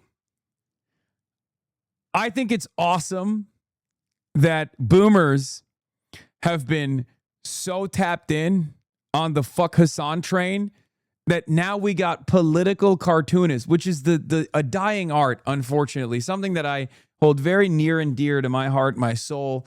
I love political cartoons.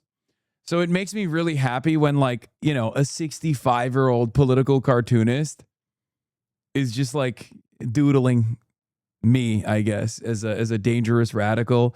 It's awesome. I hope it's not AI, because it kind of looks like AI.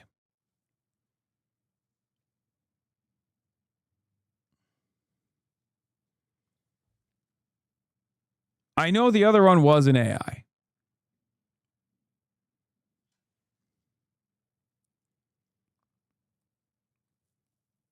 My goal is one day Ben Garrison making a video, or not a video, making a cartoon about me. Tom Stiglitz. I mean, this is so sick. This is so dope. I love this. This is awesome. Yeah, this is the best one, though. From the Las Vegas Review Journal, cartoons, why Democrats defend Hasan Piker. Yes, Hasan is mean and bites and is rabid, but basically he's a good dog. That's so sick. I got to get this printed and framed, honestly.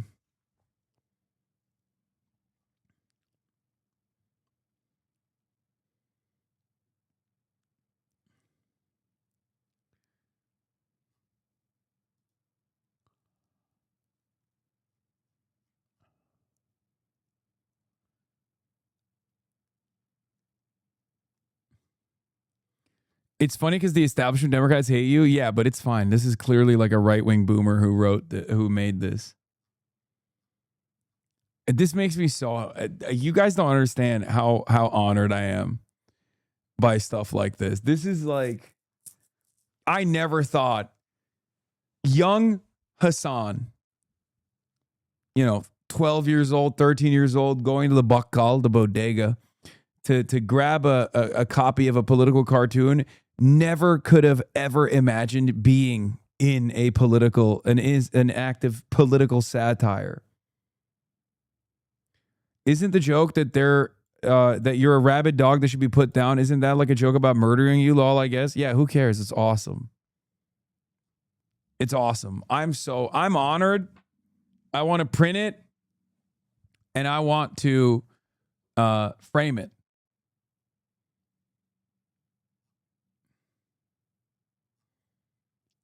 Leman mı uykusuz mu? Uykusuz. Penguin uykusuz. You nailed it though, article perv who likes political cartoons too. Yes, I'm an article pervert. I'm a media demon. And I am a political pervert. Let's be real. I'm a politics pervert. Penguin uykusuz lemanyak. Lemanyak en sevmediğim de arasında.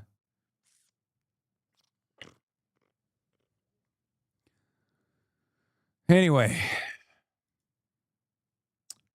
All right, let's get back to the news. We haven't covered shit today. And I have to do Wajahat Ali. I have to do Joyanne Reed's show at 3:40. And then I'm going to have the two doctors from American Doctor on here to interview them.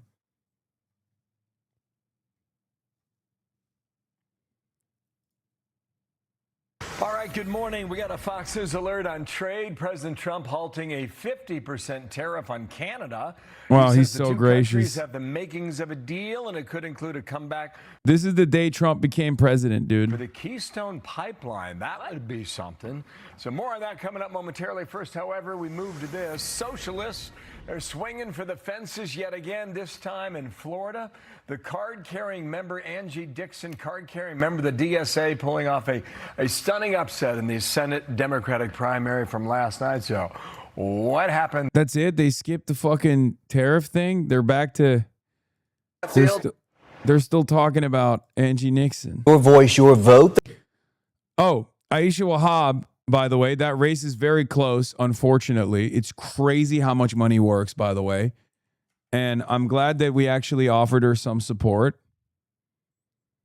The special runoff is still being counted right now. And Melissa Hernandez is close. Melissa Hernandez is very close. So Aisha Wahab in the first run cooked, right? She absolutely destroyed. Now this is the full race. And since then, AIPAC has dumped insane amounts of money into this race. And of course, that level of outside expenditure absolutely plays a major role in these sorts of elections. They basically dump millions of dollars into a special runoff election.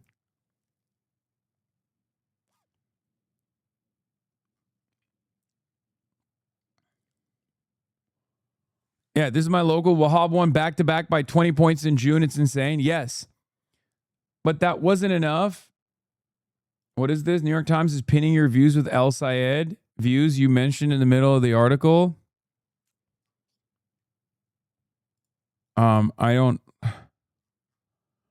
similar to El Sayed, who'd be the first Muslim to serve in the U.S. Senate. Wahab is the first Muslim to serve in the California state legislature.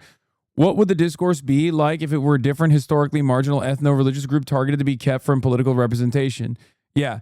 AIPAC's affiliated groups have poured more than $3 million into the race to replace Representative Swalwell in California to boost Melissa Hernandez over Aisha Wahab, a progressive who wants to end military aid to Israel. Wahab is expected to win anyway. $3 million, bro. $3 million. AIPAC is so aggressively pursuing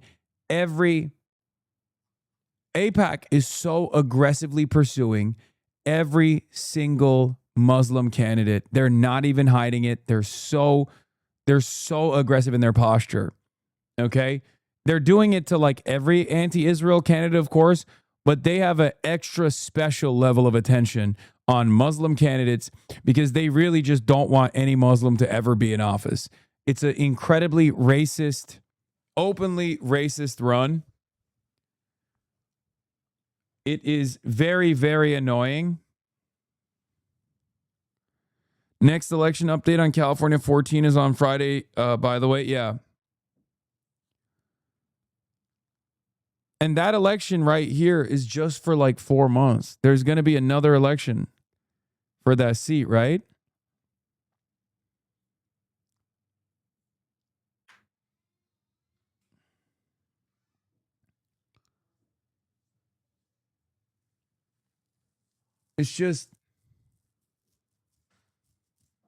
It's incredibly frustrating.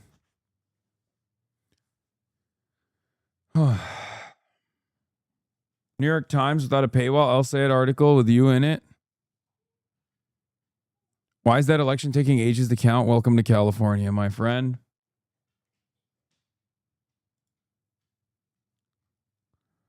That's just the unfortunate reality.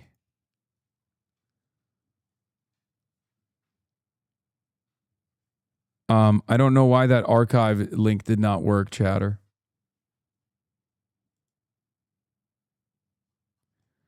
Yeah, and for the record, the Diaspora Affairs Minister saying out loud that their new strategy is no longer to appeal to concerns of anti-Semitism, but go all in with the European and American right on Islamophobia.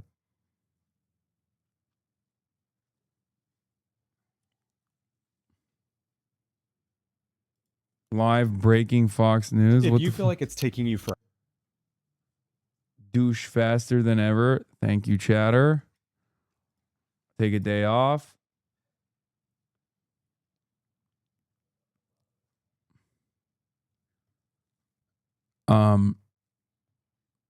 Anyway. Yeah, so we don't have any race to updates replace on former that. Congressman Eric Swalwell and finish out his term is still too close to call. The special runoff election was held today for Congressional District 14. Democratic State Senator Aisha Wahab is currently in the lead with 51% of the vote. Former mayor of Dublin, Democrat Melissa Hernandez, has almost 49% of the vote. The Associated Press says about 59% of the vote has been counted so far. I don't support the DSA agenda as has been articulated by the DSA itself. Now, you're going to have individual members who have been elected in Democratic primaries, and if they are elected in the general in November, will be part of the House Democratic Caucus. It's going to be a broad caucus. There will be progressives, there will be New Dems, there will be Blue Dogs. What I'm excited about are the candidates who are running to flip seats in November to deliver us a majority that pushes back against Donald Trump's extremism and moves the country in the right direction. That was House Minority Leader Hakeem Jeffries on Sunday discussing the party's midterm candidates who have aligned with the Democratic Socialists of America. Joining us now for a debate on the subject, former New York City Mayor Bill de Blasio and MS Now political analyst Matthew Bartlett. Matthew is a former Trump appointee at the State Department during Trump's first administration. My thanks to you both for being here. Mr. Mayor, we'll start with you. You're not a member of DSA, not a socialist, but certainly a progressive politician. Why do you think right now there is so much energy in that part of the party, the real left part of the Democratic Party? First of all, Jonathan, that part of the party cannot be blamed for the status quo in this country. And this is really, really important. I think mainstream Democrats, unfortunately, were identified with elitism in many ways. They were identified with complacency. They were seen as out of touch. That's the story of 2024. If we in 2024 had a vigorous message of change and separating from some of the things that didn't go so well for Joe Biden, I think we win that election, honestly. But now you've got candidates. It helps that they are charismatic. It helps that they're young and energetic. But they also can say plausibly, we didn't create this situation, and we're offering really sharp change. And when you look at the polling, it's quite striking. You know, I respect Hakeem Jeffries a lot, but I disagree with him when he said on Sunday he wouldn't vote for Medicare for all. That's a majority position in America now. Higher taxes on millionaires and billionaires, majority position. Changing our policies in the Middle East, getting out of the Iran war, majority positions. So I think these new candidates, it's not about. This is what Michael from Pennsylvania could look like if he fucking went through a shave and started wearing suits. I'm just saying, okay? That's my bestie, Bill de Bestio, okay? The DSA platform. It's about they represent actually views that are increasingly where the American people are. My second favorite mayor of New York, after Eric Adams, obviously. Eric Adams is a very special place in my heart. A lot of them are just good candidates, dynamic candidates. So what do you say, though? There's a fear among some Democrats that they think that the Republicans will take these DSA members or DSA-aligned candidates and then put them up as a symbol and say, this is what the whole Democratic Party stands for. And they paint with a broad brush. And that gives them an easy line of attack. I'm really sick of the hand-wringing. Who's third? I guess we could say Zohran Mamdani is my third favorite mayor. I don't know. He's close. He's close to Giuliani.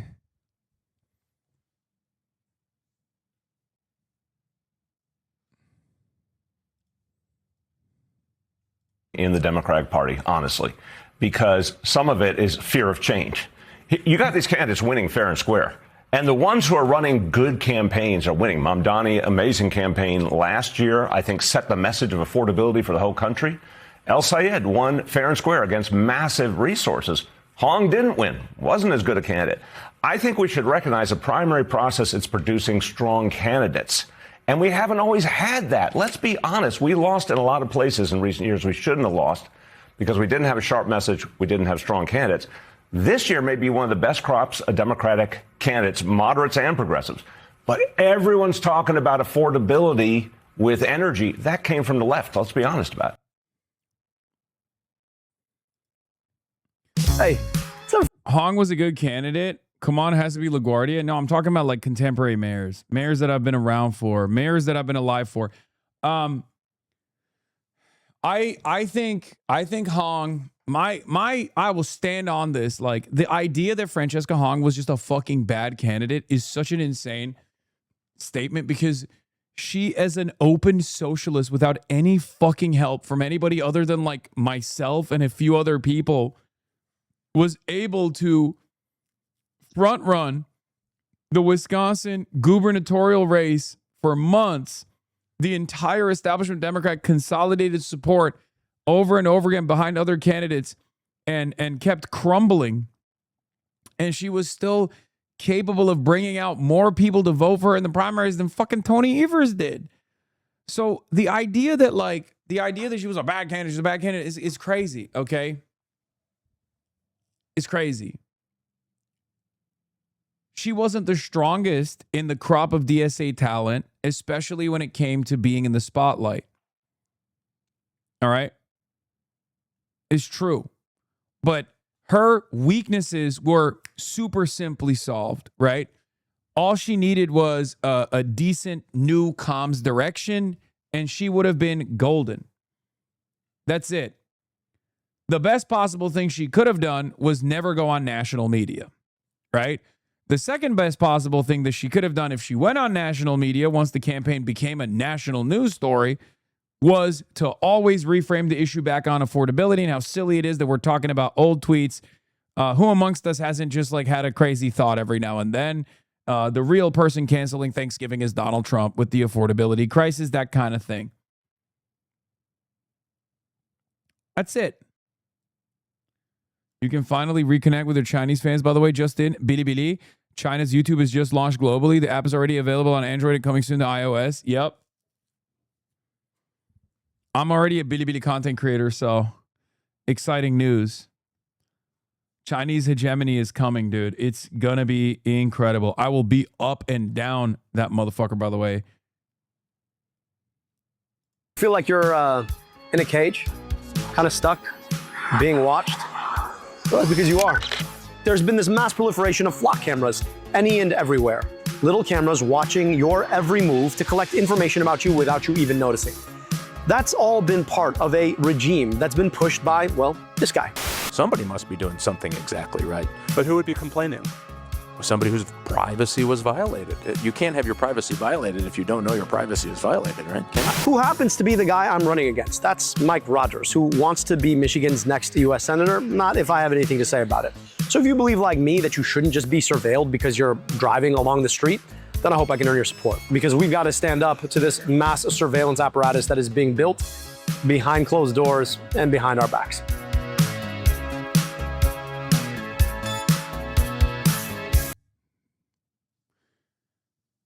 This was a better one, in my opinion. I don't believe that we can't have nice things. I'm not willing to pre-negotiate with the opposition who tells us that it's better for us to send our money over there to drop bombs over there than to invest in healthcare here. And my job as your senator is to go and have that conversation everywhere and try to move hearts and minds. That's the job. So how do you get it done? You actually do the work of persuasion. You actually go to the places where people don't expect you to show up and you have that conversation. And it turns out, I've been all over the state in places where people don't vote blue, quote unquote. And when you have those conversations with them, I had a guy come up to me, he's like, listen man, I don't like you. I was like, okay. He's like, but I'm gonna vote for you. I'm like, okay. He's like, I think you really want me to have health care. I was like, I really want you to have health care. He's like, I know. So I'm gonna vote for you. I was like, okay, so why don't you like me? He's like, because you're Muslim. I was like, but I don't need you to like me. I need you to like you. Oh God, it's so crazy. God damn it, dude. That makes me so sad. Vitas, thank you. I don't like talking about this stuff, and I try not to, but obviously we're gonna be talking about it now because protest and chaotic scenes at Dearborn City Council meeting is the next story of today. But it's so insane that when you're a black candidate you just have to deal with a barrage of anti-black racism, white supremacy. When you're a Muslim candidate, you have to deal with a barrage of Islamophobia, just open Islamophobia, even from allies, right? It's just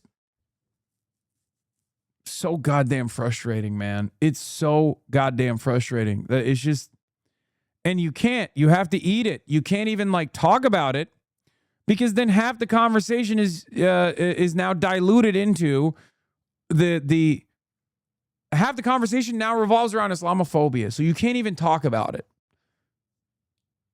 You just have to eat it for the most part until it becomes so unbearable that you just have to say something and be like, all right, enough, guys. Jesus Christ.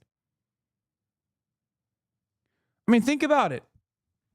I talked about the consultants being Islamophobic to Abdullah al-Sayed in the primary.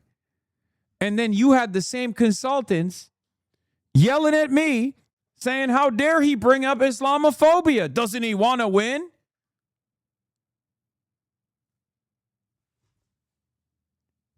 I'm not supposed to say anything? Like, it is so normalized that you can't even be like, look, I'm a Muslim American. I really like Abdullah. He's a Muslim American. It's kind of unbearable how much Islamophobic attacks he's receiving. You can't even say that without people going, shut the fuck up. And that was a real news story. That was on Fox News. That was on CBS. That was on MS Now. That was on Pod Save America. What are we going to do about this guy?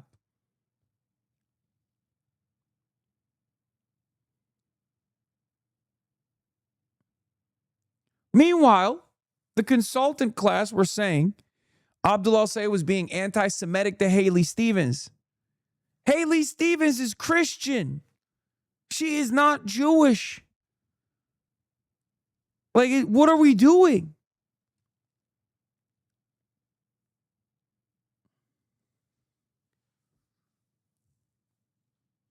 It's just busted, man. It's broken. It's broken. It's so ridiculous. Just say the news, boy. You can't have feelings. Yeah. It's actually working, though. Triple haters.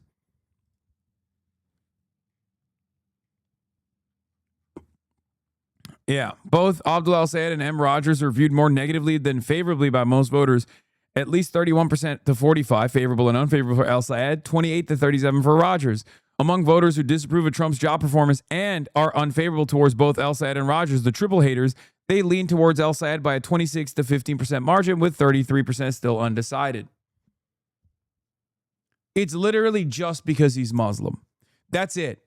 If Abdullah al-Sayed's name was Anthony Brown Sanders and he was a fucking white guy from Mackinac, okay, and he had the exact same policies and he was advocating for the exact same shit, this race will be like 70-30 right now. Okay? Like, what are we talking about? If Abdullah al-Sayed looked like Graham Plattner, sounded like Graham Plattner, and his name was Anthony Brown Sanders, okay, he would be doing insane numbers. It's crazy. And that's just the reality. And we have to live in that reality. You can't complain about it. You can't complain about it. And I mean this sincerely. I'm not complaining about it. I try not to. I see it. I take it in.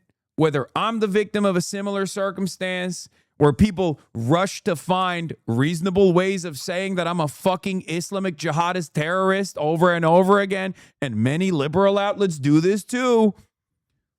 Many liberal outlets do this all the fucking time. We just got to eat it. You just got to eat it. There's an election happening. You just got to eat it. There's nothing you can do about it.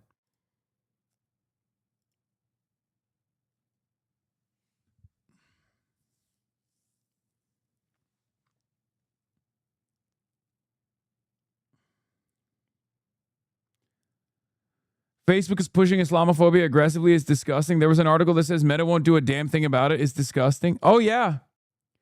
And lo and behold, I mean, part of this is because it is the new Zionist strategy. The Israel foreign minister, Amichai Chikli, said it himself. We do not give as much of a fuck about anti-Semitism any longer. We are focusing our efforts on boosting Islamophobia. And here's a great example of this, of course. He's part of the Mike Rogers campaign leadership, and he's rallying with out-of-state January 6 terrorist Jake Lang tonight in Dearborn. Will Mike Rogers disavow this? Will he? Everybody talked about Abdul al-Sayed disavowing me. Jake Lang is a straight-up fucking Nazi, dude. Straight-up Nazi. Will the media cover it? Yeah.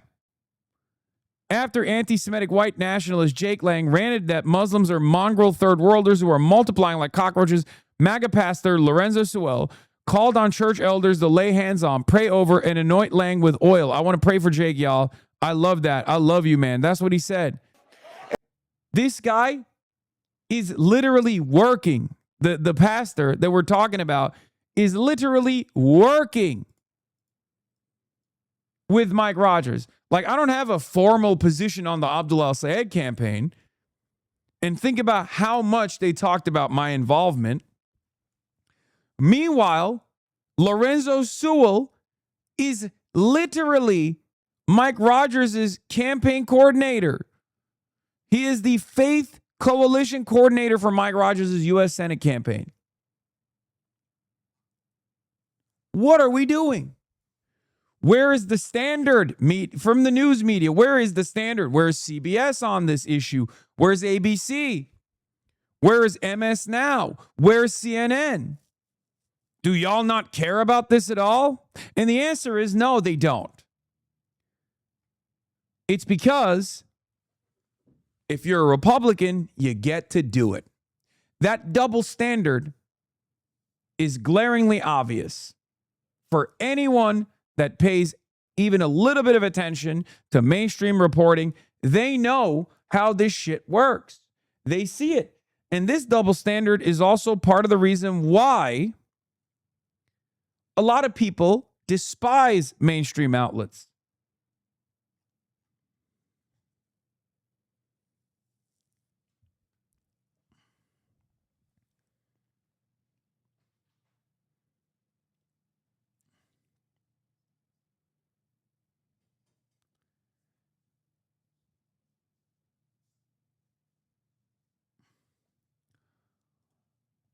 Now let's take a look. Oh yeah, 2 minutes. Well, I'm going to literally be talking about this with on the Joyanne Reed show right now in 2 minutes with Wajahat Ali.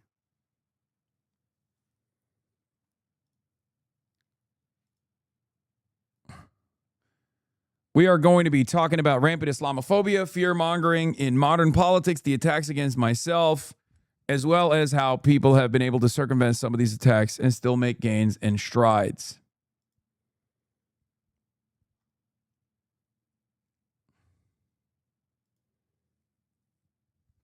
Okay.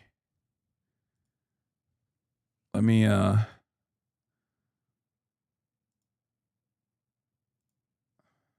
boom. Okay. Okay, and then audio, mic is working.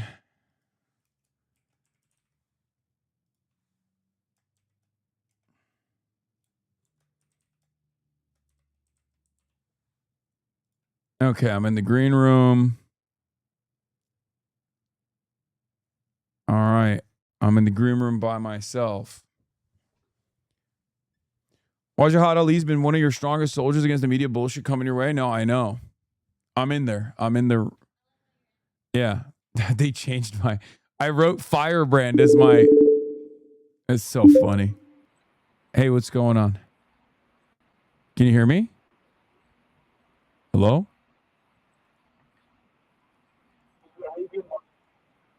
You can hear me, right? Well, I can barely hear you. Yes, I can hear you. Can you hear me? Yeah, I can hear you. Okay, great. I'm going to put you backstage and he'll bring you in shortly, okay? Okay, perfect. Thank you. We're live already. All right, thank you so much. Hold tight.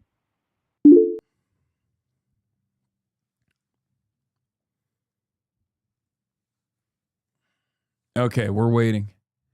Mushy mushy.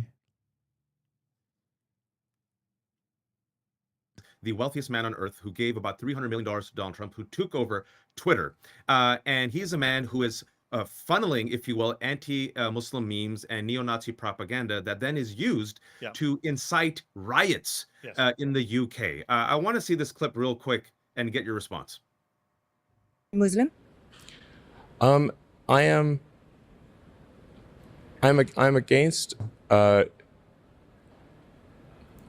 having if people are coming to a country with antithetical views. I am against that. I'm against that. You know, I'm against I'm against rape and murder. I'm against the imposition of rules and laws that are contrary to what we've come to accept in the West. Real quick, we got it. So that's him responding to, whether or not he hates Muslims. I just want people to know that his father is accused of raping his kids. The New York Times did a piece that Elon Musk's own father allegedly raped his stepbrother and stepsister. We got Hasan Piker waiting, but I don't think people are paying attention to this. So let me just say, well, this is important. I'm glad I can end by saying the same thing I said at the top. I wrote a big piece about that Elon Musk interview with The Economist. It was a horrific interview. 3 things worth noting. Number 1, easiest of questions, like the slam dunk. Are you anti-Muslim? All he has to say is, no, of course I'm not anti-Muslim. I'm against extremism. I'm against terrorism. I'm against Sharia law. He could have done whatever talking point he wanted to. He's so racist, he couldn't even bring himself to go, of course I'm not anti-Muslim. He goes, I'm against antithetical values. I'm against rape and murder, as if that's what Muslims do. Imagine somebody asks you, are you anti-Semitic? And you go, well, I'm against murderers and rapists. So it's a fundamentally racist answer. You can take the boy out of apartheid South Africa. Can you take apartheid South Africa out of the boy? Right? So that leads me to number 2. He says, I think people shouldn't have antithetical values. That's you, Elon Musk. You are the un-American guy. You are the anti-American. Yeah, he guy. only You are the interviews guy backing a Hasan's party chat. that's full of election deniers and white supremacists. You're the one trying to wreck our constitution. That's number 2. And lastly, number 3, I said Muslims are the canaries in the coal mine. Elon Musk has spent the last 2 years attacking Muslims really loudly, but not just Muslims. We're the easiest target. We're the low-hanging fruit. But who did he attack today? What did he say today on Twitter? He said, free Derek Chauvin. Elon Musk is now a George Floyd homicide denier. He says he was not murdered. Derek Chauvin did not murder him, and he should be released. This is a far-right white supremacist conspiracy theory. We all know what the medical examiner's report say. We all know what a jury of 12 people found. Derek Chauvin is in prison for murder, and Elon Musk is championing the white police officer who murdered a black man. Like I said, we're the canaries in the coal mine. They come for us first, but it's everyone else after. Mehdi, fantastic work. Where can people find you real quick?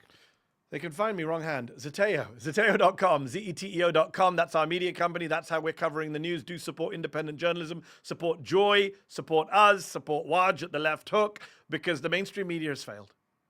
Mehdi, we're going to bring in the scary Hasan now. The moderate Mehdi Hasan is leaving. Assalamu alaikum, moderate Mehdi. Thank you. Give me the gong for the scariest man on earth. This is the person that the Democratic establishment is terrified of. We're finally meeting face to face digitally. Hasan Piker, the progressive Twitch streamer who works out. And my God, Hasan, you are terrifying me. Your beard, your glasses. I mean, I feel like I have to become a communist automatically. You are so terrifying, Hasan, that yesterday, Jared Moskowitz, who beat Oliver Larkin, who's very talented and will have a very bright future in politics. Jared Moskowitz, Hasan, when he won, and Jared Moskowitz is a Democrat, as he says, a Ron DeSantis Democrat. Hasan, Jared Moskowitz, instead of saying, oh, thank you to my supporters, instead of saying thank you to my family, his first tweet, and I double-checked this, Hasan. I'm like, this can't be his first tweet upon learning he won the primary. Folks, this is the first tweet that Democrat Jared Moskowitz did. Wanji, show me. My condolences to Hasan the Hun. That's your Twitter handle. And also, Hasan, I don't know if you saw earlier today, Jared Moskowitz, the Democrat, said, you know, my fellow Democratic Socialist colleagues, I don't know if some of them should get security clearance. Hasan, your response to Jared Moskowitz.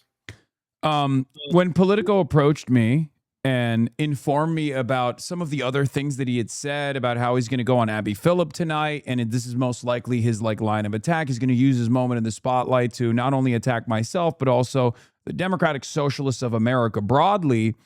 I couldn't believe it. I just, I said, I think he might have some kind of mental illness, because this is insane. Like, you're a congressional representative, and you have a very tough race ahead of you in this district that was redrawn specifically to be more favorable to the Republican opposition.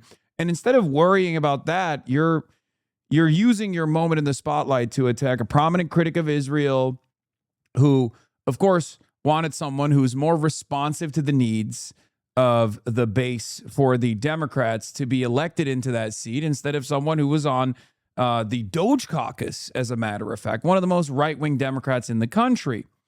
So, I guess I am a permanent fixture in the minds of many pro-Israel Democrats, and certainly the entire Republican Party nowadays.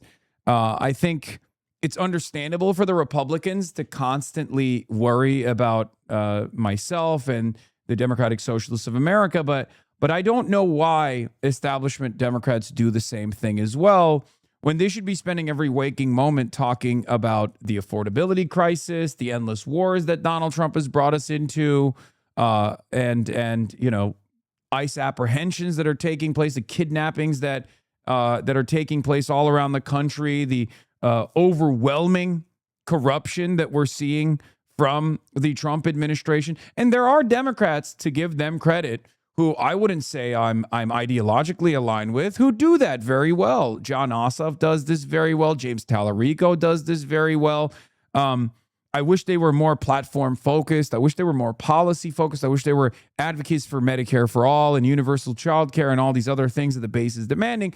But those guys, they do a pretty good job, and they are able to win their races, and or hopefully they will win their races against their Republican opposition, without having to center myself, a Twitch streamer, at the heart of their commentary to showcase how I guess moderate their views are, or how pro-Israel they actually are, in spite of the anti-Israel attitude demonstrated by not just the Democratic Party's base, but broadly the rest of America, really. Well, speaking about pro-Israel Democrats, Jared Moskowitz proudly takes money from AIPAC. Debbie Wasserman Schultz, who carpet-bagged Elijah Manley's Florida's 20th district, a historically black represented district, now has Debbie Wasserman Schultz. She's not black. She loves her AIPAC money. And we also know that there was one candidate who saw Israel in her dreams. That was, of course, Haley Stevens. And Haley Stevens goes on Fox, and I was really happy. Haley Stevens, you're consolidating. Okay, get behind our boy Abdul El-Sayed. Let's go take on MAGA Mike Rogers. Attack, attack, attack. If someone gives you some bullshit question, you pivot. You attack Max Miller. You attack Randy Fine. You attack Nancy Mace. You attack Donald Trump. There's so much there. I want you to respond to this video. Wanji, hit me. Call on Abdul El-Sayed today to moderate on any specific issues. Well, look, it certainly makes sense to get rid of this Hasan Piker affiliation. You know what I would have said? I would have said, you know what? Donald Trump is an extremist candidate. This unwinnable war with Iran is extreme. Him taking $900 million for this ballroom is extreme. The fact that our sailors are threatening to jump off the USS Lincoln is extreme. The fact that MAGA has voted to cut $1 trillion from Medicaid for permanent tax cuts for billionaires is extreme. The fact that Donald Trump ate with Nick Fuentes, a white nationalist who loves Nazis and has refused to condemn him, that's extreme. She didn't say that. She was consolidating and helping the Democrats by attacking you. Hasan Piker, what's your response? What gives? That's my response. That's how I feel every time I see my girl Haley. I love Haley Stevens. I'm a Haley Stevens truther. I'm ride or die for Haley.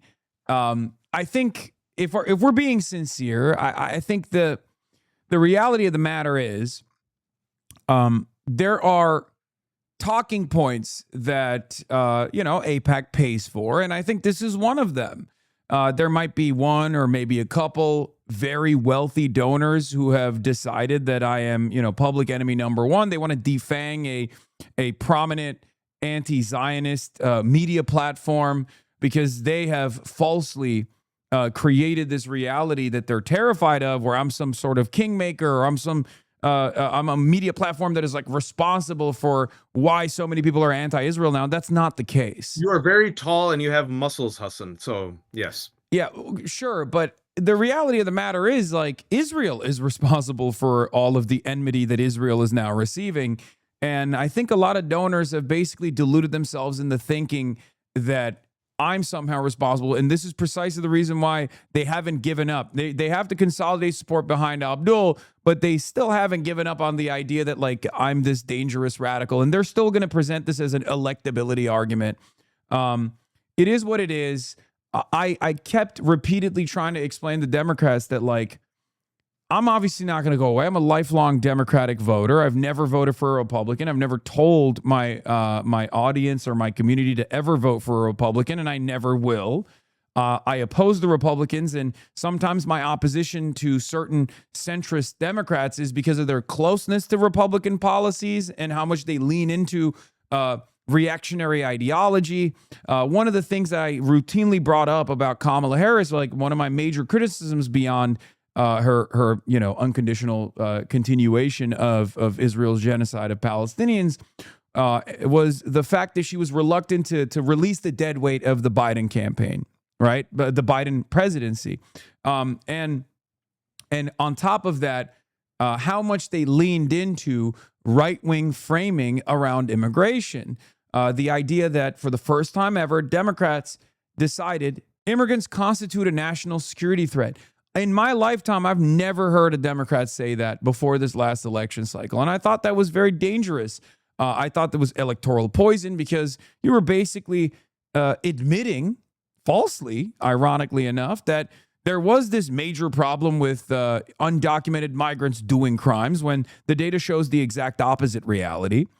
And then you were basically teaching your base, a base of Democrats and independents, that the Republicans were right, that the Republicans are correct on this issue of the migrant crisis.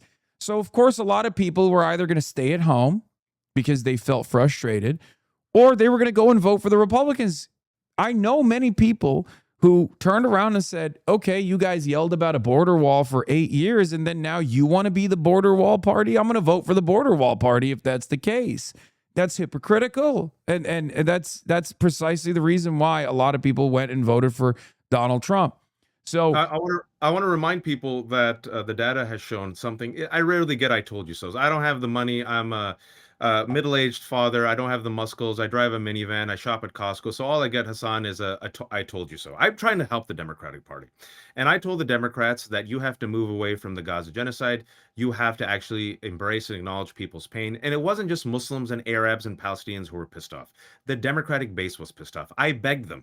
So did you. So did others. At least have one pro-Palestinian speaker. The bar is so low, it's in hell. Just bring one pro-Palestinian speaker or one Palestinian speaker to share the stage with Rose Goldberg Poland, the Jewish mother whose son was held hostage and later we find out unfortunately killed. She gave a beautiful speech, folks. Everyone applauded. You have the Jewish mom there, then you bring a Palestinian mom, you have them hold hands. Wonderful. They didn't even bring one single Palestinian speaker, but they had no problem bringing on Never Trump Republicans, and Kamala Harris had no problem campaigning at least twice with Liz Cheney, who was the number 3 Republican who voted with Donald Trump 92% of the time. But until her skin literally was at risk of being killed on January 6th, that's what caused her to say, okay, that's too much. I say all this because I see the double standards, and I keep the receipts, Hasan. This is the first time you and I are talking. A couple of months ago, I called it. I said, Mallory McMorrow, who was a progressive, who used to come on my show until she announced she was running for Senate, and then she disassociated with me, which is fine, Mallory. Inshallah, one day you can come back. Mallory realized, okay, I'm running in between Haley, I see Israel in my dream, Stevens, and this scary Muslim, Abdul Said. So I'll be Timu centrist and Timu liberal. And I paid attention. You had campaigned for other Democrats. She waited until you were doing one campaign stop with Abdul Said. And then there was an avalanche of attacks. And I'm like, oh, they're going to weaponize Hasan Piker and use him as a bludgeon against Abdul Said and other Democrats. I predicted it would be the Streisand effect. For those who don't know what the Streisand effect is, it refers to when you want to bury something and then you engage in maneuvers to bury it, and what it does instead brings it to light and makes it more famous. But talking about the Islamophobia, just the subtle, blatant Islamophobia used even by liberals, we have to play this clip. Give it to me. C3, Wanji. Been a lot of support on the left for Abdul El Sayed. He's been endorsed by Hasan Piker, who has millions of followers on social media, mainly people under the age of 30. I mention this because he is a very controversial figure. And in March, you compared him to white supremacist Nick Fuentes. Now, Piker spoke to Detroit Public Radio about that yesterday. I want you to take a listen and respond. There's so much diversity of choice in where people can get their news from, so people can come to me directly and figure out what I'm actually about. So that was one of the reasons why that smear campaign failed spectacularly. People started looking at Abdul's campaign. People started hearing what he was saying, and they liked it. And lo and behold, he was in third place before this smear campaign started, and now he's comfortably in first place. I want to give you a chance to respond to that. Certainly. There's a responsibility for whoever we nominate as our next U.S. Senator to recognize we have to build and expand a big tent.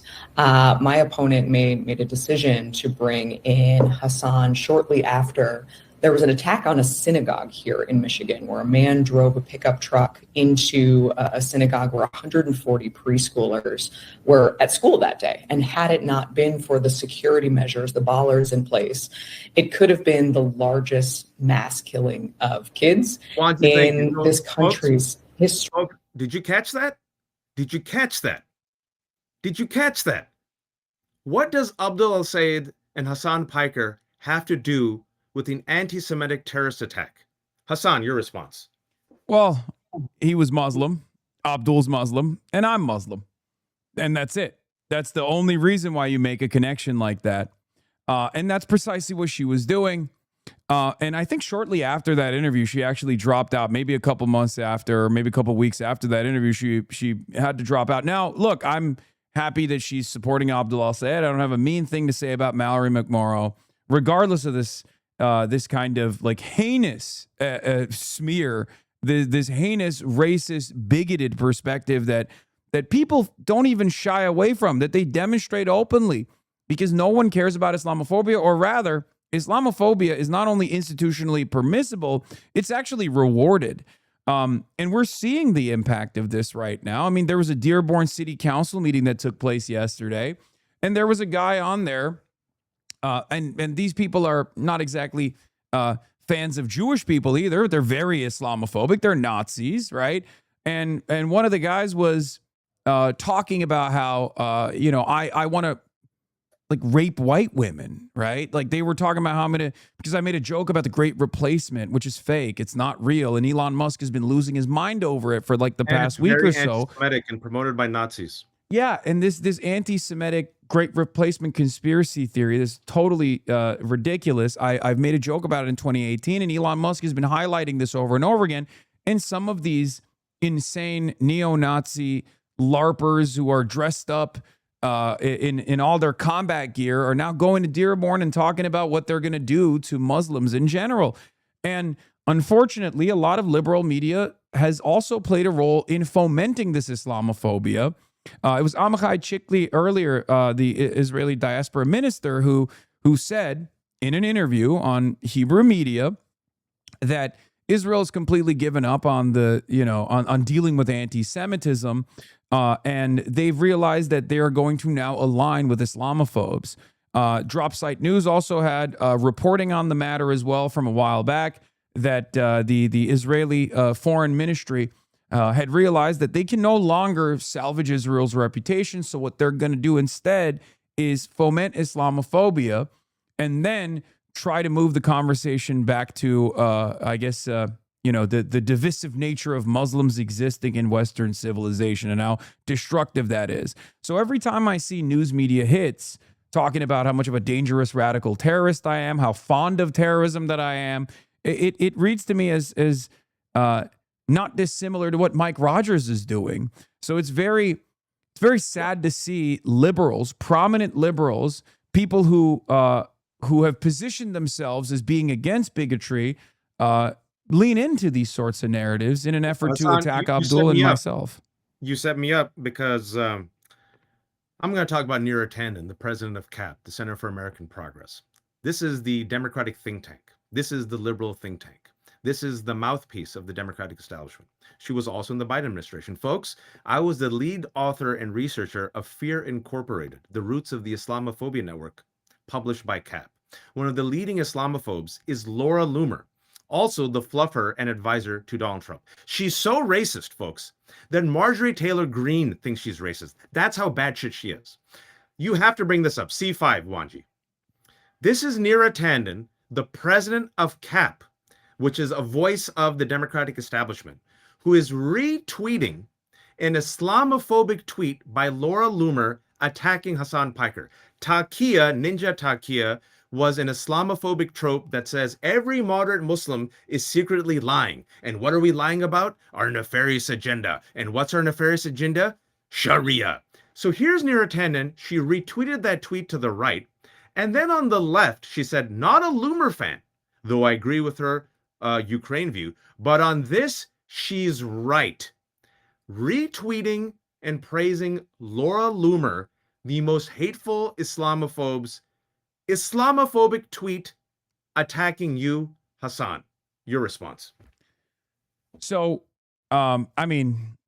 Neera Tanden may or may not have played a role in the Hillary Rodham Clinton campaign early on when they released to the Drudge Report the famous image of Barack Hussein Obama wearing a turban. That was a huge deal in the 2008 primaries.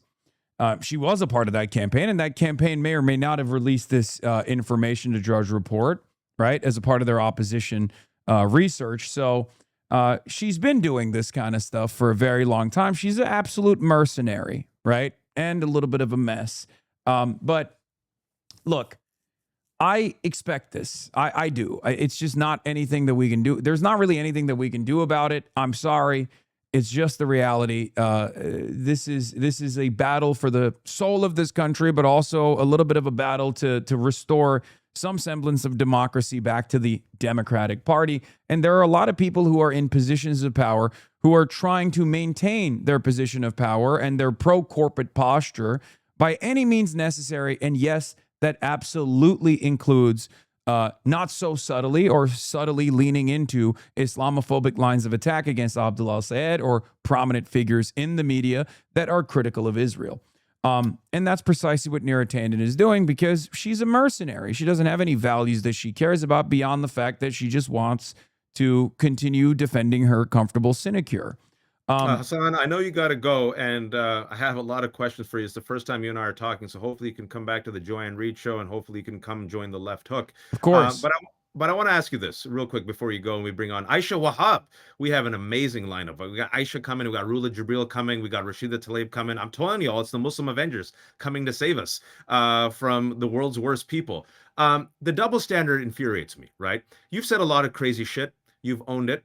There's a lot of people who listen to you like, this is too weird and wild for me. You've heard the accusations.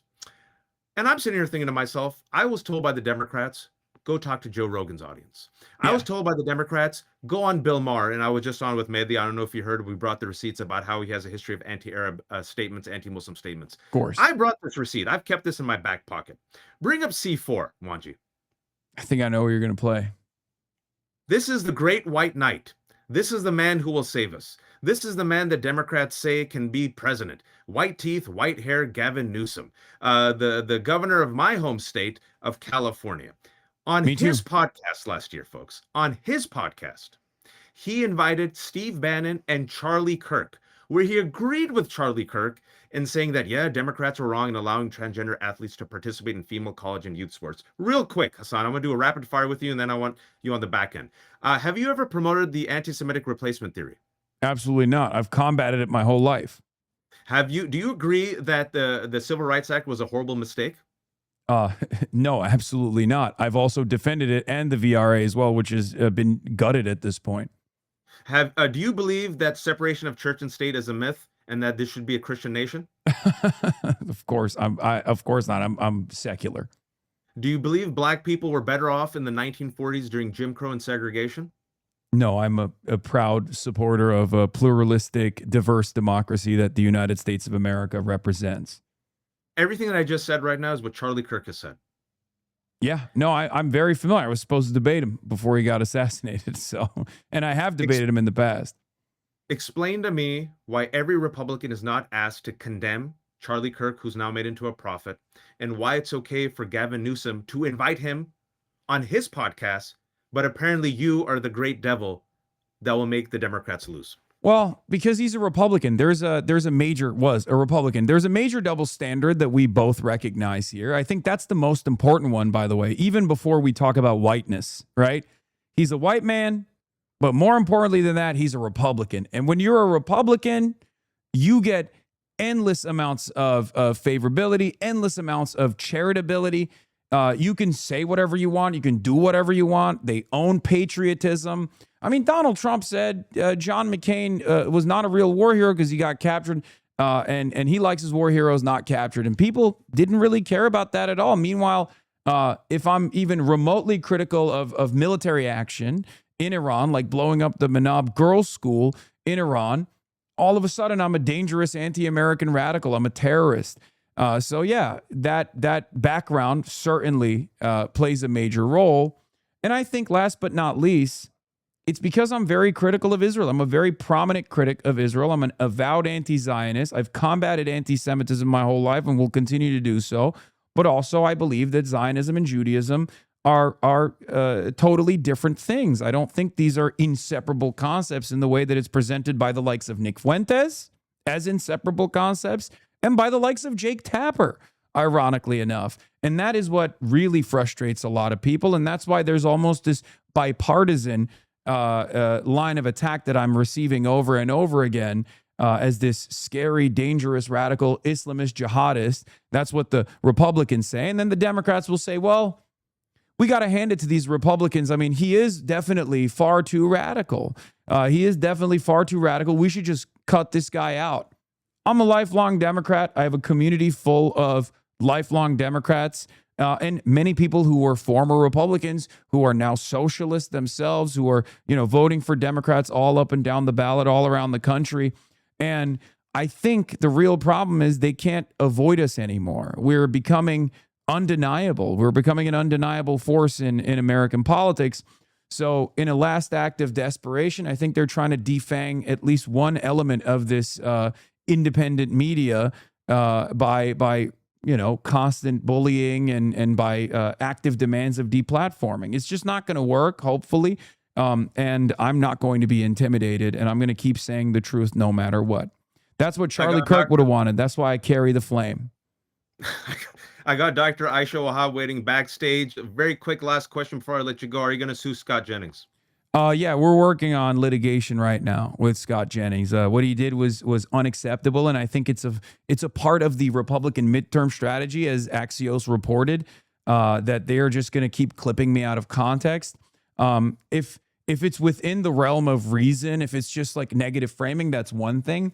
But completely taking something that I was reading, something that I'm unconditionally in opposition to, something as heinous as like claiming that I want to go back to a time when lynchings were happening and that was good. The fact that was what Scott Jennings and Fox News actually went with without even double checking their sources and leaned into that opposition research is unfathomable. And I think someone has to push back against these lies at some point. Sue away, Hasan. Sue away. Come back anytime. That's Hasan Piker. Thank you, sir. We have Dr. Aisha Wahab waiting. Thank you, Dr. Aisha. I know you're so busy. We got Rula Jibril coming and Rashid Tlaib. This is the second hour of this amazing all-star. All right. I have my guests here from American Doctor. So that's why we had to end that conversation shortly. What's up? What's going on? I'm doing all right. Yeah, I'm ready for him. Yeah, let's bring him in. Whoa.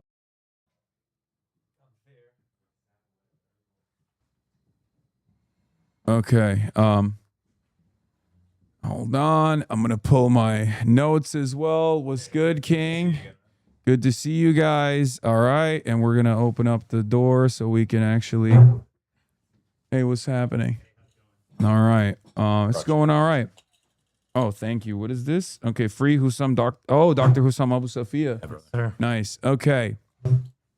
Ladies and gentlemen, it's a great honor to have two brave doctors that went to Gaza and were in the crosshairs of Israel as they tried to sew up the victims of Israel's genocide to the best of their ability.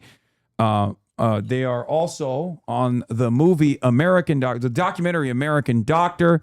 We have Dr. Thayer Ahmad and Feroz Sidwa back for a second time, as a matter of fact. Feroz is here again. First time you were here, there was another camera in the room. Yeah. And apparently that made it to the American Doctor, the documentary that's out in select theaters in the United States and also Canada. Thank you so much for coming, guys, and thank you for all your brave work. Very excited to have you. It's a real honor to have you here. You know what? Let's start with the trailer. Also, you turned off my cams for some reason, Hannah. Okay, we turned it back on. We're good. All right, let's start here. Take you through what Gaza looks like when a hospital's totally overwhelmed. You're getting waves of patients. What do you prioritize? What do you have to treat them? You got no pain medicine to give the people whose legs have been blown off. 3 surgeons all working on one little girl for, 2.5 hours? And she's probably going to lose her right leg, and her left arm. And she's starting to wake up. Let's get her warm. As a Jewish physician, I knew nothing about Gaza. Like most Americans, I thought everybody out here were nothing but terrorists because that's what I was told. I'm not Israeli, I'm not Palestinian, I'm not Christian, I'm not Muslim, I'm not Jewish. I don't really have any connection to it. But as an American, I just don't want my government involved in crimes.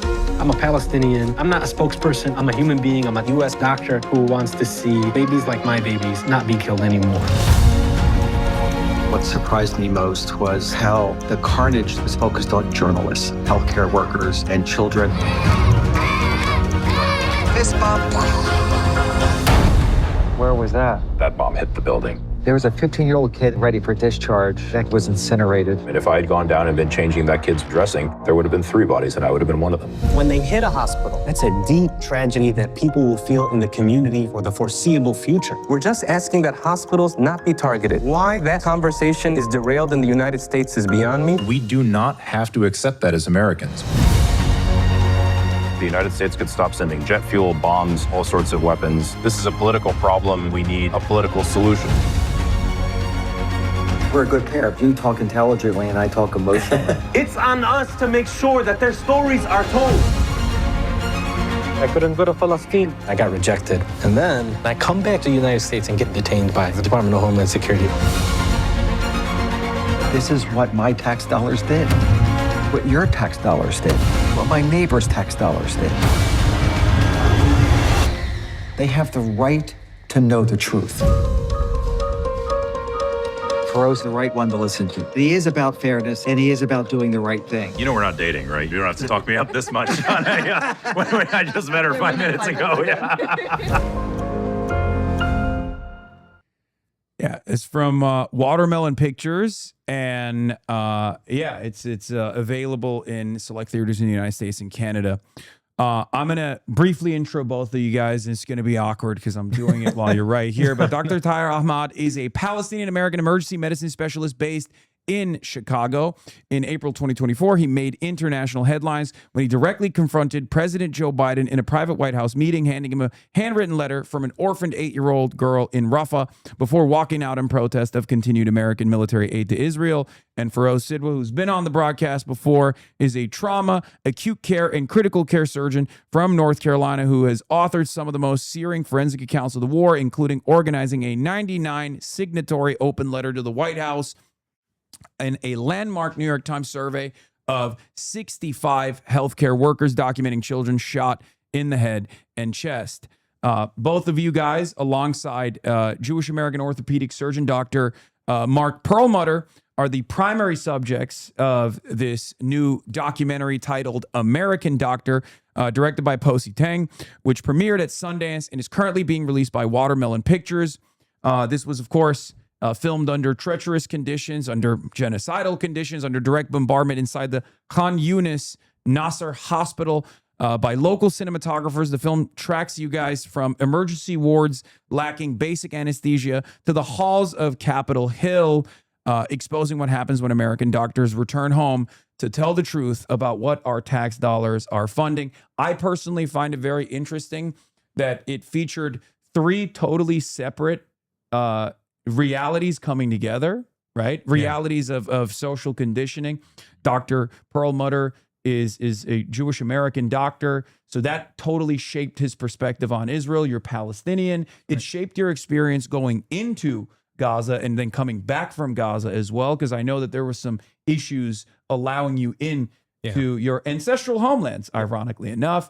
And you're Zoroastrian, right? Or is that true? Kinda, yeah. Okay, I mean, I was born that way, but okay. So like it's three totally unique American perspectives from all around the country, and you guys are united by your follow through on the Hippocratic Oath. You want to save lives, you want to help people, and you find yourself in Gaza. And then after that, your struggle and your work continues. You come to the United States of America and you find out that the depravity doesn't end with the actions of Israel.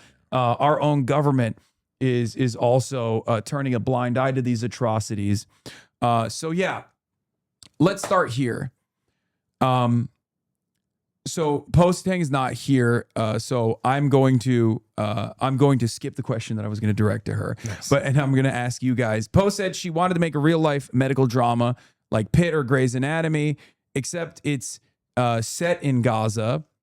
So how did your experiences, like what were you expecting to experience when you actually got to Gaza, and how did your lived experiences change? Like, how did your expectations get subverted by reality? Well, I mean, I've been going to Gaza, the West Bank, all of Palestine for over 15 years. In 2009, the Israelis carried out Operation Cast Lead. They killed 1,200 Palestinians, 300 of them were kids. And I entered through Egypt at that time. I thought that was the worst thing I'd ever seen. I mean, it's really what made me go to medical school. This idea that, you could potentially do some help when there is this really sophisticated army deciding it's going to turn its guns and its weapons towards kids. And I will tell you, Hasan, since then, I went multiple times to Gaza. When I entered in 2024, it was unrecognizable. I mean, you're coming in through Rafah, between the border between Egypt and Palestine, and it's tent city in what's usually a rural town. And there's no electricity anywhere. And, the bombs are just so close. We both have worked in different conflict settings. I mean, I've been in Syria. I went to Lebanon, been in, Jordan. We know how it is to operate when there's a war. This was too close. I mean, every time a bomb drops, the building is shaking. You hear the gunfire. It's blocks away. And it's just it just shows you that the Israeli military was operating in a densely populated area, and it was willing to have as many civilian casualties as possible. In fact, I think we both would argue that was part of the objectives of the war, is to make the casualties so heavy and the numbers so high that either Palestinians would be ethnically cleansed or they would die, in their homeland. Yeah, like for me, I've also been involved. I wasn't born Palestinian, obviously, but I've been involved with the Israel-Palestine conflict since I was 18.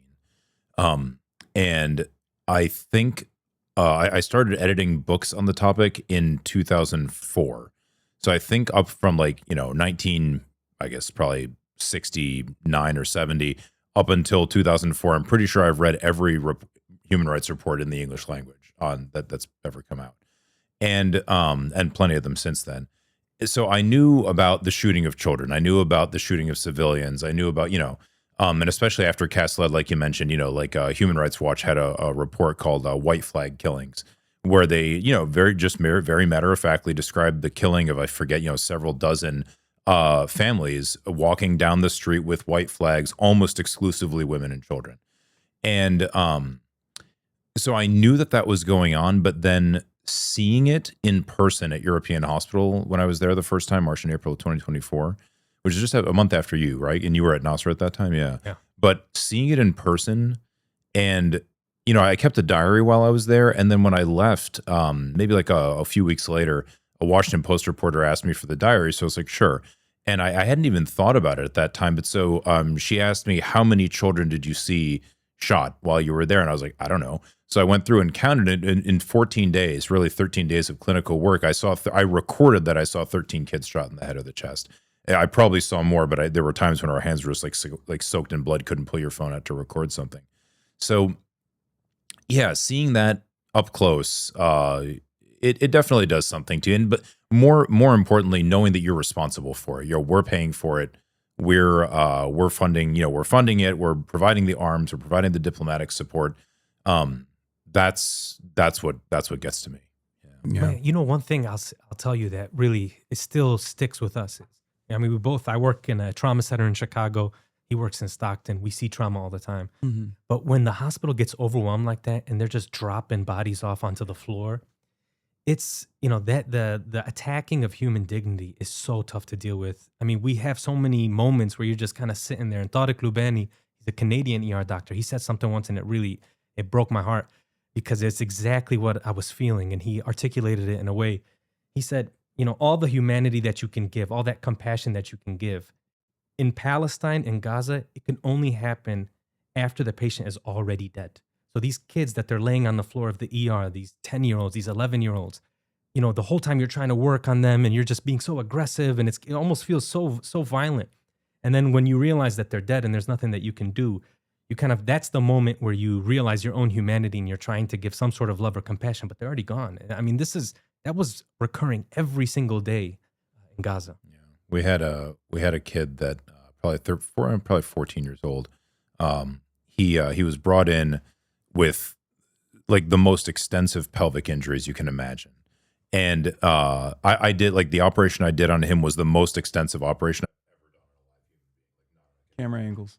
And swamp him. I just could not believe what was going on with this kid. And when we saw him, we were like, he's definitely going to die. There's no way he's going to live. It's like it would be hard for him to live at USC or at Mass General, but here in Gaza, he's clearly going to die. But he was also awake, so it was like, what do we do? Do we just put him in a corner and let him die because he's not bleeding anymore? So he's going to die of sepsis in 3 days.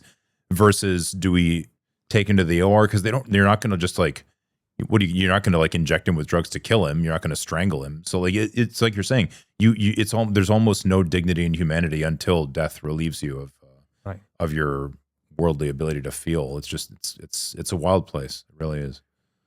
Dr. Tar, despite holding the same American medical credentials and board certifications as your colleagues, you faced severe bureaucratic hurdles, bureaucratic obstruction, and repeated entry denials by Israeli authorities when you attempted to return on subsequent medical missions. You were also harassed when you returned to the United States. How does the political screening of healthcare workers function as a tool to seal off Gaza and eliminate independent witnesses? Yeah, I mean that's all a part of the objectives here. I think one thing, and you had one of them on your stream actually, Big Mo, the beast from the Middle East. Mustafa. He's the man. Yeah, I've had multiple now. I mean, I got one of you guys elected in the office. That's right, Adam's the man. We're a cohort now of people that we've been working together trying to organize, but we have a subgroup of Palestinians who are healthcare workers, who all of us on this WhatsApp group now have continuously been denied. And there was a point now, and this was I actually get really frustrated talking about this. But there was a moment in 2024, late 2024, all of these nonprofits and NGOs that were saying, "Hey, we need doctors, let's bring them in." They would have a line in there, and they would say, "Not if you have any Palestinian ancestry or heritage, do not apply with us because you're going to get rejected." And so that's literally a part of the scheme. That was an official communication coming from the World Health Organization. Yeah. It was wild. Your dad or your mom or your grandparents are Palestinian, you cannot come in. I mean, reading that, like the thing that's so frustrating about it is like it's so obviously an apartheid. It's so obviously a fascist, ethno-supremacist formation that we're funding and facilitating unconditionally. And there are so many liberals who defend it. And they even defend it when they find out about the truth as well. So I wonder, like, how do you guys feel after seeing it with your own two eyes? I mean, you obviously have like experienced it in your history as well, but like, how does that make you feel? The denial, like, do you have conversations with people still who will act as though it's not real? I mean, to be honest, this is something that all Palestinians grow up with. It's just kind of, and honestly, I'll be 100% real with you right now. I sort of accepted it and internalized it to an extent. I was like, it is what it is. We would go to the West Bank, and I remember my wife was pregnant and my mom's in this car, and we would go to a checkpoint and they'd be like, you guys are Palestinians. You have to get down and you have to walk through all of these different areas. Anybody else who's not Palestinian, you can stay in the car and you can pass through. And it was like, hey, that's just the reality. It is what it is. Like, this is what it is. If I'm going to go to this part of Palestine, I may be subjected to checkpoints. These people are separated from us. People in Gaza never made it to the West Bank. People in the West Bank never made it to Gaza. Nobody's making it into Jerusalem. And we kind of internalized this. So, I mean, for me, it's something I think about. It's like, oh, I just sort of accepted this reality. I don't know what you think about it. Yeah, what do you think about it? You know, as a former Zoroastrian. Not former, just an agnostic Zoroastrian. Yeah, as an agnostic Zoroastrian. And, but yeah, actually, I guess that angle is kind of interesting. Zoroastrianism and Judaism have a quite close history, actually. The Jews were enslaved. This, way long time ago. The Jews were enslaved in Babylon, and then Cyrus the Great was the emperor of a Persian empire, which was a Zoroastrian empire. He invaded Babylon, took the city, actually freed the Jews, and repatriated them to Jerusalem, and built the second temple from the Persian treasury to replace the one that I guess the Romans had destroyed. And there's actually this thing that's, I think, maybe misleading, but still, it's called the First Declaration of Human Rights. Was a tablet that was issued by Cyrus, declaring that the Jews have the right to worship, and just some basic rights. And there's a copy of that that's sitting outside the UN Security Council. And it's like the plaque. I can't remember the exact words on it, but it says, this is one of the first recognitions of universal rights, and that all people have the same rights, regardless of who they are, regardless of where they are. That seeing that so shockingly transmogrified into this psychotic, apartheid is not even, it's not the wrong term, because it's not harsh enough. Like the African National Congress, the people that fought apartheid, they'll still say it today, they're adamant. They're like, no, the Boers never did anything like this to us. This is crazy. It's really a shocking thing to see in person. I remember the first time I was in, I lived in Israel from 2004 to 2005. I was in Haifa working with a Palestinian Jewish cooperative there. And I would tour around in the West Bank, and I was going, I think, from Nablus to Jenin in a shared taxi with 3 other guys. I think I told you the story before. And we get to a checkpoint, the checkpoint outside of Jenin, and the Israeli soldier, he's this big, kind of chubby dude with a mustache, like a career guy, not a young reservist. He orders all of us out of the car. So okay, we get out of the car, and this is all in like Hebrew and Arabic, but he says, I'm going to check your ID, and then you take one step over and stand here. It's like literally, there's only 4 of us. It's not hard to keep track, but whatever. So he looks at my passport and he's like, whatever, this guy's an American. And then he looks at the other 3. And then the last guy, who's probably like 19 or 20, he's like, he checks his ID and he says, move over 1 step. And the guy's like, I don't want to move over 1 step. You checked my ID. What's the problem? He's like, move over 1 step. And no, I don't want to move over 1 step. And so they like start shoving each other. I'm like, shit, this is getting like bad. So I got between them and I looked at the Palestinian. I was like, Khalas, like just, stop. It's okay. And then I was turning around to say, like, it's okay to the Israeli guy. In Hebrew, it's like Beseda. He just clocks me. And I had glasses at the time. They flew off. I like went down to one knee, and I kind of just, I was scared. I didn't know what to do. So I just put my hand up like this. And then I think he realized that he hit the American. So he was like, oh crap, I better stop. So he just threw all of our IDs on the floor and walked away. And when we got back in the car, none of them even thought this was weird. You know, it wasn't even like, and I was about there. I was 21 or 22 at the time. Like, none of them thought anything of this. And I was like, holy, like, this is just, it's inescapable when you're there, you know? Yeah. And that was more than 20 years ago. By the way, Big Mo just had a baby, named him Faye. He got his wife out of Gaza. Yeah. But there's you talk about apartheid. There's like a real non-zero chance that his son may never be able to visit Gaza ever, even though his mom and his dad are from Gaza. So I mean, that's just the reality of it. We can say, apartheid and ethnic cleansing, but this is how it plays out. Yeah. No, it's unbelievable that it's something that we learn about in history books about, like, my whole life I've been taught, like, this is a heinous crime. This can never be repeated, never again. And then it's being repeated in broad daylight in front of our eyes. It's the first ever live stream genocide.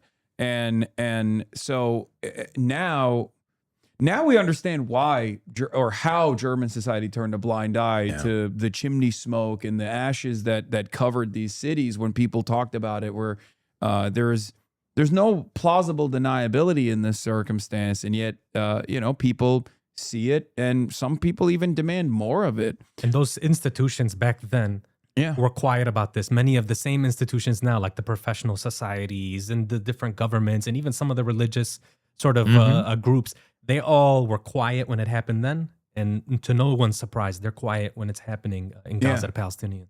Yeah, absolutely. So your fellow volunteer surgeon, we just talked about him, Dr. Adam Hamawi, U.S. Army combat veteran who famously saved Tammy Duckworth. Duckworth's life in Iraq before volunteering alongside medical teams in Gaza, recently won the Democratic congressional primary. That's right. In New Jersey's 12th district on an explicit platform of healthcare, not bombs. As physicians who have spent years attempting to lobby an obstinate Congress from the outside, what does it mean for your movement to see a frontline medical colleague break through the party establishment to take a seat inside the halls of power? Does that give you a little bit of confidence? It gives me hope. Yeah. I mean, to be honest, and you're also Palestinian, so it's like doubly. I'm interested to hear what you think about all the anti-Zionists running for office and winning.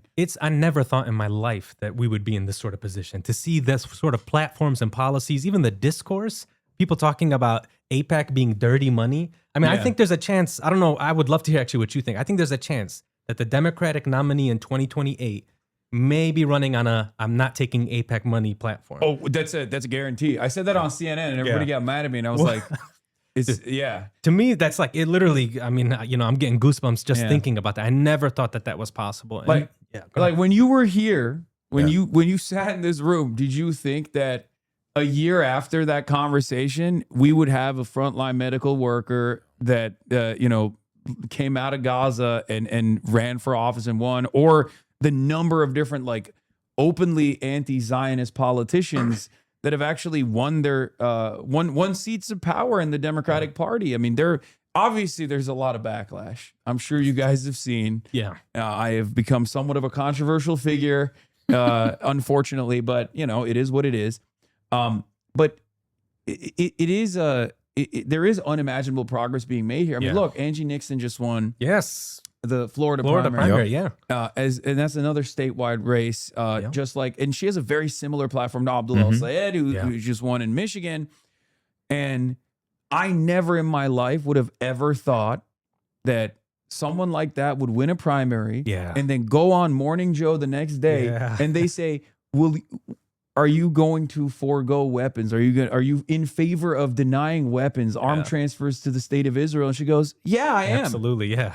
Like, that's insane. I mean, it's such a normal position when you understand the severity of the crisis, when you're like, this is a genocide. Of course we have to do an arms embargo. We should do accountability, right? Yeah. And yet it's still unbelievable in comparison to even a year ago, 2 years ago, or certainly 10 years ago. It's also a natural position if you're a politician and you actually think that what people believe matters. Like if you even leaving it, like, suppose you have no morals whatsoever. If you want to get elected and you're paying any attention to the United States, not just like, in other words, if you think that people matter, not the money, actually that's the money not only that people are winning, like Nixon in Florida, is that right? Yeah, Florida. Yeah, I think I saw, if I'm remembering these numbers correctly, I think she spent just shy of $1 million, and I think her opponent spent almost 17 million. No, and he fundraised 17 million. I think he spent like 5 million. Even total, still, like a even 5 then, to that's a 1 5 to 1, spending ratio used to guarantee just total Victory. obliteration. Yeah. Abdul El-Sayed, 13 or 12 to 1. Is that what it was? Yeah, Yeah. these are wild numbers, you know. So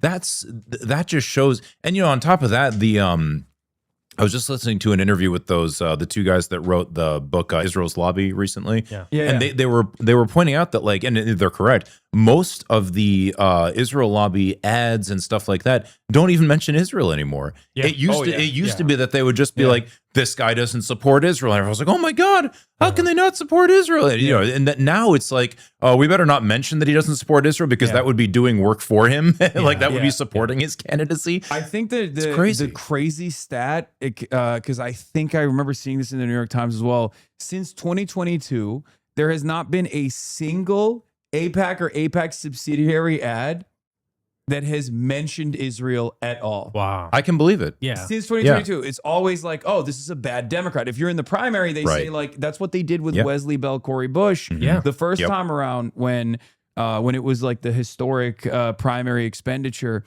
there was not a single mention of Cory Bush's position on Israel. And then after that victory comes for the, you know, AIPAC candidate, then they'll gloat. Right. Then they'll be like, oh yeah, being pro-Israel is good politics and good policy. Yep.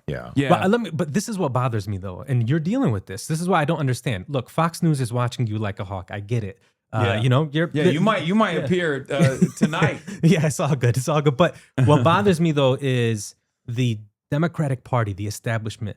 They're still making the same mistakes that they made in 2024, and this idea that they can just somehow bully this like populist progressive movement. I mean, are they going to make the same mistake in 2028 where they're going to shove a candidate down our throat who has bad politics and policy in general, but also on Palestine? I mean, that's, you know, this could be a disaster if we're talking about a Vance or a Rubio presidency, because the Democratic establishment can't read the room. No, I'm not worried about that. Okay, why? Because look, I look at, again, last time Feroz was here, I look at where I was mentally and where I thought about like American politics was heading. And where we are now. That happened in less than 2 years. I remember getting kicked out of the DNC for calling out after being invited as a creator for Kamala Harris. I got kicked out of the DNC while a New York Times reporter was sitting next to me in front of 70,000 live viewers. I lost my credentials because I criticized the Democratic National Committee and the convention for not having a Palestinian speaker.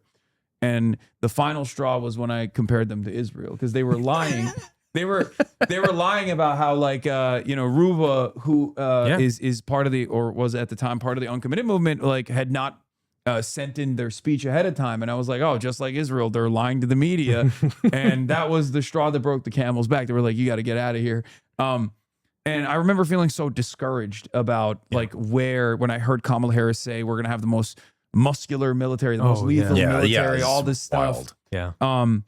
That was 2 years ago. That was only 2 years ago. Now everyone can't stop talking about DSA and all these like anti-Zionists winning these crazy victories all around the country. And therefore, I mean, 2 years from here on out, especially when some of these guys, I mean, look at Zoran, right? Like he has delivered on his agenda, on his promises. He's done a tremendous amount of work in terms of like normalizing some of the sentiment as well, being brave at times when it's necessary to say, I'm not going to Israel in that New York primary debate. That was a huge moment. That was a real turning point, right? In messaging in mainstream news.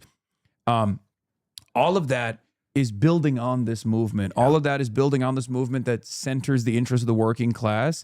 So yes, I do think that 2028, judging by our trajectory, by the exponential growth of this movement, by all of these compounding victories, 2028 is going to have a much more positive outlook, I think. Oh, nice. Yeah, I'm ready. You got me. You got me psyched up now. Ready to do some door knocking. I don't foresee the 2028 Democratic primary victor being pro-Israel in any way, shape, or form. it's going to be treated like abortion. Like, would you expect the 2028 Democratic primary winner to be restrictive in abortion in any way, shape, or form? No, right? No chance, yeah. And I think Israel will be viewed in the same exact partisan manner. There are obviously a lot of, growing pains in the process. These guys cannot contend with this reality shifting. They're so comfortable. They're so used to posture arrogantly and make maximalist demands and have a lot of those demands get satiated and fulfilled.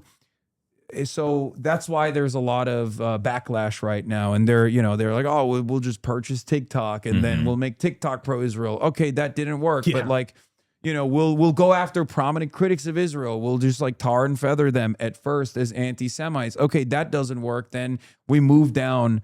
We move down the line.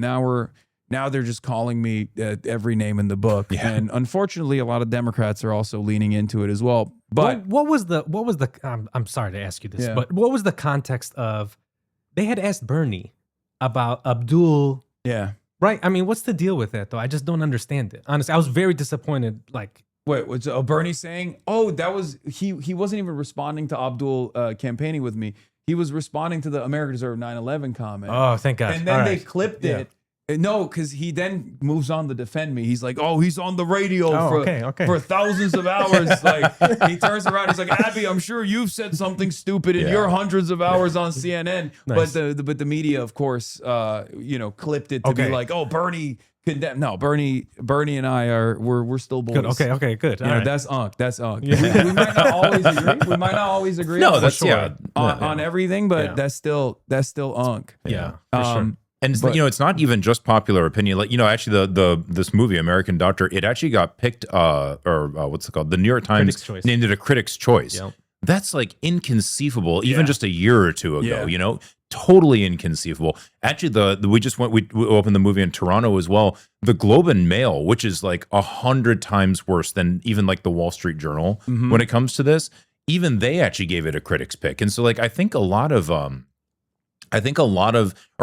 and I were on Amanpour's show this morning. That's and he and I were on Amanpour's show in probably 24? April of 2024, maybe She's May. a little bit woke though. She's a little bit more woke than the rest of. Yeah, no, she is. But smart, and she's an intelligent woman and she's a fair interviewer. So fine. But when we were on there, 2 years ago, it wasn't her interviewing. It was somebody substituting for her. But every single thing we said, I saw kids shot in the head. Oh, CNN cannot independently verify this. I saw people starving. CNN cannot independently verify this. That was just the constant thing. And then PBS took it down from their website. Nobody wanted to touch this. Now Amanpour herself just tweeted out part of the conversation that we just had. So things have definitely changed. Not enough yet, but we got to keep pushing and we got to hold our, we can't make the same mistake that we did with Obama, which is elect him and then go home. Yeah. It's got to be, people have to keep their, hold politicians accountable. But if we do that, there's only up to go, So going back to the Capitol Hill side of this conversation, because you guys obviously pushed a lot when you came back, that's also part of the documentary as well. The documentary follows your transition from operating rooms to under artillery fire to the halls of Congress and hallways of Capitol Hill.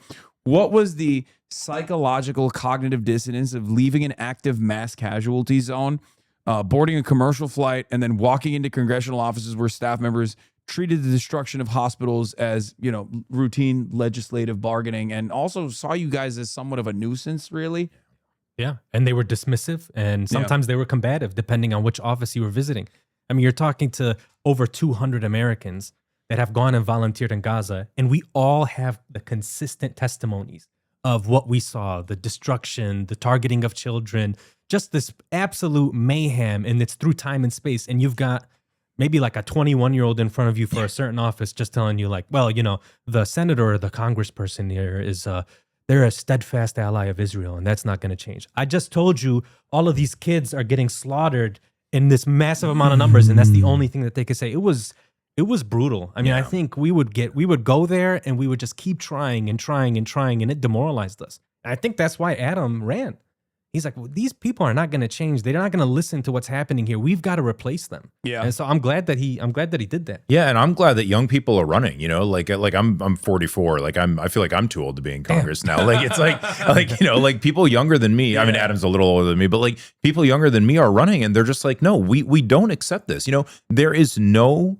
It's not a law of the universe that Americans have to subsidize the mass murder of children. That is not. There's no. It's not a law of like gravity or you know what. That's not a thing.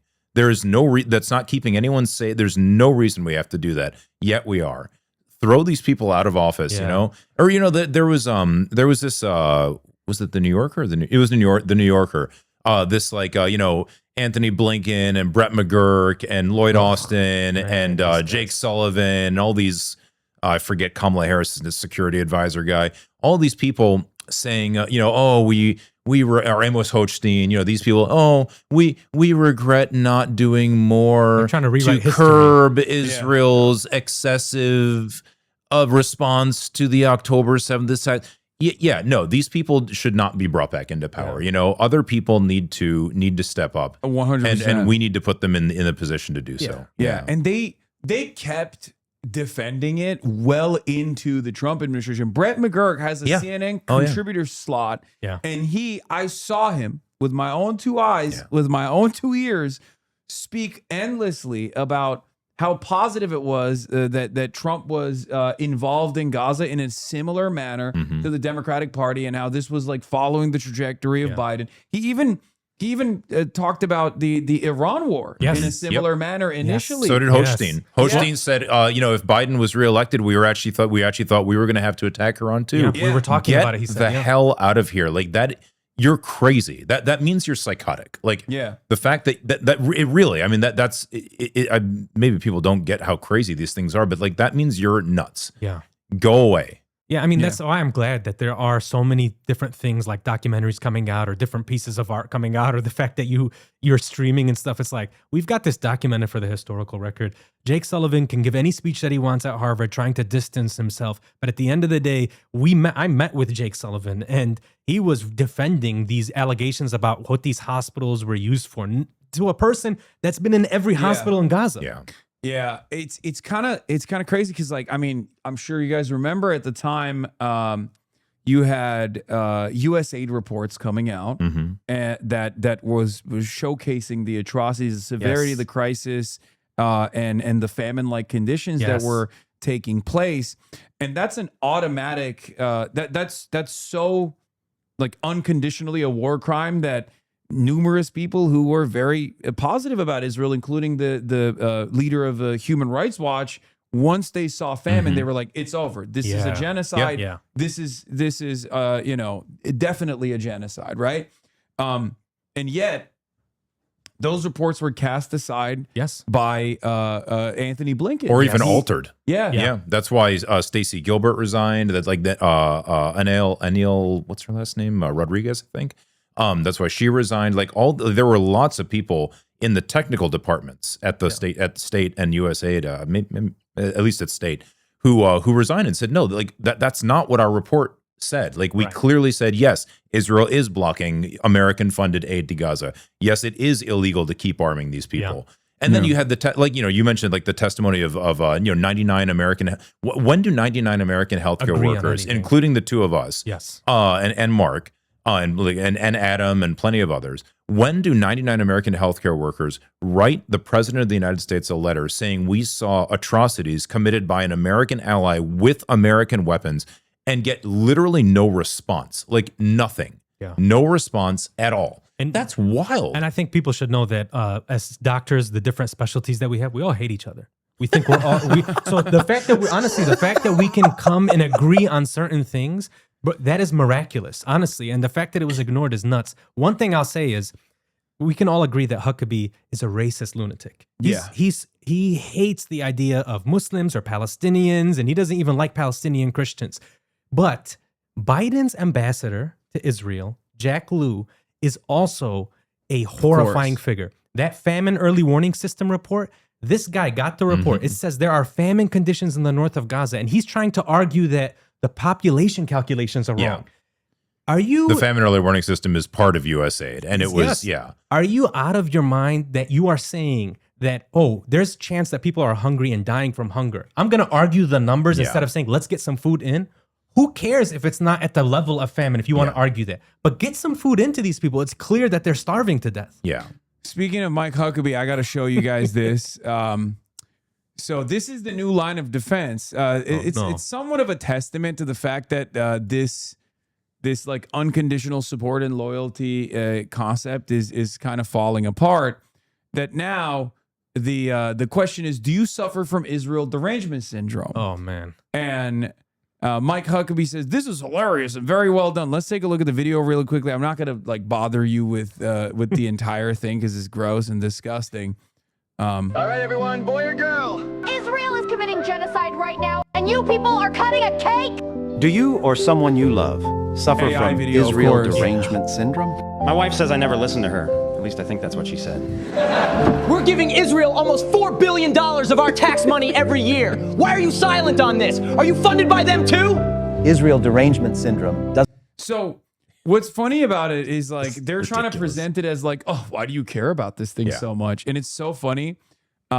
From my perspective, at least, which I replied to Mike Huckabee with, this is especially funny coming from you, big dog. You literally said Israel has a right to implement the Greater Israel Project. Yeah. If there's a person, if there's anyone that's like obsessed with Israel, it's evangelical Zionists. Oh man. People like Mike Huckabee, who I think would literally sacrifice their firstborn, or even like an entire American state in the American mainland, just so Israel gets to behave in a belligerent manner in the region. So very funny that now their attitude is like, why do you care so much about this? It's only $4 billion a year. It's facts, which by the way, that's all facts. And they're somehow saying there's some derangement there. Yeah. Huckabee, by the way, is a rogue ambassador. I hope people understand this. He refuses to call it the West Bank. Yeah. Because of this like insane. Yeah, he's a zealot. he says Judea and Samaria. He never says the West Bank, which of course is not U.S. foreign policy, at least for the last 5 decades. And he's like, I mean, that next thing there, the Times of Israel that you have where he's meeting with the ex-spy. Yeah. I mean, are you telling me this was approved by our State Department? Yeah. Did Rubio know about this and said, hey, it's all good, meet with this guy who was, spying on us? So this guy's totally rogue. And he's just, I mean, he's and meeting sanctioned Israeli ministers, calling sanctions outrageous hypocrisy. I mean, it's insane. Yeah. We are run by lunatics. Yeah. The idea that Mike Huckabee, who is, as far as I understand, he's a Christian pastor or some kind, right? Yeah. The idea that this man does not understand that when you starve children or when you pay someone else to shoot children, or that's something that you should be worried about, and can dismiss it as, Israel derangement syndrome and pretend that everyone's yelling at stand-up comics who make jokes about their wives, like in the middle. This is absurd. Like it's kind of hard to. I mean, I know we're laughing about it because it is pretty funny, but it's kind of hard to appreciate how psychotic that is. I mean, that's I don't know. I feel like that's like somebody being like, oh, you're obsessed with Germany because they're, why are stand-up comics standing up and yelling about the Holocaust in 1940s? Well, there's a reason. I mean, there is a good reason for that, actually. Yeah. Like if people were doing that in the 1940s, now we would praise them for it. Yeah. One of the worst takes I ever heard, I don't know why he reminded me of this, is Patrick Bet-David was talking about That's my rebranding. goat. That's your guy, huh? No. Oh, God. He's so funny. Oh, I can't believe you brought that up. Do you remember the take he said? He goes, Israel has a PR problem. He goes, and I have an idea. Let's do the roast of Benjamin Netanyahu. Yeah. It's like, wow, that is as bad as it gets, man. Dude, it's because these guys are fucking stupid. Okay? It's because they're so stupid. I mean, I love Patrick. He won't have me on a show for some reason. He's had Nick Fuentes on, and I'm a bridge too far. These guys literally think I'm like a more dangerous radical than fucking Nick Fuentes, who they defend all the time. That shows you how out of touch they are too. This is just a crisis of PR. As though you can just like solve it by roasting Benjamin Netanyahu. It's insane. It's like they've murdered children and they continue to murder children right now during the so-called ceasefire. Yeah. There's one element that I really wanted to talk to you guys about, because like the documentary is covering 3 different experiences that unify under this this shared experience. Was there a hierarchy in credibility when you guys came back as well? Because like, look, Mark is Jewish. You're not Palestinian. You're not Jewish, and you're Palestinian. So like, did you feel as though even in the media reception of it all, there was a difference in your perspectives, like, or the coverage itself? I mean, for sure. And that's something that you just have to understand is the reality here. I am Palestinian, but I also feel like I know what I'm talking about when it comes to Palestine, the history, the healthcare situation. I'm a board member for, a Palestinian medical organization that works in Palestine. And this is what I do. I've been doing this for a very long time. I know every inch of Palestine. I know all of the hospitals, Gaza, West Bank, Jerusalem. And I've been working there for the last 16 years. But I have to acknowledge, though, that when an American, an everyday American, maybe somebody from the Midwest, maybe somebody on the West Coast, when they see me talking about it, there is this sort of, well, he must have an agenda. He is biased. And that's part of the dehumanization. It's why these people don't acknowledge the children being slaughtered, but it's also why you can sort of just say it's these people over there, these lesser than people, these folks, these Palestinians, they're different. Like you mentioned, I heard you mention Jake Tapper, but he's somebody I always think about. Is like he has that sort of dehumanizing, racist understanding, right? So no matter what I say, I can be the smartest person in the room. He's not going to accept it from me. I mean, and so I think that's why I really appreciate guys like Feroz and Mark, why they do what they do, understanding that the backlash is there because they're not going to be spared. You're not going to be spared from this. But the fact that you're willing to speak up and say these things, I mean, that to me, I mean, I say that's courageous to do it, honestly. Yeah, no, I've never, look, for the most part, for most of my career, I've been doing this for 13 years. And before people were like hyper-focused on, every little thing that I've ever said, I was still an avowed anti-Zionist, right? But most people had not like fully comprehended the issue at all. It didn't become such a salient problem for them. And most of the time they would cover me as like a white guy who's, kind of bro-y, right? I was a white cisgender heterosexual guy who's like a little bit bro-y. Post October 7, I'm Muslim.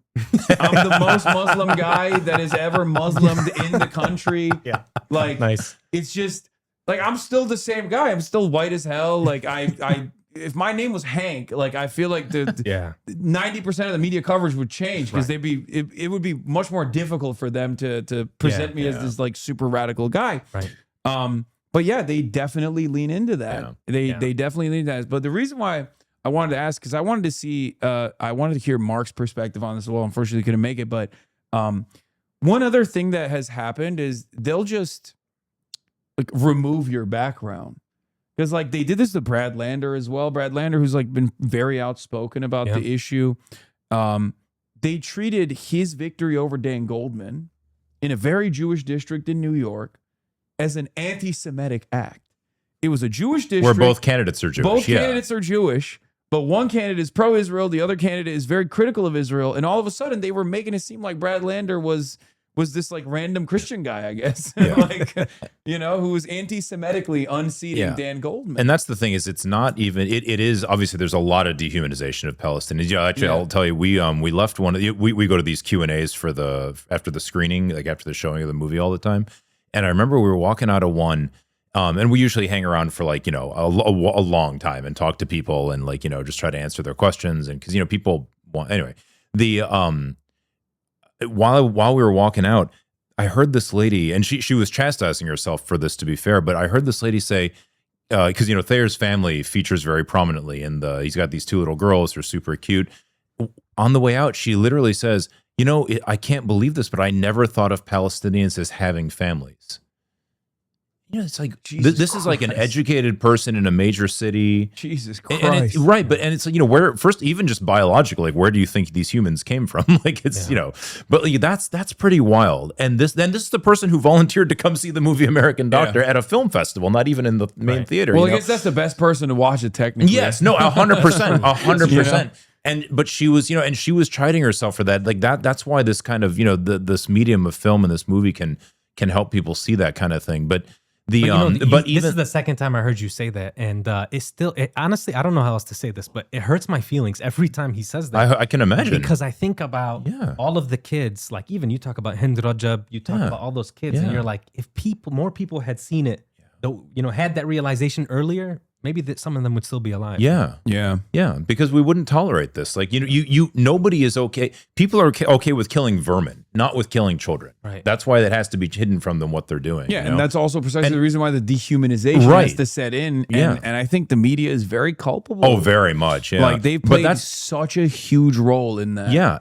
But the interesting thing is that, like you just said, it even extends to the idea that Jewish people who don't want this done in their name, or even they can be dismissed as, their opinion also doesn't matter for some reason. Like, now there's this new phenomenon of, I think we saw, like, maybe it was Chris Cuomo or Andrew, it must have been Chris Cuomo talking to Adam Friedland. That guy.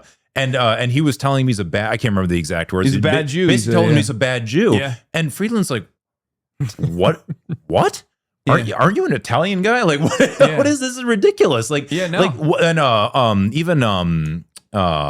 name Van Jones? Is that he's done that. Like this new phenomenon of non-Jews telling other Jews that they're bad Jews because they're not Jewing right is just crazy. Yeah, it's outrageous. So, like, anybody that, the American media system can accomplish a lot of really crazy stuff. Yeah, no, it's unbelievable that, like, your level of Judaism is now determined by how pro-Israel you are. Yeah. Because they did this with Abdul al-Sayed. I saw it happen with my own two eyes, where they were like, you're attacking Haley Stevens, and it's very anti-Semitic.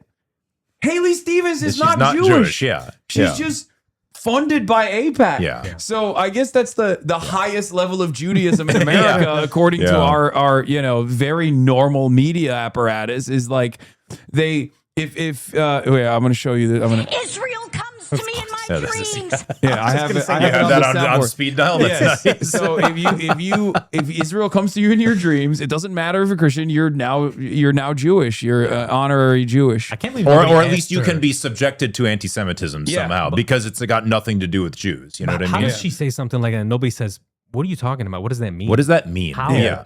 I don't. But yeah. I mean, people say weird things at rallies. I get it, but, like, that is odd.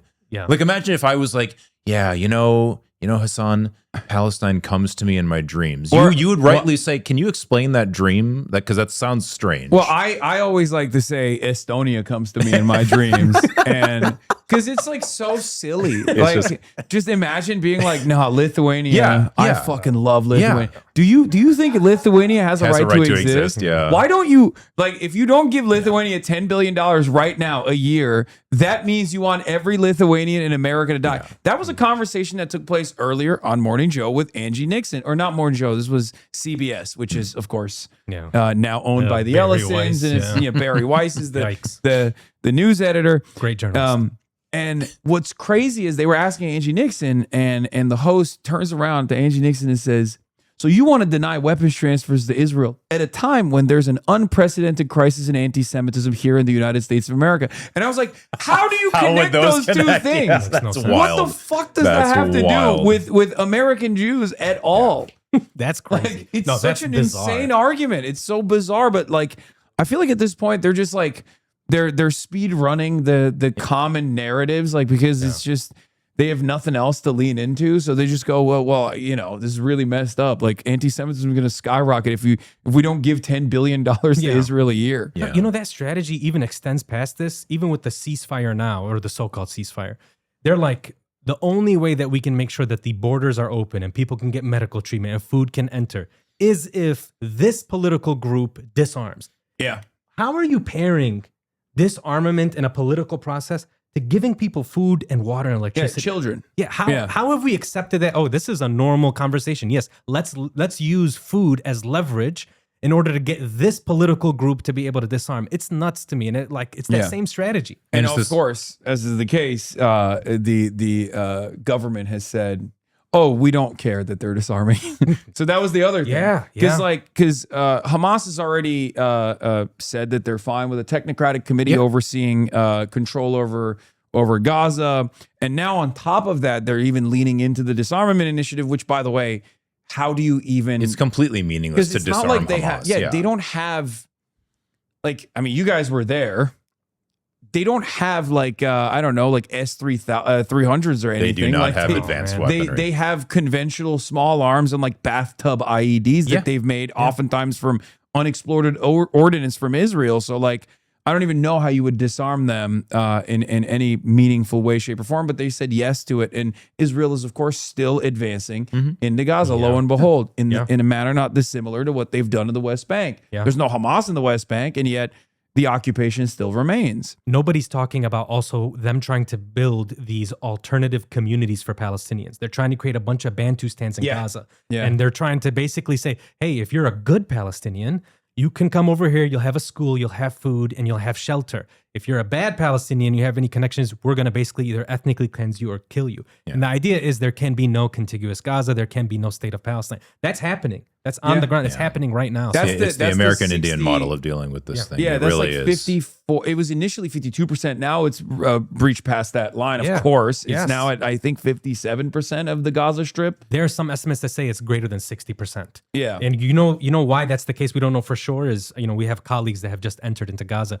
They can't even before when the ceasefire happened, there were cinder blocks. Yeah. And they would be like, okay, this is the yellow line. Now they keep inching closer, and the only way they know is when they engage and they fire on people. Yeah. Yep. When they shoot children, that they claim is like passing the yellow line that keeps expanding. That's the other thing about this military that I hope people can understand is they had a policy of just engage with anything that breathes or moves. Even Israeli hostages that escaped. Yeah.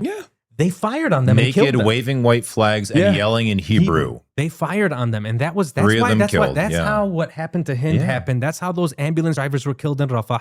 That's how all of these people have lost their lives when they were trying to cross the street and flee because they were told to evacuate by the Israeli military. And it's just like they told their soldiers, just fire. Yeah. Let it rain. If anybody wants to read about this, Breaking the Silence, it's an Israeli reservist group that just takes testimony from them, but also Haaretz, which is it's one of Israel's major newspapers.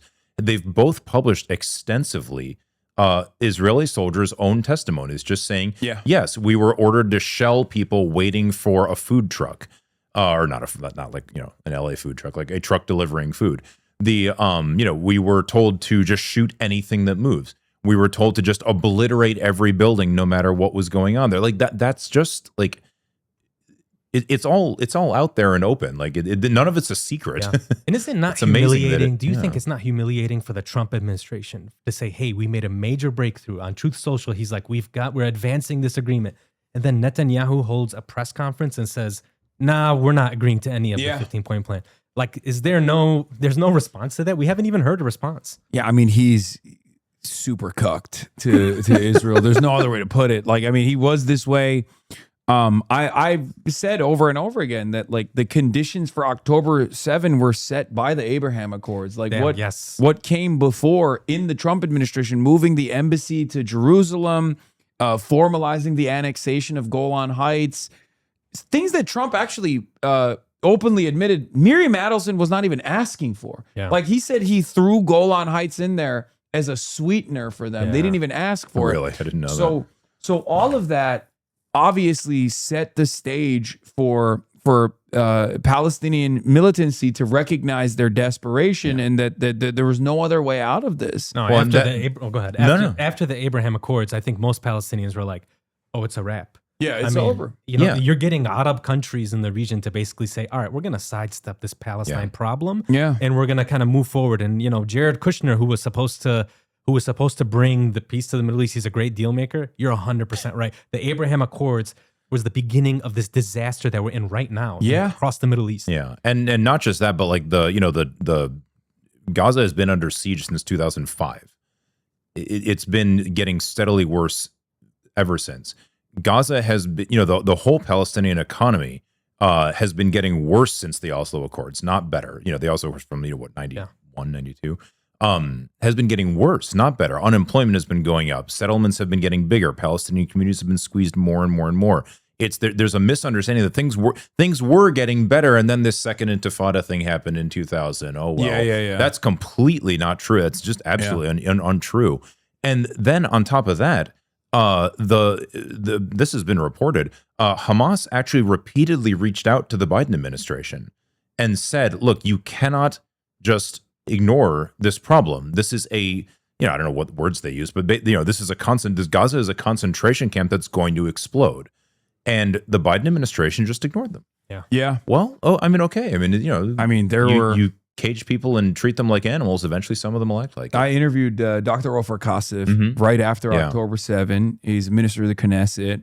He's an anti-Zionist Jew, the only anti-Zionist Jew in the Israeli Knesset, and one of the few in Israel in general. Yeah. And he told me he sent a lot of letters to American politicians, some of which I admire even, I won't say who, about the conditions in the West Bank and Itamar Ben-Gvir and like all of the initiatives that they were engaging in the West Bank that was inevitably going to bear out a very violent response. So like people act as though this was not, this was an unpredictable, cataclysmic event.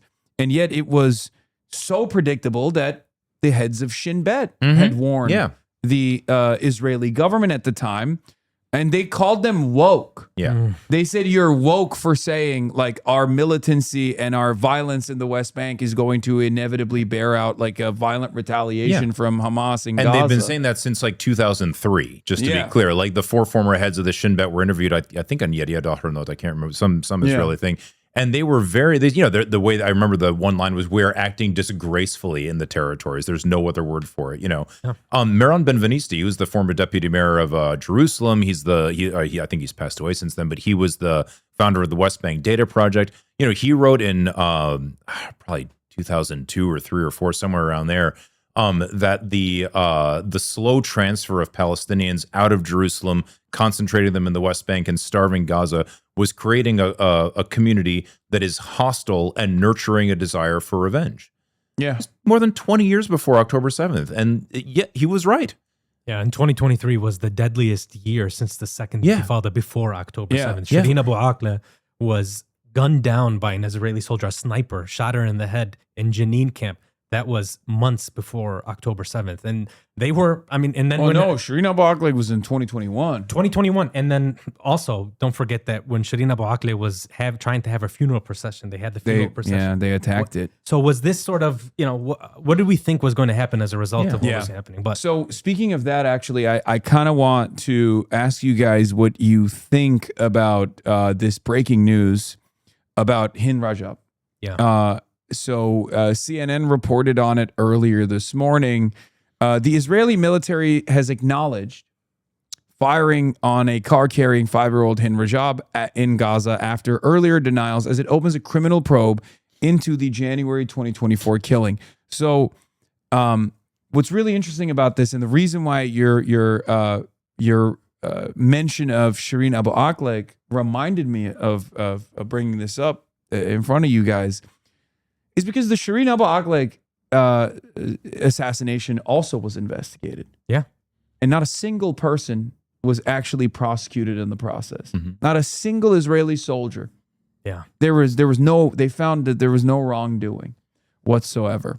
So how does this make you feel when you see things like this? Do you feel like this is like the Israeli government is actually, even if it's to save, to engage in a face-saving operation, do you feel like there will be anything in this criminal probe? No, I think the Israelis are very tactical. They understand when the pressure is very high on them. They know when they have to release certain statements. They know what they're supposed to say. And so this is classic. If you look at anything that's happened that has reached like global notoriety or really high profile incidents or events, this is what the Israelis will say. This is what they will do. And this is how they calm things down. And you're exactly right about what happened with Shireen.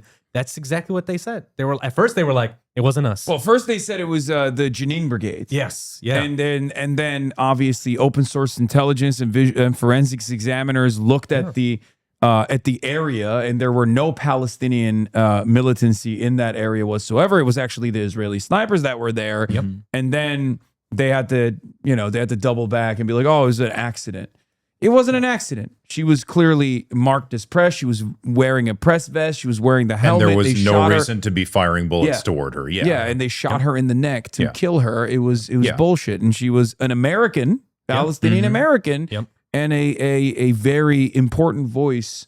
Constituent of Cory Booker and Really? I didn't know that. New Jersey. So go ahead. No. I mean, that's the other thing is they did the same thing with one of the producers of No Other Land. Who the Israeli settler killed on camera. On camera, exactly. And now they're saying, oh, we're gonna, because there's a big extremist settler problem. And so this is, I mean, I don't know, maybe I'm being pessimistic, but this is classic. This is how the Israelis play it. They're very strategic with what they're saying and the announcements that they make. And it's really to calm, I think, any pressure from the Americans or the Europeans. Do you remember the Great March of Return? There was, I think, a 19-year-old volunteer nurse. Yeah. Do you remember her name? I can't remember her name. She was wearing a white coat. Yep. She's out there. I think. That sounds right. Yeah. Tiny little woman, obviously a threat to nobody, out there treating people's wounds where, you know, in one of the greatest mass woundings of young people that's ever taken place. And she gets shot dead by a sniper. I don't know if you remember, the New York Times did this elaborate reconstruction. Like, where did the bullet come from? And they eventually, I think if I remember right, they determined that the bullet likely hit the ground, bounced up, and killed her that way.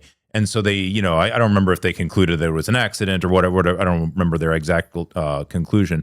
None of that matters. Yeah. What matters is that the Israelis, with our support, full support, lined up snipers and for 2 years straight shot dead people who were protesting, asking for their freedom. That's what matters. And it's exactly the same thing with Hind Rajab. The Israelis might conclude that, yes, you know, soldier so-and-so, you know, Lance Corporal so-and-so fired the weapon from his, his Merkava tank recklessly 300 times, and therefore he will get a demotion. Who cares? I think this has nothing to do with this. This is like telling somebody that, oh yeah, this one time one guy murdered an American Indian. But the rest of it was fine. Like, no, this is ludicrous. It's completely ridiculous. What I suspect is what they'll do is I think one of the commanders actually died in Lebanon, so they might like shift the blame over to shift the blame over to the dead guy. Actually possible, and then be like, oh, he did it. Oops, and he no wrongdoing. Regardless, you know, we're still honoring him, but you know, it was him. And it's interesting because this is the same time when the Israeli decision not to prosecute the killing of aid workers in Gaza came out. Now, is this here's about the the World thing. Central Kitchen? Yeah. That happened when I was in Gaza. April. Yeah, what's crazy about this, of course, is World Central Kitchen is run by I forget his name, Jose Andres. He's a good friend of Biden's. Yeah, he's a nice guy in general, but let's be real, he was brought into Gaza to do PR for Israel because he was like very antagonistic to you know the Palestinian position from the start. And you know, he's friends to the Bidens, he's friends with the Israeli government. Absolutely. And what's interesting about that is he was brought in at a time when famine was starting in Gaza, and basically they allowed him to go in there with the World Central Kitchen. And they still triple tapped their convoy that was engaging in deconfliction with the Israeli military, as you're supposed to when you're down there, when you're out there. And now they're saying there was no wrongdoing. And I guess Jose Andres is outraged once again, saying they strongly condemn the Israeli military prosecutor's account of the deaths of our 7 colleagues on April 1st, 2024. It's just... It's the 3rd or 4th time he's been outraged by this. Yeah, I know. What are you going to do about it? You said that they're very good at like leaning into propaganda. Yeah. This is the first time I'm going to disagree with you. Okay, let me hear it.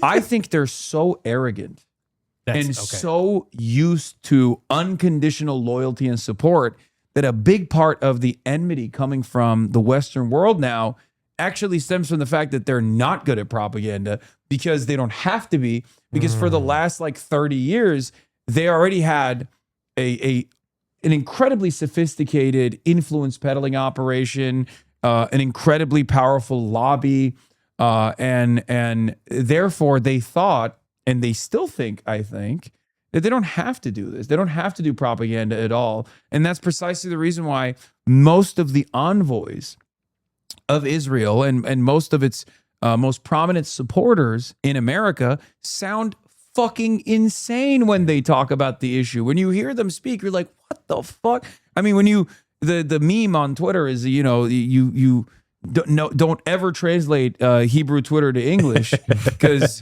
you know it's some of the most racist things you've ever heard. Wild. It's pretty wild. But it is reality. I feel like that you only arrive at that condition if you have just never had to face accountability. And it's supremacist thought as well. You might the reason you might be right, or you're probably right, I should say, is me and Feroz were in New York last week, and we met with the elected 10 of the Security Council. So these are not the permanent members of the Security Council. And we met with the EU, basically trying to tell them that we think the only way forward is through accountability. You have to be able to hold the Israelis accountable, because we feel that the Americans, after several visits to Capitol Hill, this is what we told them, aren't doing that. And the responses that we got essentially were, well, let's see kind of what happens with the elections, both in Israel and in the United States. Oh my God. Like as though Gadi Eisenkot is going to change the dynamic at all of Israeli society when they're running attack ads on him for hugging Arabs. They're running attack ads. If you hug an Arab in Israel, they're like, oh, look at him. Now, that's actually a really interesting point that I want to hear from you guys on as Americans, right? I've often said Israel and America are two peas in a pod. I actually did an interview with Haaretz recently, and there was a lot of pushback when I said this. Like, we are sister nations through and through, and we're both countries that are going through a similar transformation. We're both settler colonies. We've never really acknowledged the indigenous genocide here, and its scars still very much remain. And Israel is going through its indigenous genocide right now in broad daylight with our support. And what I've always found so fascinating about that is that Israel has also become much more right-wing and much more socially conservative. I mean, look, the reality is, like, the Nakba aside, even though it's not something to wash away at all, Israel was created by a bunch of, I guess, quote unquote, woke, secular, socialist Jews. So like they thought that this was going to be a somewhat more progressive project, but it can't be progressive if you're doing ethnic cleansing.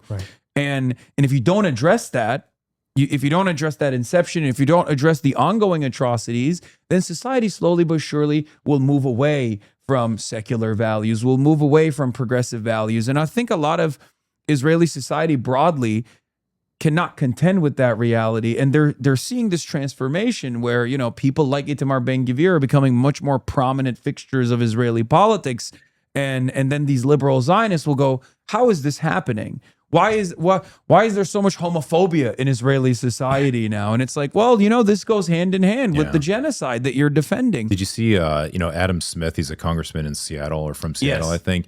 He was on, I think it was Breaking Points. He was talking to Crystal, Shout out Crystal. And she said, you know, how can you, I don't remember the exact words, but like, how do you square your progressive stance on, you know, economics and Medicare for all, whatever it might be, with this seemingly illiberal stance towards Israel? And I was honestly genuinely shocked that somebody said this out loud. He just said there is no liberal solution to Israel. In other words, Israel is, you know, he didn't say it this way, but I'm interpreting it. Israel is an illiberal state, and that's fine with me. You know, that's wild. Like that's completely crazy. And that I actually just had this like kind of getting back to what you were saying before about like their propaganda is bad. I think ethno supremacy just makes people dumb. Like you kind of can't. You know, I've talked to a lot of people who were in the like very much in the anti-apartheid movement. And they said there was kind of a similar thing where, you know, South African Boers would just, they couldn't understand what everyone else doesn't understand. How can you not understand how great we are, how amazing we are? Don't you understand that these Africans are barely human, and, you know, they're just all crazy. If we don't control them, they'll just, you know, rip the whole place to shreds, or, you know, these like awful things. But it was so self-evident to them. And it just results in this march to the right, you know? And I really feel like, you know, like South Africa, you know, with the democratic transition, that's one way to end up resolving that problem. But the other is what happened north of there where I worked when I was in med school, Zimbabwe. And in Zim, it was a very, very violent end to this. And once the apartheid system in Zimbabwe, which was almost identical to South Africa, was dismantled, it just dissolved into this horrendous interscene violence. Yeah. And now, the Matabele and the Shona regularly attack each other. It's just a total disaster. And that's, we kind of have to decide which route do we, if you're pro-Israel, you should probably think about what you're leading Israel towards. It's, it's probably its ultimate destruction. It's very, very scary. And these people, the most younger American Jews see this, and they say we don't want even though we we don't have anything against our Israeli friends, but we're leading them down this crazy path that's going to destroy the Palestinians and Israel. It's not even good for, even if you are pro-Israel, it's not even good for them. No, absolutely. But it's also, and the reason why I brought up the America comparison is because it's destroying the Western world. Yeah. It's destroying the concept of Western liberal democracy altogether, because I think it's making people recognize that there's this insane illiberal force out there that we have to demonstrate uncompromising loyalty to. And in the UK, the Palestine Action protesters and people who hold up placards like, pensioners, 85-year-old Holocaust survivors and 90-year-old Holocaust survivors, they hold up placards and they get arrested. And we are in the Western world basically slowly but surely dismantling our institutions. Some might even say we've never really fully cared about these institutions, but I think this contradiction is forcing people to slowly but surely recognize that Western liberal democracy is dead. It's dying. And I worry about the illiberal, post-liberal, fascist forces that will come out of this process. And I say that as someone who is not only now barred from entering the United Kingdom. I don't know if you guys knew that. Yeah, I did. Yeah. But also, which is insane. Labor government, by the way. So wild. And in a former, was it under Keir Starmer? Yeah, it was under Starmer, right? That's a former human rights lawyer, right? Former human rights lawyer. Unbelievable. Shabana Mahmood, former pro-Palestine activist. Really? Shabana I didn't Mahmood, know who was that. the Home Secretary at the time. Yeah. And then also here in the United States of America, the American government is not exactly fond of me either. And they're becoming more openly fascist than ever before. And I worry, once again, unless we examine and try to solve this contradiction, it's going to turn into barbarism. But there is a global trend, though, that's kind of taken place over the last decade of this very right-wing nationalist, sort of fascist kind of movement growing across the globe. Yeah. And I do worry about what you're talking about, but I see that there are a certain class of people that are trying to take advantage of this. When I think of folks like Peter Thiel and all of these tech bros, techno-fascists, they have a real opportunity here. If we continue along this trend, they're going to dominate. They're essentially going to be the rulers of this world if we continue along this trend. So I think we're seeing the same trend that's taking place in Israel, but you're seeing it in Europe. Obviously, there are some things that argue against it. Thankfully, the Hungarian elections were, I think, a good sign. Yeah. People sort of rejecting it. But even in France, the fact that that very far right party in the most recent election got so many votes. The Nationalist Party. Everybody should be very concerned about that. I mean, AfD in Germany. Yeah, exactly. Yeah, I think a lot of this goes back to what the United States actually is. There's a lot of books about this, but you could one really important book that I think people should read is called The Framers' Coup. It's actually the only academic book I know on the framing and the passage of the U.S. Constitution. And to make a really long story short, the guy, the person who wrote it, I think was at Oxford. The U.S. Constitution was basically written to undermine the radical democracy that existed in the states at the time, basically in order to pay off financiers who had taken war bonds from War of Independence veterans. And it wasn't until the Indian genocide was completed, or essentially completed, and slavery was overthrown, that we actually started to develop liberal institutions in the United States. That's when this isn't in the Framers' Code. This is my interpretation, but that's when you get and especially after World War II, you get into the 60s. Yeah, the 1960s are a huge moment of awakening, of political awakening, of social awakening. All of a sudden, women and students and minorities and all sorts of other people refuse to be silent anymore. Yeah. And there was a big reaction to this. There was on the liberal side, there was the Trilateral Commission. On the conservative side, there was, the Powell Memorandum that, there's a really good podcast series about that from the guys at Lever News. I forget the name David of it now. Sirota. Yeah, Sirota. He's going to get very excited that you mentioned it. No, it's really worth listening. There's a second part of it now, which I haven't listened to yet, but it's really, That's my guy. he does a lot of good work. But that's that backlash, which had, I hate the term, but like bipartisan support, like the kind of the Democratic centrists and the Republicans were both on board with this. The Republicans were more, like the rhetoric was crazier. The liberal internationalists, like, the people that staffed the Carter administration, people like that came afterwards, they were more reasoned and measured. They spoke more like Kamala Harris than like Donald Trump. But that backlash is very real. It's sustained and it's society wide. That's where student debt comes from. That's where mass incarceration comes from. All these methods of disciplining the population. And Israel or fealty to Israel is kind of a way to be in the cult. I'm in. I know. No. It doesn't matter how many kids they kill. I'm in. Yeah, I'm good on this. And it really is. It's a very dangerous aspect of our own society that really should bother a lot of people. Like, why is it that our society can function this way? I think it does. That's what I'm trying to say. Like, but we can change that. Like, we have, like, and when people are trying, like you mentioned, Adam, all these people that are running, and people who are just everyday activists, they're trying to change it, but everybody's got to keep working on it. Like, I think in a different timeline, anyone that got, I only have my own personal experiences to pull from, obviously, but like, if what was happening in the aftermath of all these electoral victories that we've been able to gain a foothold and like build a coalition of like openly anti-Zionist candidates in the Democratic Party that are demanding an embargo on Israel, demanding accountability for Israel's genocide.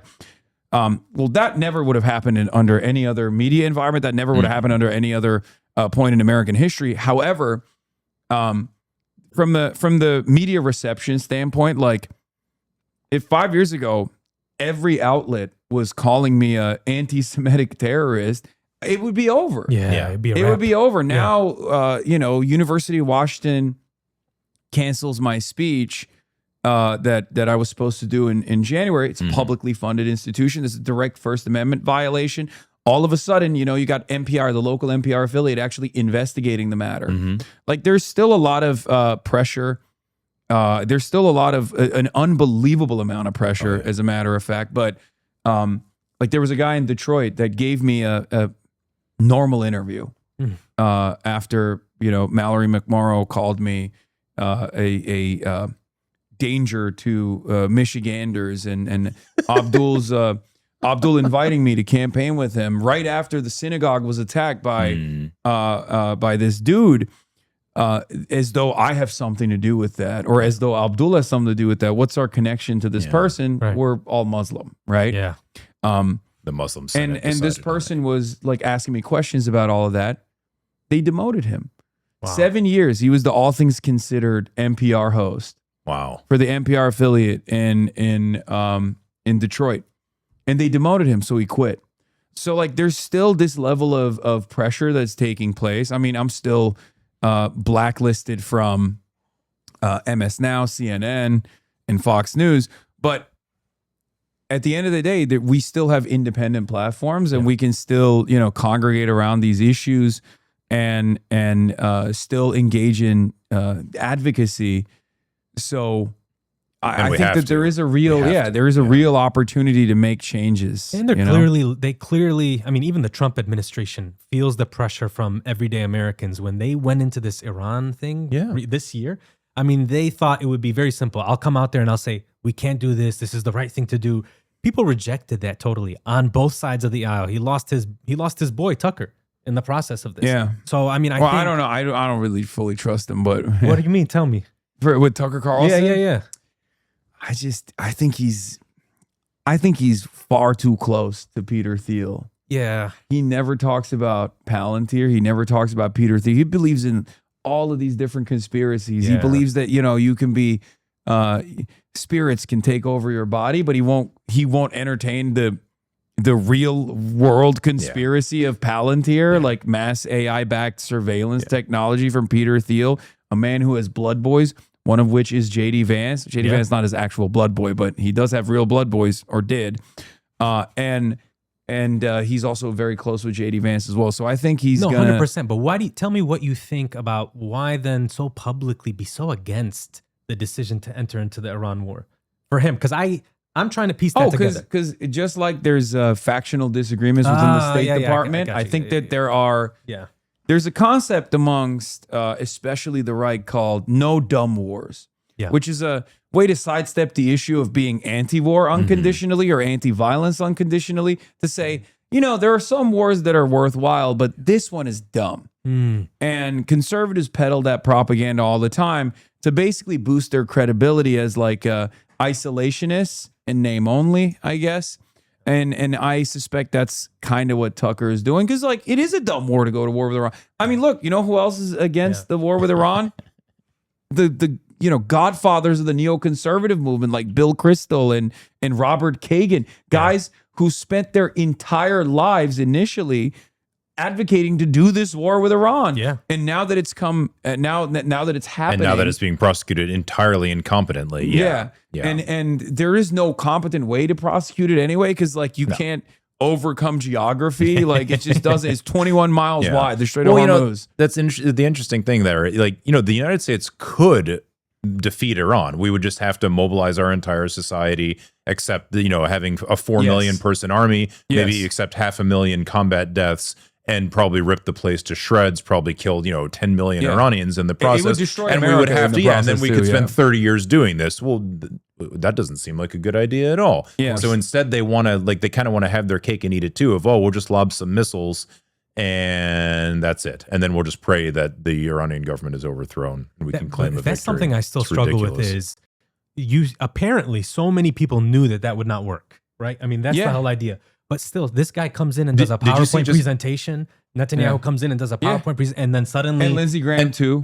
Apparently, it just came out yesterday or the day before, Amman, like the Israeli military intelligence, was saying it wouldn't work. But they went, like, that's what... I mean, these people aren't stupid. I mean, they're not... So what was interesting to me, because I was covering it nonstop, and I kept repeatedly explaining that this was going to be a disaster if we actually implemented it over and over again. And I'm some random guy from the outside, you know what I mean? If I can see it, I'm sure military analysts can too. But one thing that also always was very interesting to me is leading up to the buildup of the Navy Armada, when everyone knew exactly what was about to take place. General Dan Kane, who is the top pro-Trump general, head of U.S. Central Command, very clearly tried to spell out that we would not be able to maintain air superiority over over the Iranian airspace, and that we would inevitably run out of our standoff munitions that were lobbing the Tomahawk missiles, and we would run out of defensive munitions as well in the process, and erode American military supremacy around the globe, and be declared a paper tiger, as we are currently seeing unfold in real time. And because Trump didn't listen to him, he went to the media. And that was very interesting, because this is a Trump loyalist, right?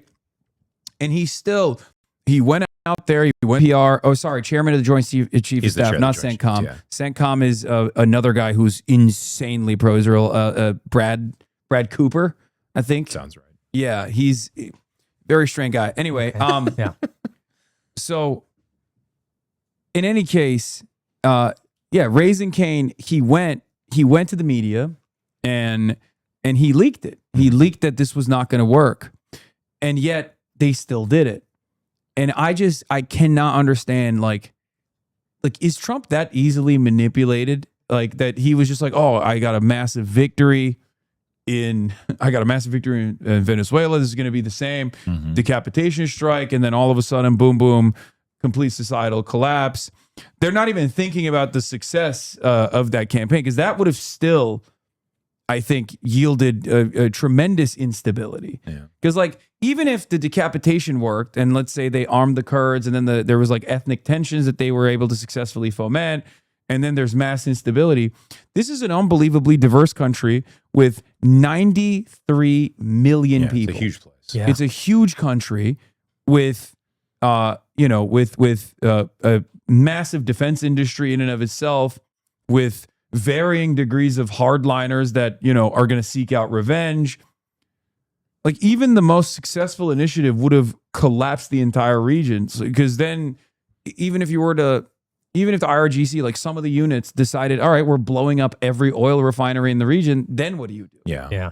It just blows my mind. But that's what the Israelis wanted. They wanted a failed rogue state, right? Yeah. With no air defenses. Yeah, they wanted Libya. Yeah, exactly. Yeah. I think that was actually the model. Yeah. And so, but it's just, nobody said this, the Israelis' interests here are very different than ours. Yeah, they're our boys, but this doesn't make any sense. I mean, it seems like Rubio, Vance all knew that it was a terrible idea. They just didn't have, I don't know, the backbone. I'm not sure. I know the pitch to Trump was clear. It was, no president has ever been able to do this. You're going to kill it. Everybody's going to love you. This is phenomenal. You got to do it. You'll be the best ever. And he's like, okay, run it. I'm sure that was the pitch, but you have all these people around you just, not able to say this is the worst idea we've ever heard. I think it's part of the general decline in American governance that's been going on. Again, go back to the backlash to the 60s.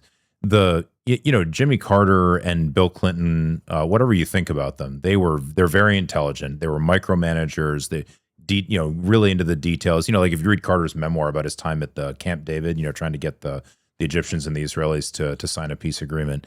He's just talking to me like the micromanaging these details. It's really quite incredible. Same thing with Clinton. Not that I agree with either one of them about almost anything, but they're still impressive people. Then you get to somebody like Barack Obama, who's not, like George Bush, Barack Obama era. These people are both just kind of celebrities. They're not really that into the details. They're not really that into actually. But at least they had a competent team that they were listening exactly what I was going to to. say. Yeah, but at least they had like competent human beings about them. Then you get to Biden and Trump, and you're just like, both of these people are surrounded by sycophantic lunatics, and it's a small circle. It's a small circle where they don't want to talk to anybody else. Yes, they don't. Biden served in the IDF. He's the top guy in charge of Israel relations in Lebanon, and he served in the IDF. Yeah. And Brett McGurk has business ties to the entire region, including to Israel as well. And these are the two primary people that are in Biden's ear. And Biden himself was a zealot too. Biden himself is a committed zealot and also, obviously very confused most of the time. Yeah. But this also goes this is all this change in American governance is really compounded by Citizens United, just my opinion. But it's because at that point, Trump is kind of a unique example of it. He's basically in power because of tech billionaires, Zionist billionaires, exactly, and all of which is developed under the Bush administration. 9/11 gives it a real kick in the, or I should say the reaction to 9/11 gives it a big kick in the pants. We did this to ourselves. And and actually it brings up a good point. Like all of that, all of the post 9/11, like the Patriot Act, all of these changes in the way our society works. Al Qaeda didn't do that to us. Al Qaeda blew up the towers. We decided to take away our own civil liberties. We decided to ruin our own election system. Security, we decided to create this system that bothers Thayer and detains him when he comes home from not even getting into Palestine. He just went to Jordan and hung out in the Amman Paradise Hotel. We both spent way too much time in that place. This is we're doing this to ourselves. This fealty to Israel, we're doing this to ourselves. We do not have to live like this, but we got to make the choice. We got to get off our butts and do it. And one thing I'll say about Biden, which again points to the fact, really, this is the sort of the end of democracy. Is you're exactly right. I mean, I saw this guy.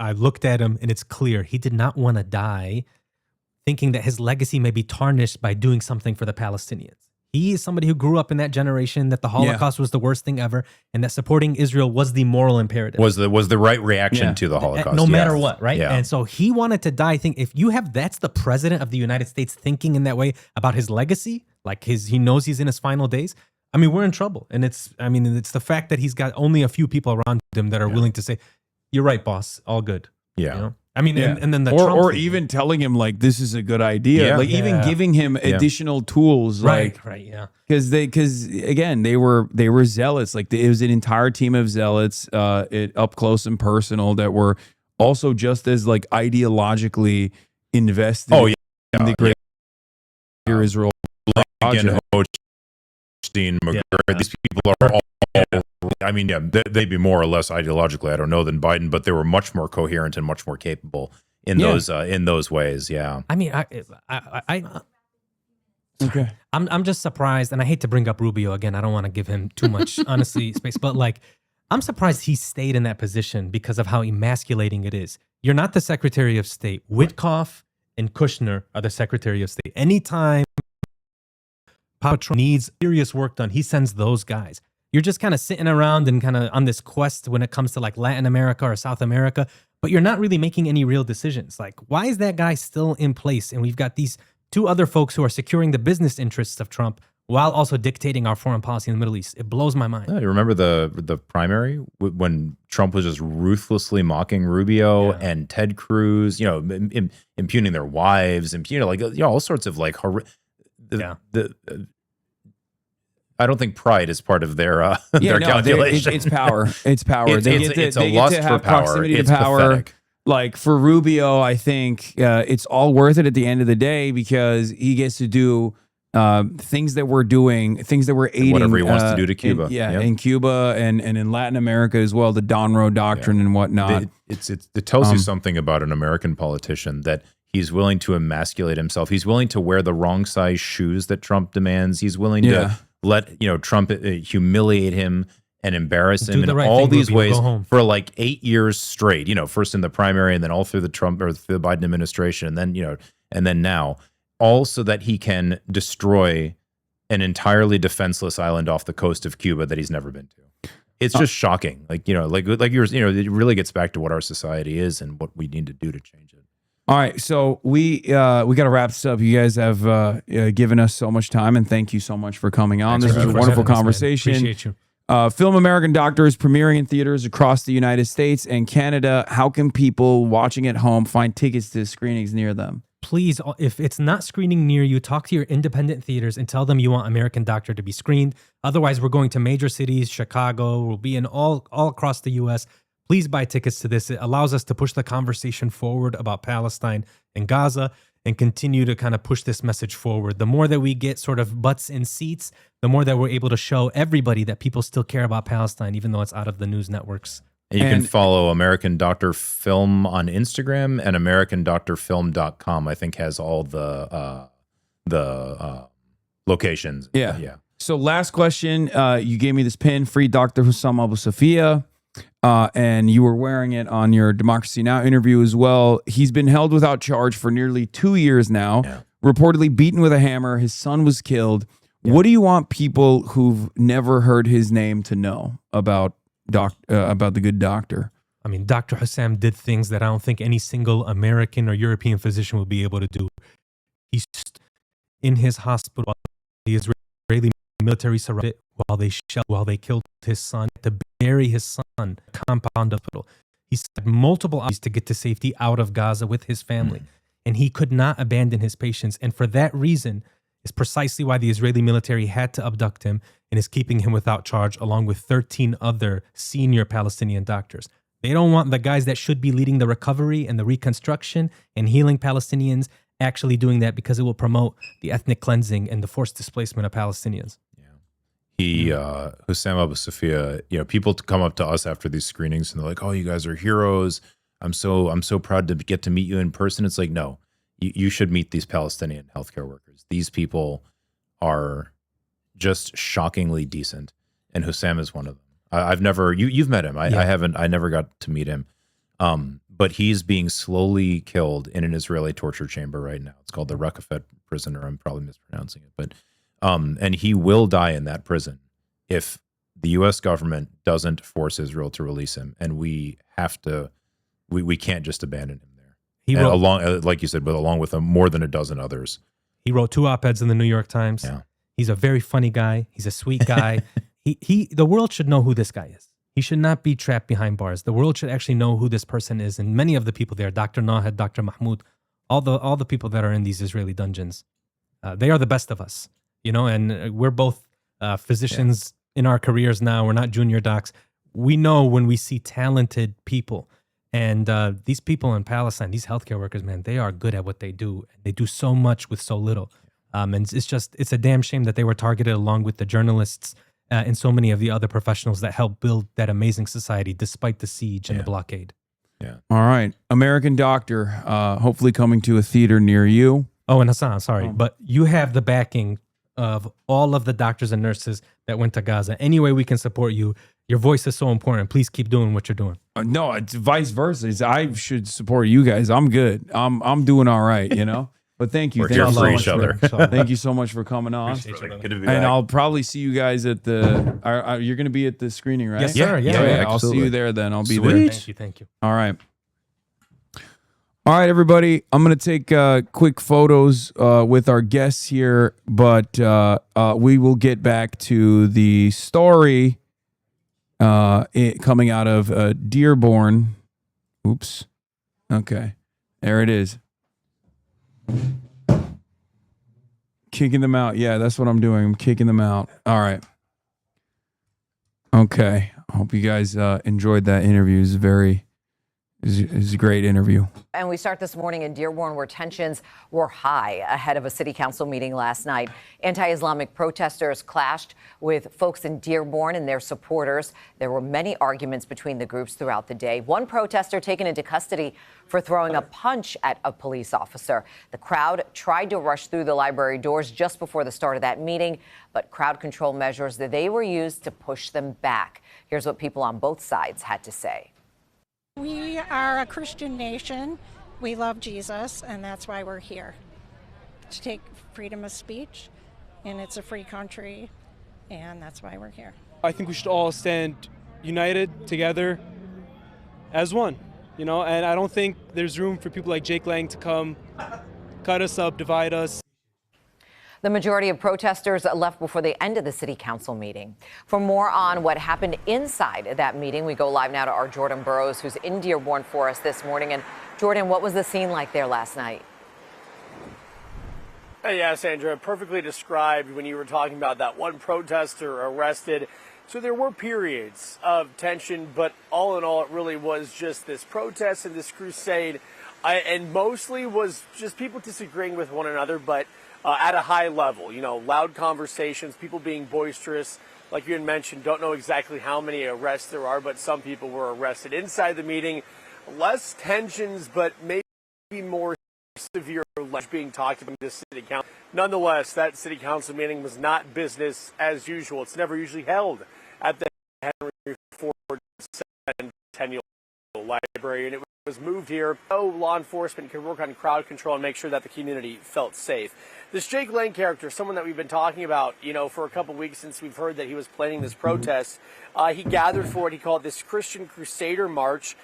He and his supporters and then several community members crowded that meeting space here at the library. But we know residents in Dearborn and surrounding communities also traveled here as well to make sure that their voices were heard. Like you had mentioned, Sandra, the crowd tried to rush to the doors ahead of the meeting with police providing. Is it still crowd effing? control. I don't know what's going on, chat. Yeah, it's been effing. It was effing towards the end of the. Yeah. I saw the bit rate go down. It's still going down. It's red right now. It just keeps going in and out. Wait, why? Doesn't the backup work? Okay.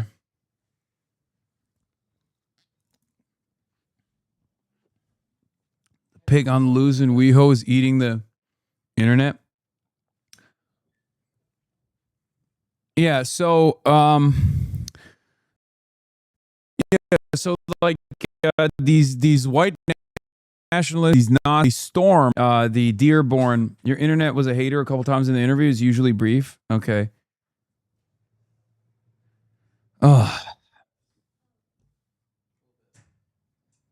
Oh, heavens F. Okay, calm down, everybody. It's going to be all right. There's going to be a micro F. But yeah, as I was saying, hold on. Let me lower my audio a little bit. This is the best interview I've seen you do. Truly wonderful. Okay, thank you. Yeah, M. Israel Chai, of course. Please stop destroying my internet. Benjamin Netanyahu, Big Yahoo, please. Please don't destroy my internet, Big Yahoo. Clandis just mentioned you. What does she say?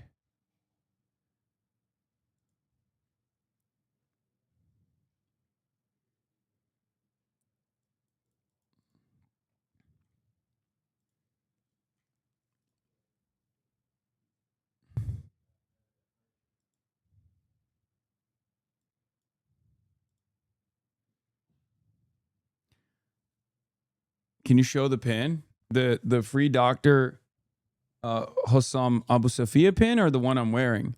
This is the one I got in Ireland.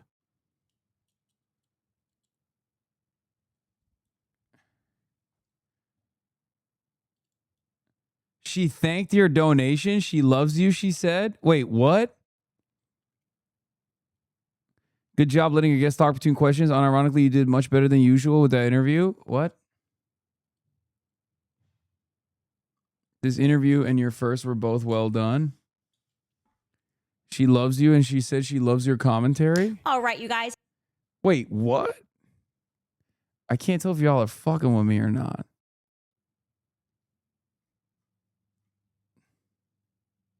Candace thanking you? This idea that I am united with Hasan Piker. He is a streamer on the left. The fuck? Clandenistas rise up. Abdul was on Don Lemon and didn't condemn you. Yeah, I saw. Hold on. We'll get to that in a second. Look. Going back to Dearborn and the unlimited amounts of Islamophobia, right?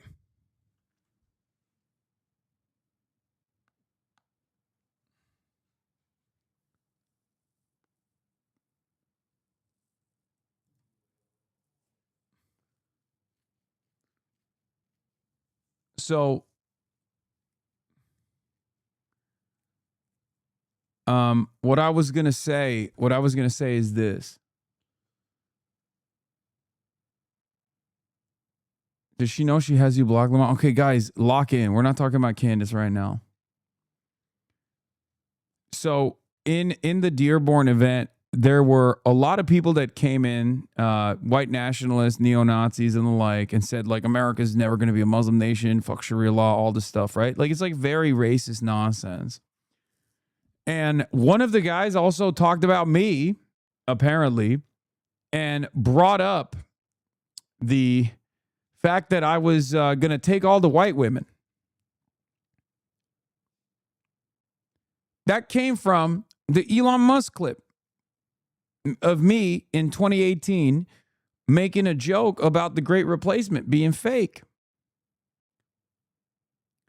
So what's wild about this shit, what's crazy about this shit is that, like, they are gearing up, they're tuning up some of the most psychotic individuals in American society right now to take action, to take matters into their own hands.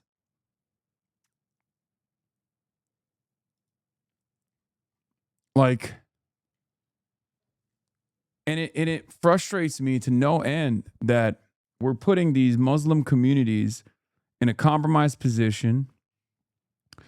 And it's very clear that, like, a lot of liberals are also leaning into it.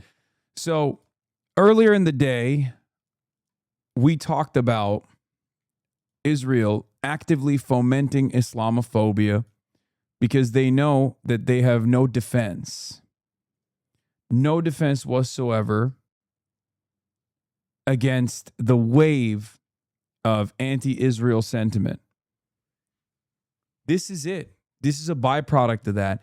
And that's why it's not a fucking accident, and it's not a secret that so many of these institutions, these supposedly liberal institutions, are also either refusing to reckon with the Islamophobia, refusing to criticize it, or outright endorsing it.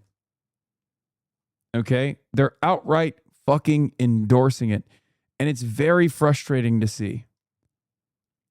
Because these kinds of hateful narratives are not going to stop with Muslims. They never do. Okay? It's not. It's going to design a society that you do not want to live in. This is exactly what happened in Nazi Germany. And that is precisely what's happening once again. So,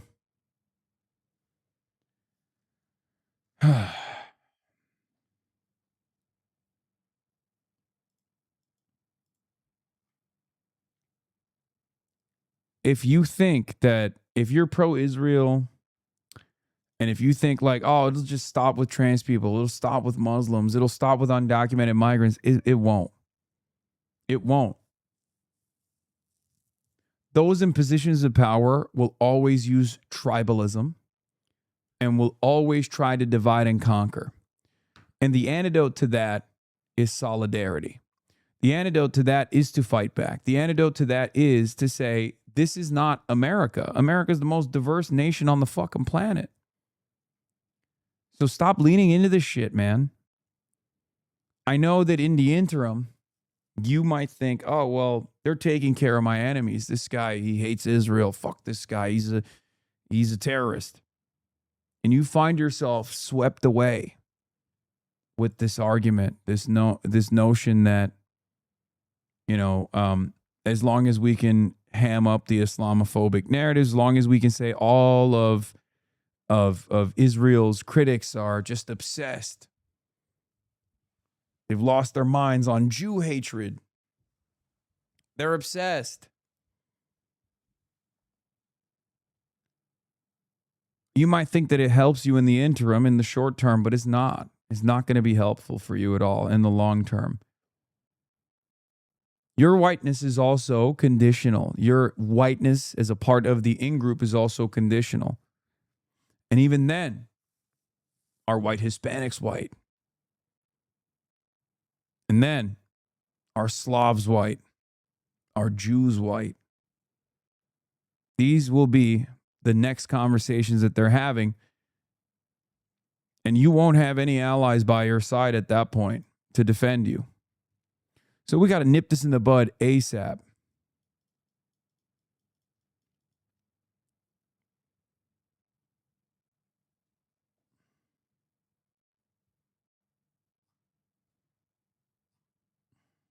This is what's happened in the past and it's happening now. Sammy Gold says, Islamophobia is the anti-Semitism of the 21st century. It's focused on an insular, upwardly mobile minority who others use as a scapegoat for their grander conspiracies. Islamo-leftism is the same valence as Judeo-Bolshevism. What was the Jewish equivalent of ISIS in 9/11? People blamed the ills of capitalism and the existence of communism on the Jews. Yeah.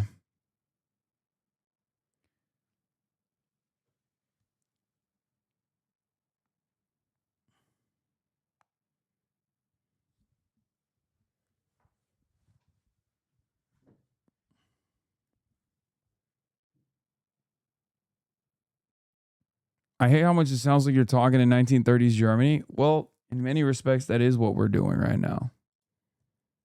We heard from Lank, we heard from city council members, and we also heard from community members before, during, and after this city council meeting. This is an invasion on all fronts. Our people are being pushed out of the workplace. We're being pushed out of city councils. That smug face of the Taqiyya Muslims. Oh, Taqiyya, you know, the thing that Neera Tanden accused me of by way of Laura Loomer.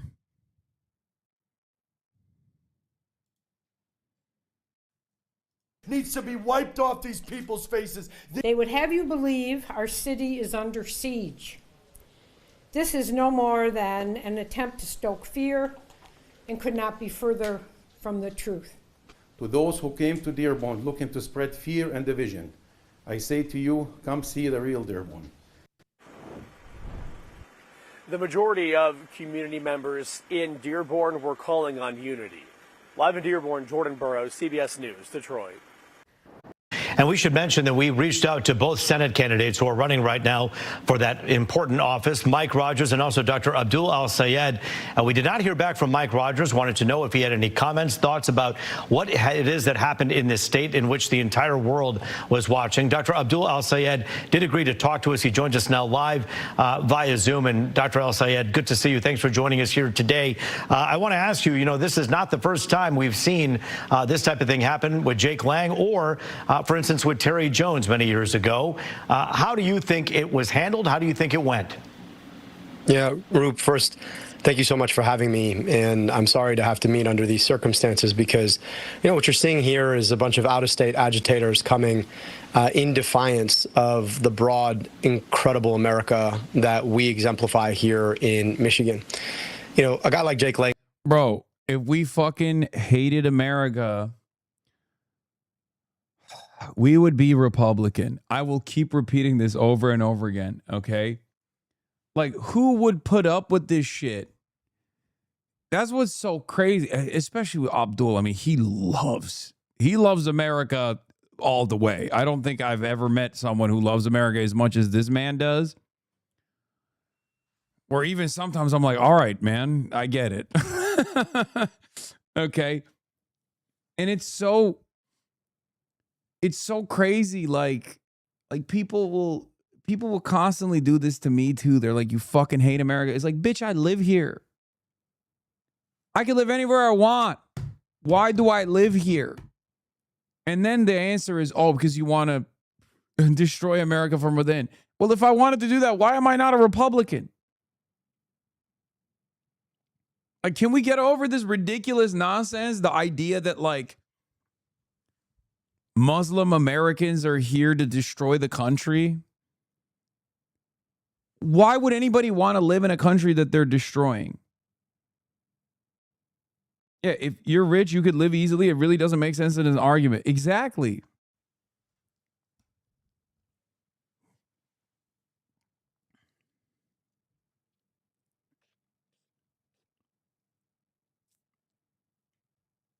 I would have moved in your position. I know. I mean, plenty of people probably would have.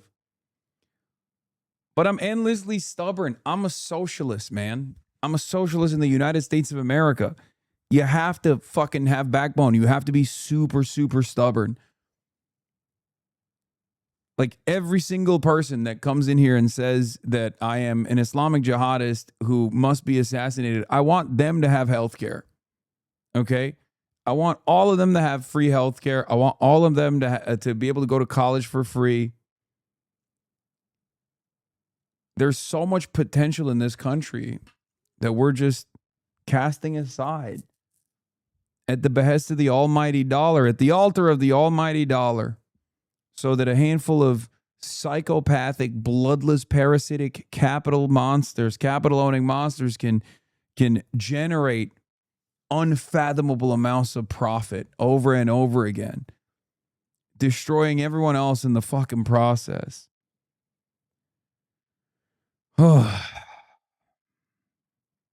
Is coming to try and make news, to try to highlight something he doesn't understand, which is the notion of an America that is big enough for all kinds of people. I think about my household. I was raised by my father, who's an Egyptian immigrant. My stepmom, Jackie, who's a daughter of the American Revolution. Chances are her family's been here longer than Jake Lang's. And I got to grow up in this incredible household where we understood that whether I was talking to my parents who are Muslim, or my grandparents who are deacons at the Presbyterian Church, or my uncle who's atheist, that the things that brought us together are so much bigger than the things that tear us apart. Now, it's always been this competition. Small people like Jake Lang or Donald Trump or Mike Rogers, for that matter, want to make America a lot smaller than we know it to be. But I've had the privilege to travel across this state for the past year plus. I've been to 110 different cities, and people aren't as interested in how you pray. They're interested in what you pray for. If you pray, what you hope for, what you want for your kids. And that's the kind of America I know. That's the kind of Michigan I know. Dude, look at Roop Raj, my goat.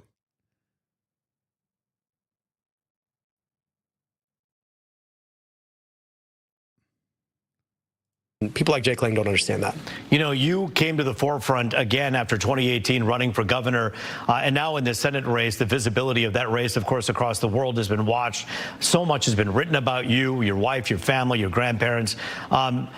Do you see a rise in this kind of sentiment from Jake Lang because of your ascent into the limelight? You know, they've been trying to battle for a small America where only some kind of people get to belong. And the thing about that they don't understand is, you know, we just celebrated 250 years of an America built around the idea of a government of the people, by the people, and for the people, around the idea that there shall be no religious test, around the idea of e pluribus unum, out of many one, and the idea that somebody who has a name like mine or prays like I do could be elected by his or her fellow Michiganders. That's contrary to what America, the America that they want it to be, but it's exactly the America that our founding fathers understood our country to be a part of.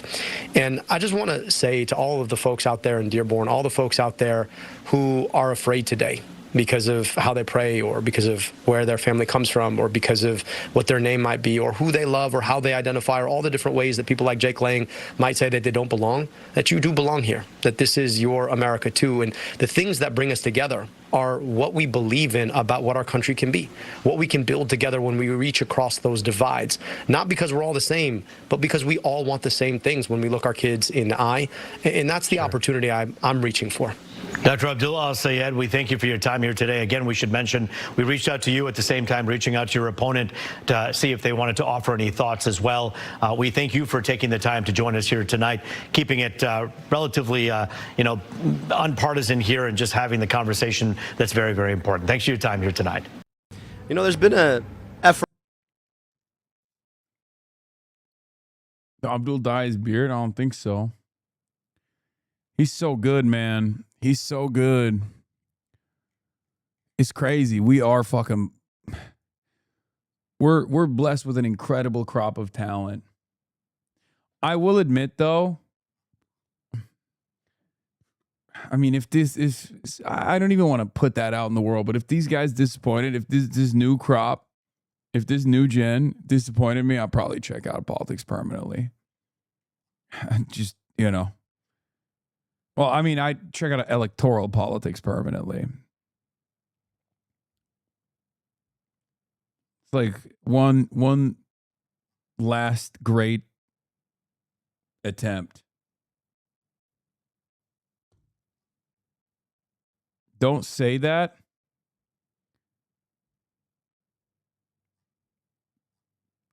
No, I'm just saying, like, it's not going to happen. It's not going to happen. These guys are not going to disappoint us. Yeah, new Senate poll in Michigan from Susquehanna. El-Sayed at 46, Rogers at 39. Seems like the base consolidation operation is working. I didn't mean I'd check out politics completely. I'm sorry. I meant electoral politics.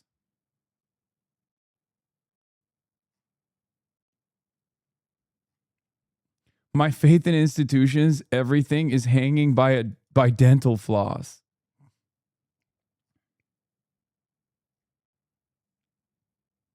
I won't trust the polls for the next 20 years.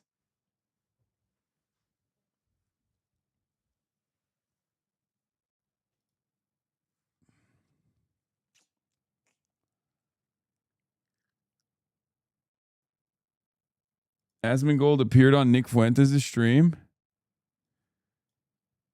Really? Son, his vice president, the Joint Chiefs, Tucker Carlson, who visited him 3 times. Oh my God. Isn't that nice? Oh my God. Asmongold decided to show up. But Charlie Kirk was going to tip the scales? Why? Oh. Because Charlie Kirk had a personal relationship with Trump? Oh. So did Lindsey Graham. And contrast Trump's reaction to Charlie Kirk's death with his reaction to Lindsey.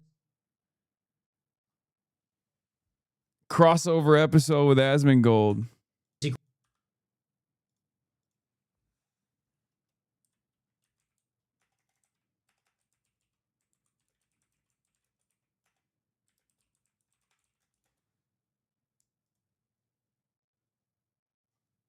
Oh, that's so nasty. What the fuck? That's nasty as hell, dude.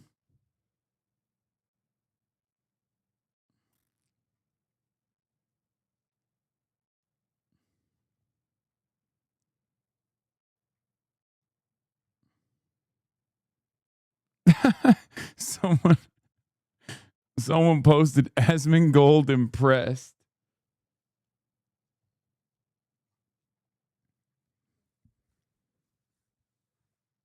Oh man. Anyway, all right, folks.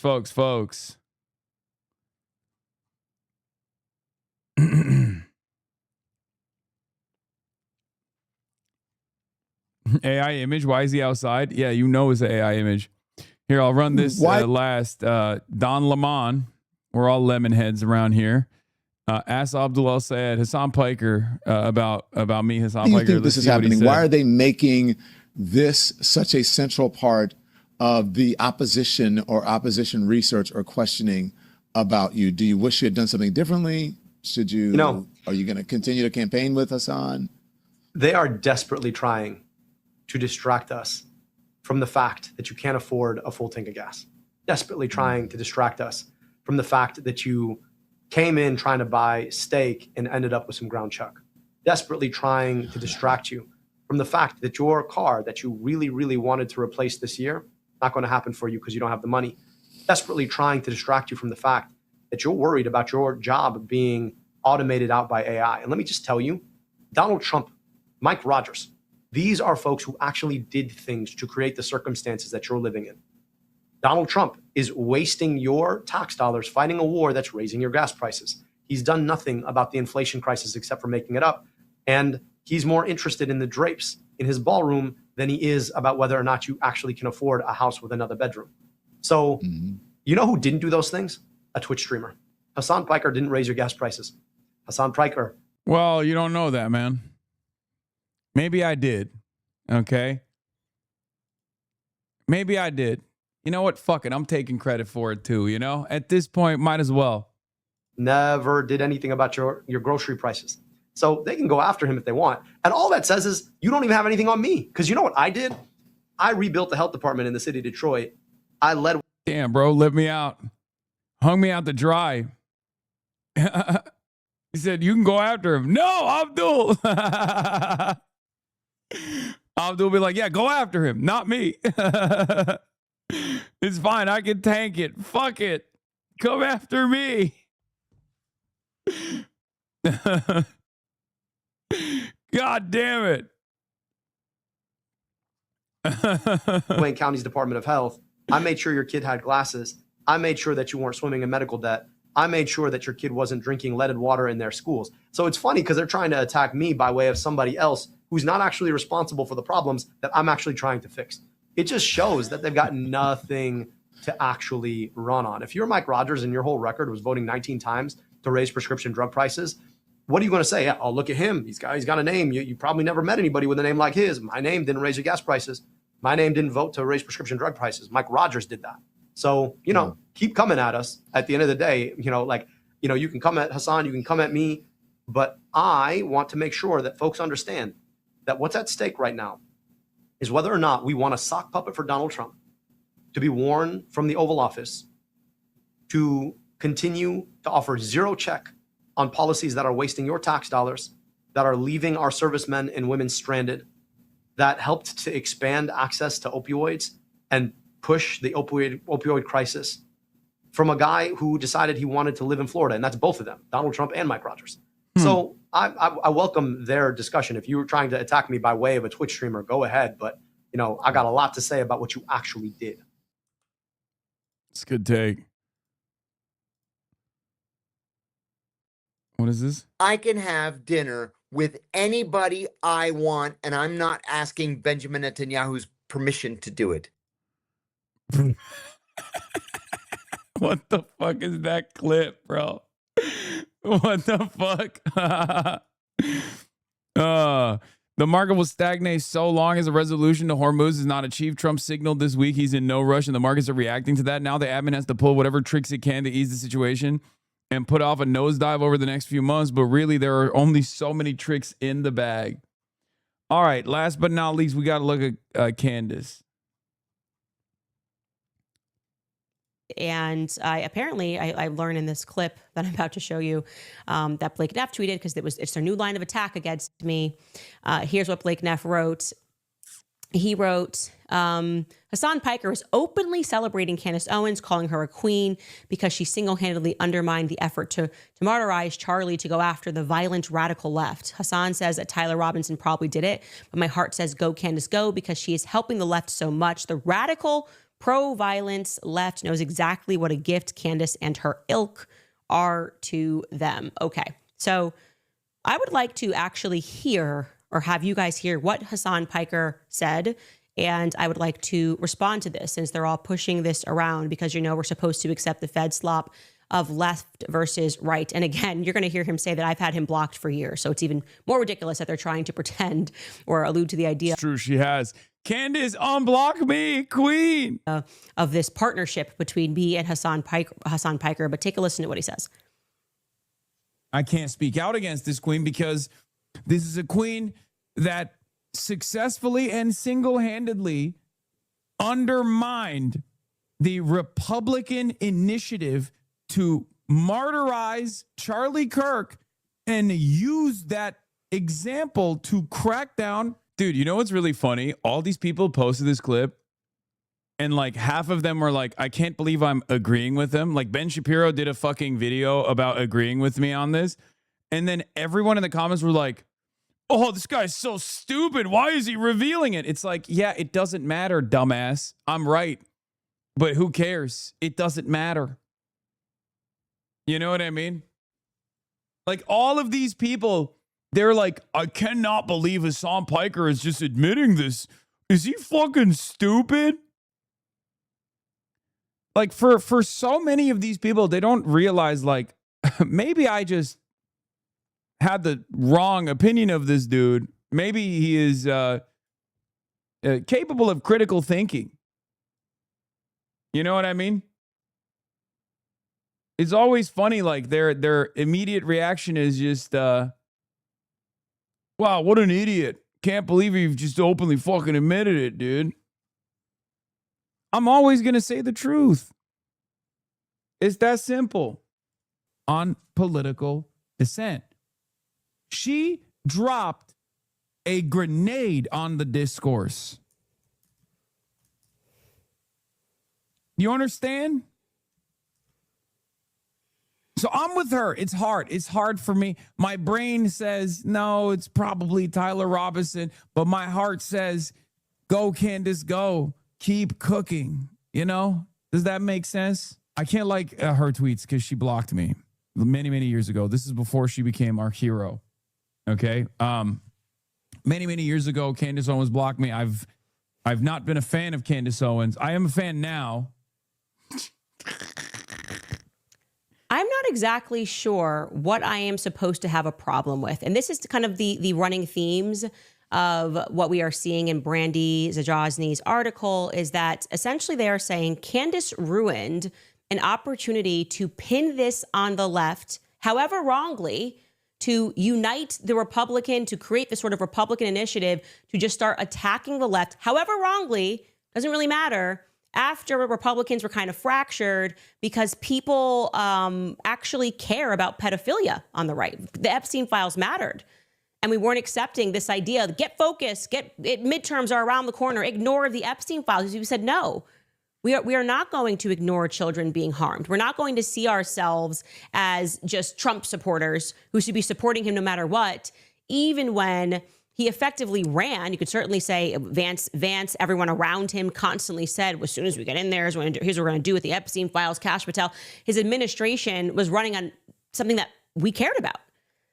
This is what they're essentially saying. They're saying you ruined an opportunity to, however wrongly, have us unite around Charlie's death and stomp out the left for something that they didn't actually do. Now, here's what I'm going to say and offer back to the left. All I did here was pursue truth. I didn't do this for the left. I didn't do this for the right. I did this for my friend Charlie Kirk because I want to know who actually killed him. And I am not convinced this had anything to do with LGBTQ rights. If I did. Bro, this is going to hit that mom from that family podcast. Dude, we just unlocked an entirely new base. Okay? We just unlocked an entirely new base. We unlocked the radical, true crime loving wine moms. Okay? This is big. This is huge. This might be the biggest base that we've unlocked.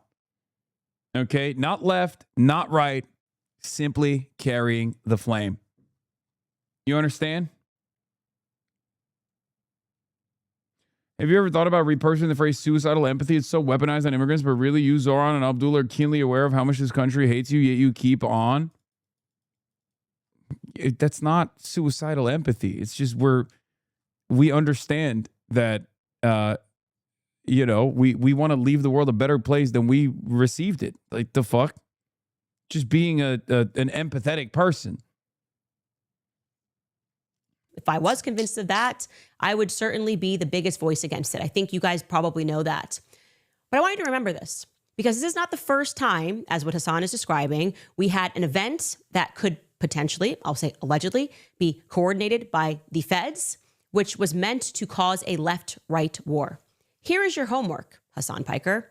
Look into what actually happened on January 6th. You took the bait. The left took the bait. Okay, this was a different world. Yeah, I would say in 2020, I think that's when that happened, January 6th, 2020. No, it happened in 2021. That's crazy. She said, do your homework, and then gave the wrong assignment. Also, I was there. Like, not physically there, but I literally was as close to being there as you possibly can be, because I covered it live alongside like 300,000 Americans watching.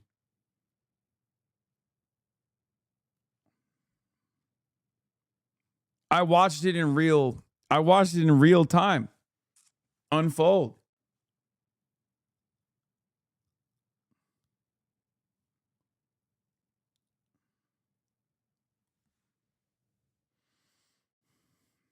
There were feds on the ground? Wow.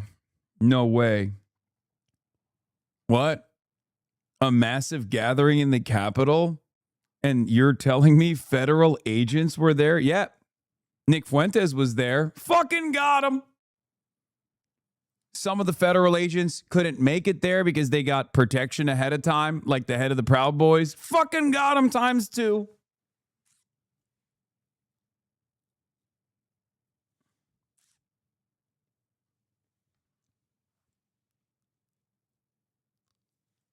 Yeah. On-duty cops, off-duty cops. It was a different world. We were all more divided. I count myself among that as well. But none of us were willing to take a look at the facts. And we were going, oh, I'm team left or I'm team right. And as more and more have come out, more and more has come out about what transpired on that day, it was without question an opportunity for us to look up and see who rules over us and who benefits from that. Wait, what does she mean by this? Did the Jews do January 6th? Also, Charlie Kirk was there. Charlie Kirk bussed people to January 6th.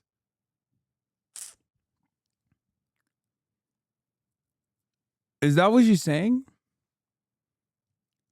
The French? Well, everyone knows. If you're a clandestine operator like I am, everyone knows the original Jews are the French. Come on, this is advanced. I have done my homework. Everyone knows the Egyptians are French and the French are Jewish. Okay? Come on. Foreign Legion at the scene of the crime. Foreign Legion also there at January 6th. Clandestinos already defending you?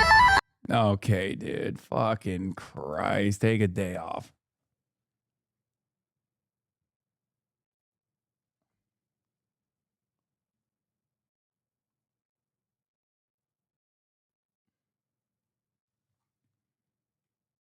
And people were wrongly arrested. People who 53-month subscriber, Tom the Catman. Where do you stand on Israel? Just curious.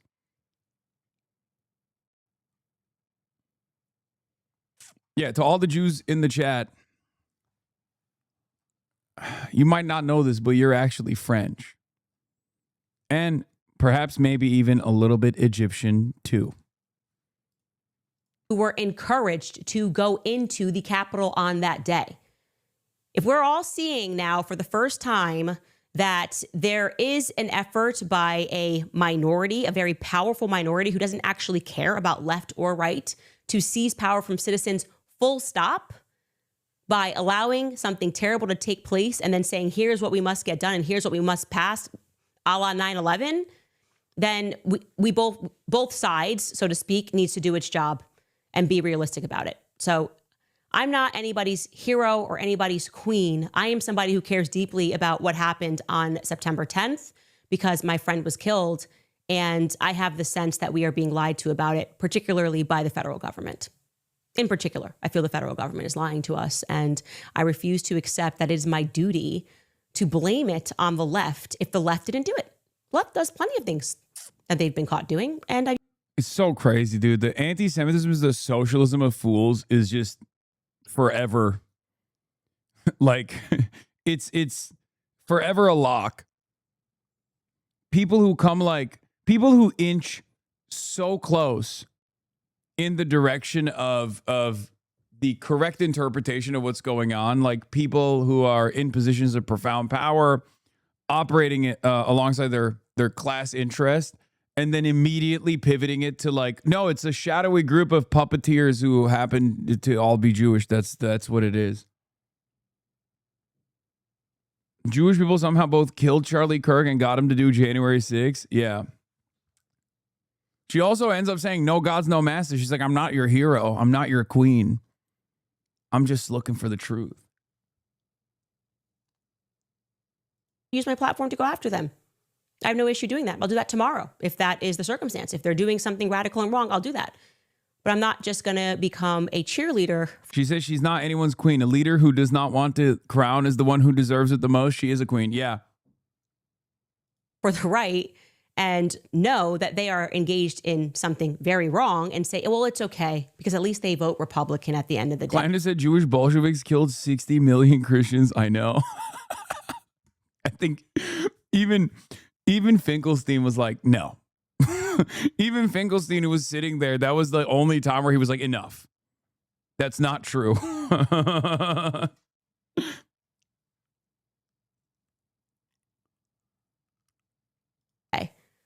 That's a nonsense. All of us need to raise ourselves above that sort of discourse in the future.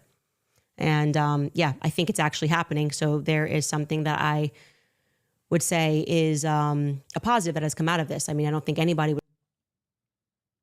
Yeah, I think it's really funny that I saw that clip someone was bringing up in the chat.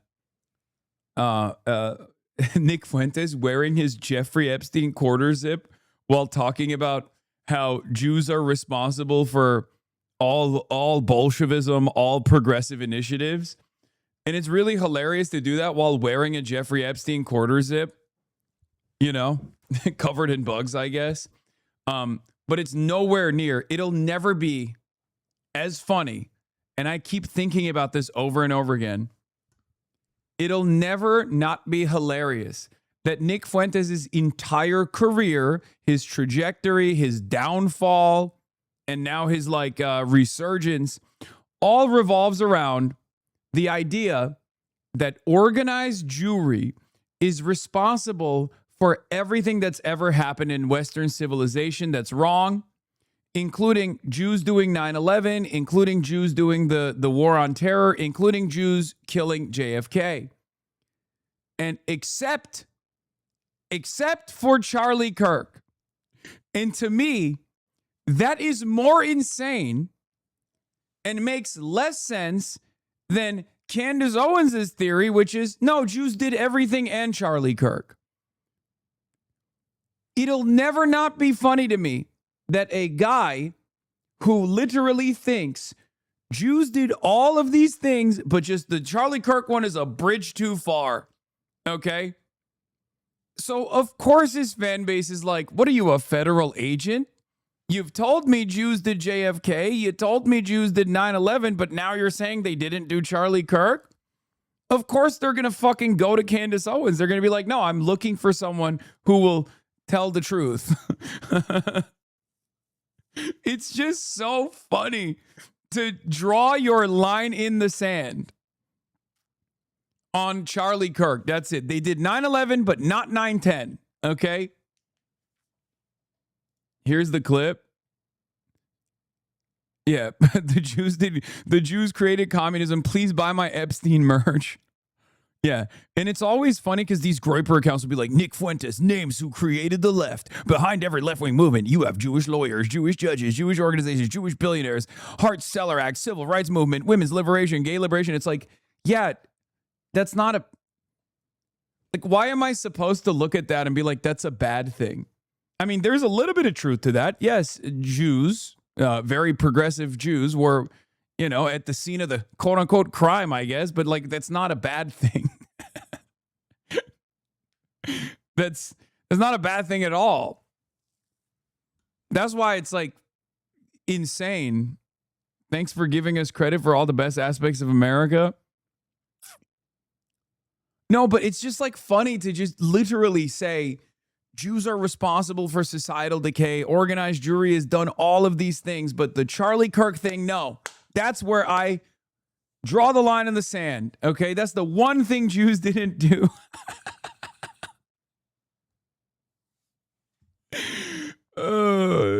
It's just such a funny point to make, and he's just so frustrated that his audience are becoming what he calls stupid anti-Semites, as though there's a level of anti-Semitism that's smart.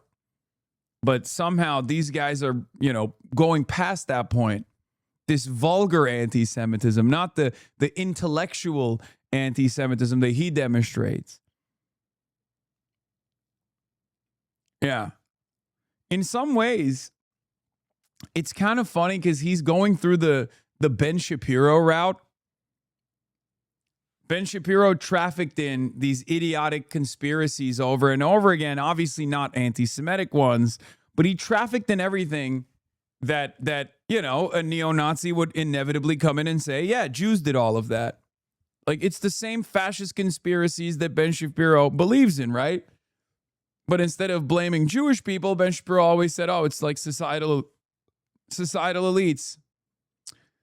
It's societal elites that are doing this. It's liberals that are doing this. And some bad Jews that are doing this. That's like Ben Shapiro's response to it, right? And then his audience were like, oh, thank you for educating me on, you know, the dangers of the third world that have come here. Who's brought them here?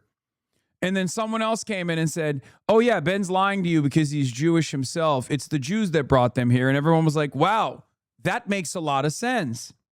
And now...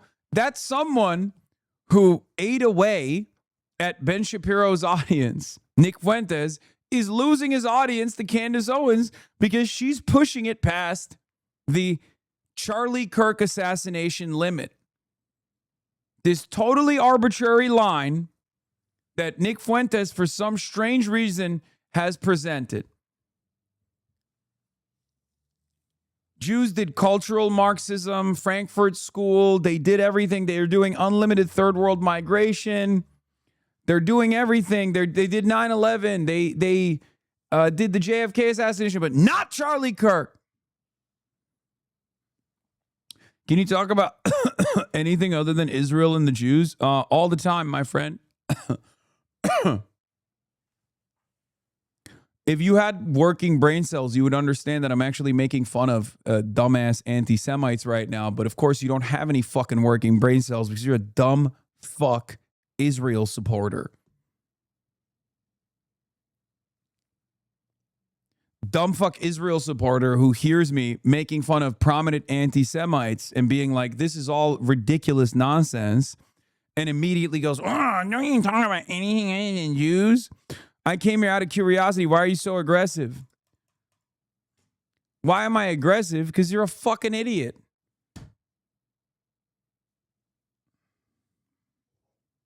Because you're fucking cattle.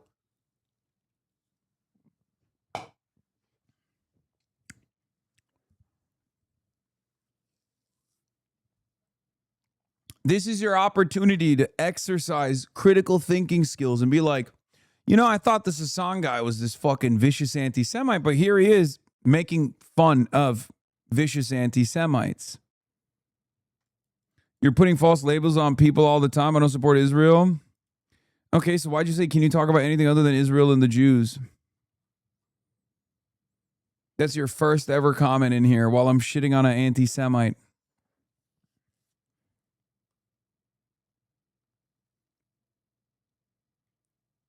Yeah, bad faith hidden as just curious. I'm just curious.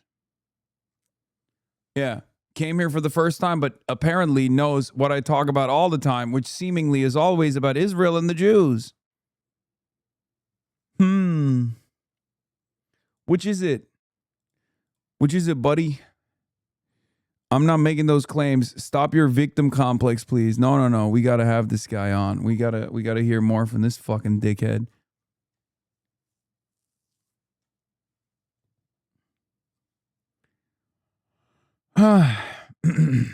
Asking for a friend. Don't ask who. Can you please stop talking about Israel?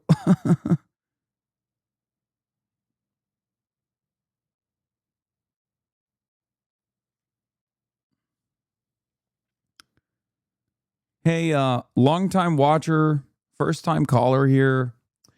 Really like the commentary. It'd be really cool if you just stop talking about Israel. Shh, just don't worry about it. Don't talk about it. I unbanned him, but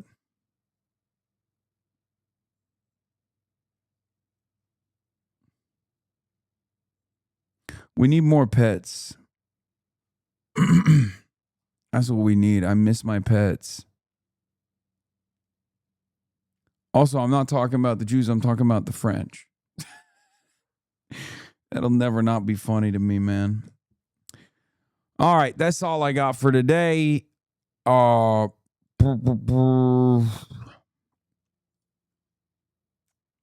all I got. Tomorrow, instead of Israel, we're going to be talking about Estonia, the glorious nation. Estonia, my first love. Estonia, the best nation on the planet. Estonia, that deserves $10 billion in annual defense spending. Yeah. I love Estonia. My life for Estonia. Estonia comes to me in my dreams. I'm also going to have Madeline Somerville on. Remember that lady who like defended me on Will Kane and then had to apologize for it? Yeah. I'm going to talk to her in person, as a matter of fact.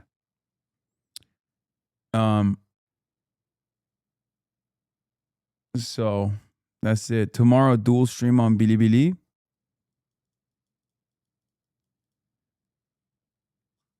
Yeah, I'll get back to the Bilibili team and see if we can start dual streaming on it again. Because I'll be down. I'll be down to do it for sure. But yeah, folks.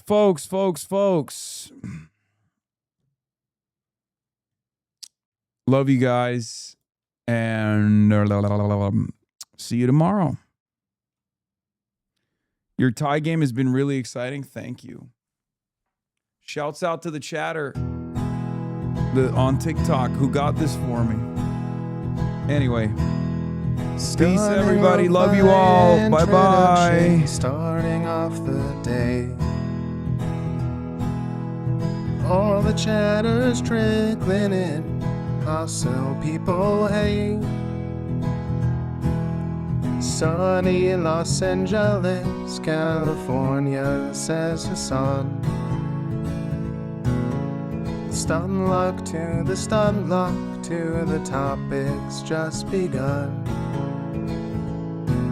'Cause there is again, Hasan is streaming.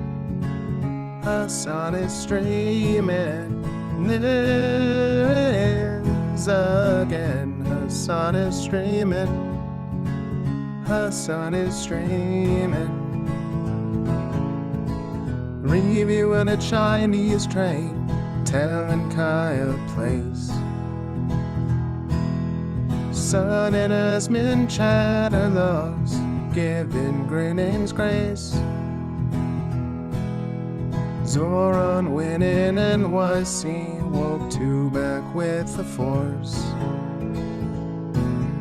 The Rogan of the left, to me a dumb himbo still of course. The Charlie Kirk assassination, the Fear and Online show. 8 full fucking years of this, and plenty more to go. Doing fun stuff tomorrow, throw PBS up on the screen. A man-made horror reaction brought to you by this life's dream. 'Cause there he is again, Hasan is streaming. Hasan is streaming. There he is again. Hasan is streaming. Hasan is streaming. Kicked out of the DNC, IRL with March the Goat.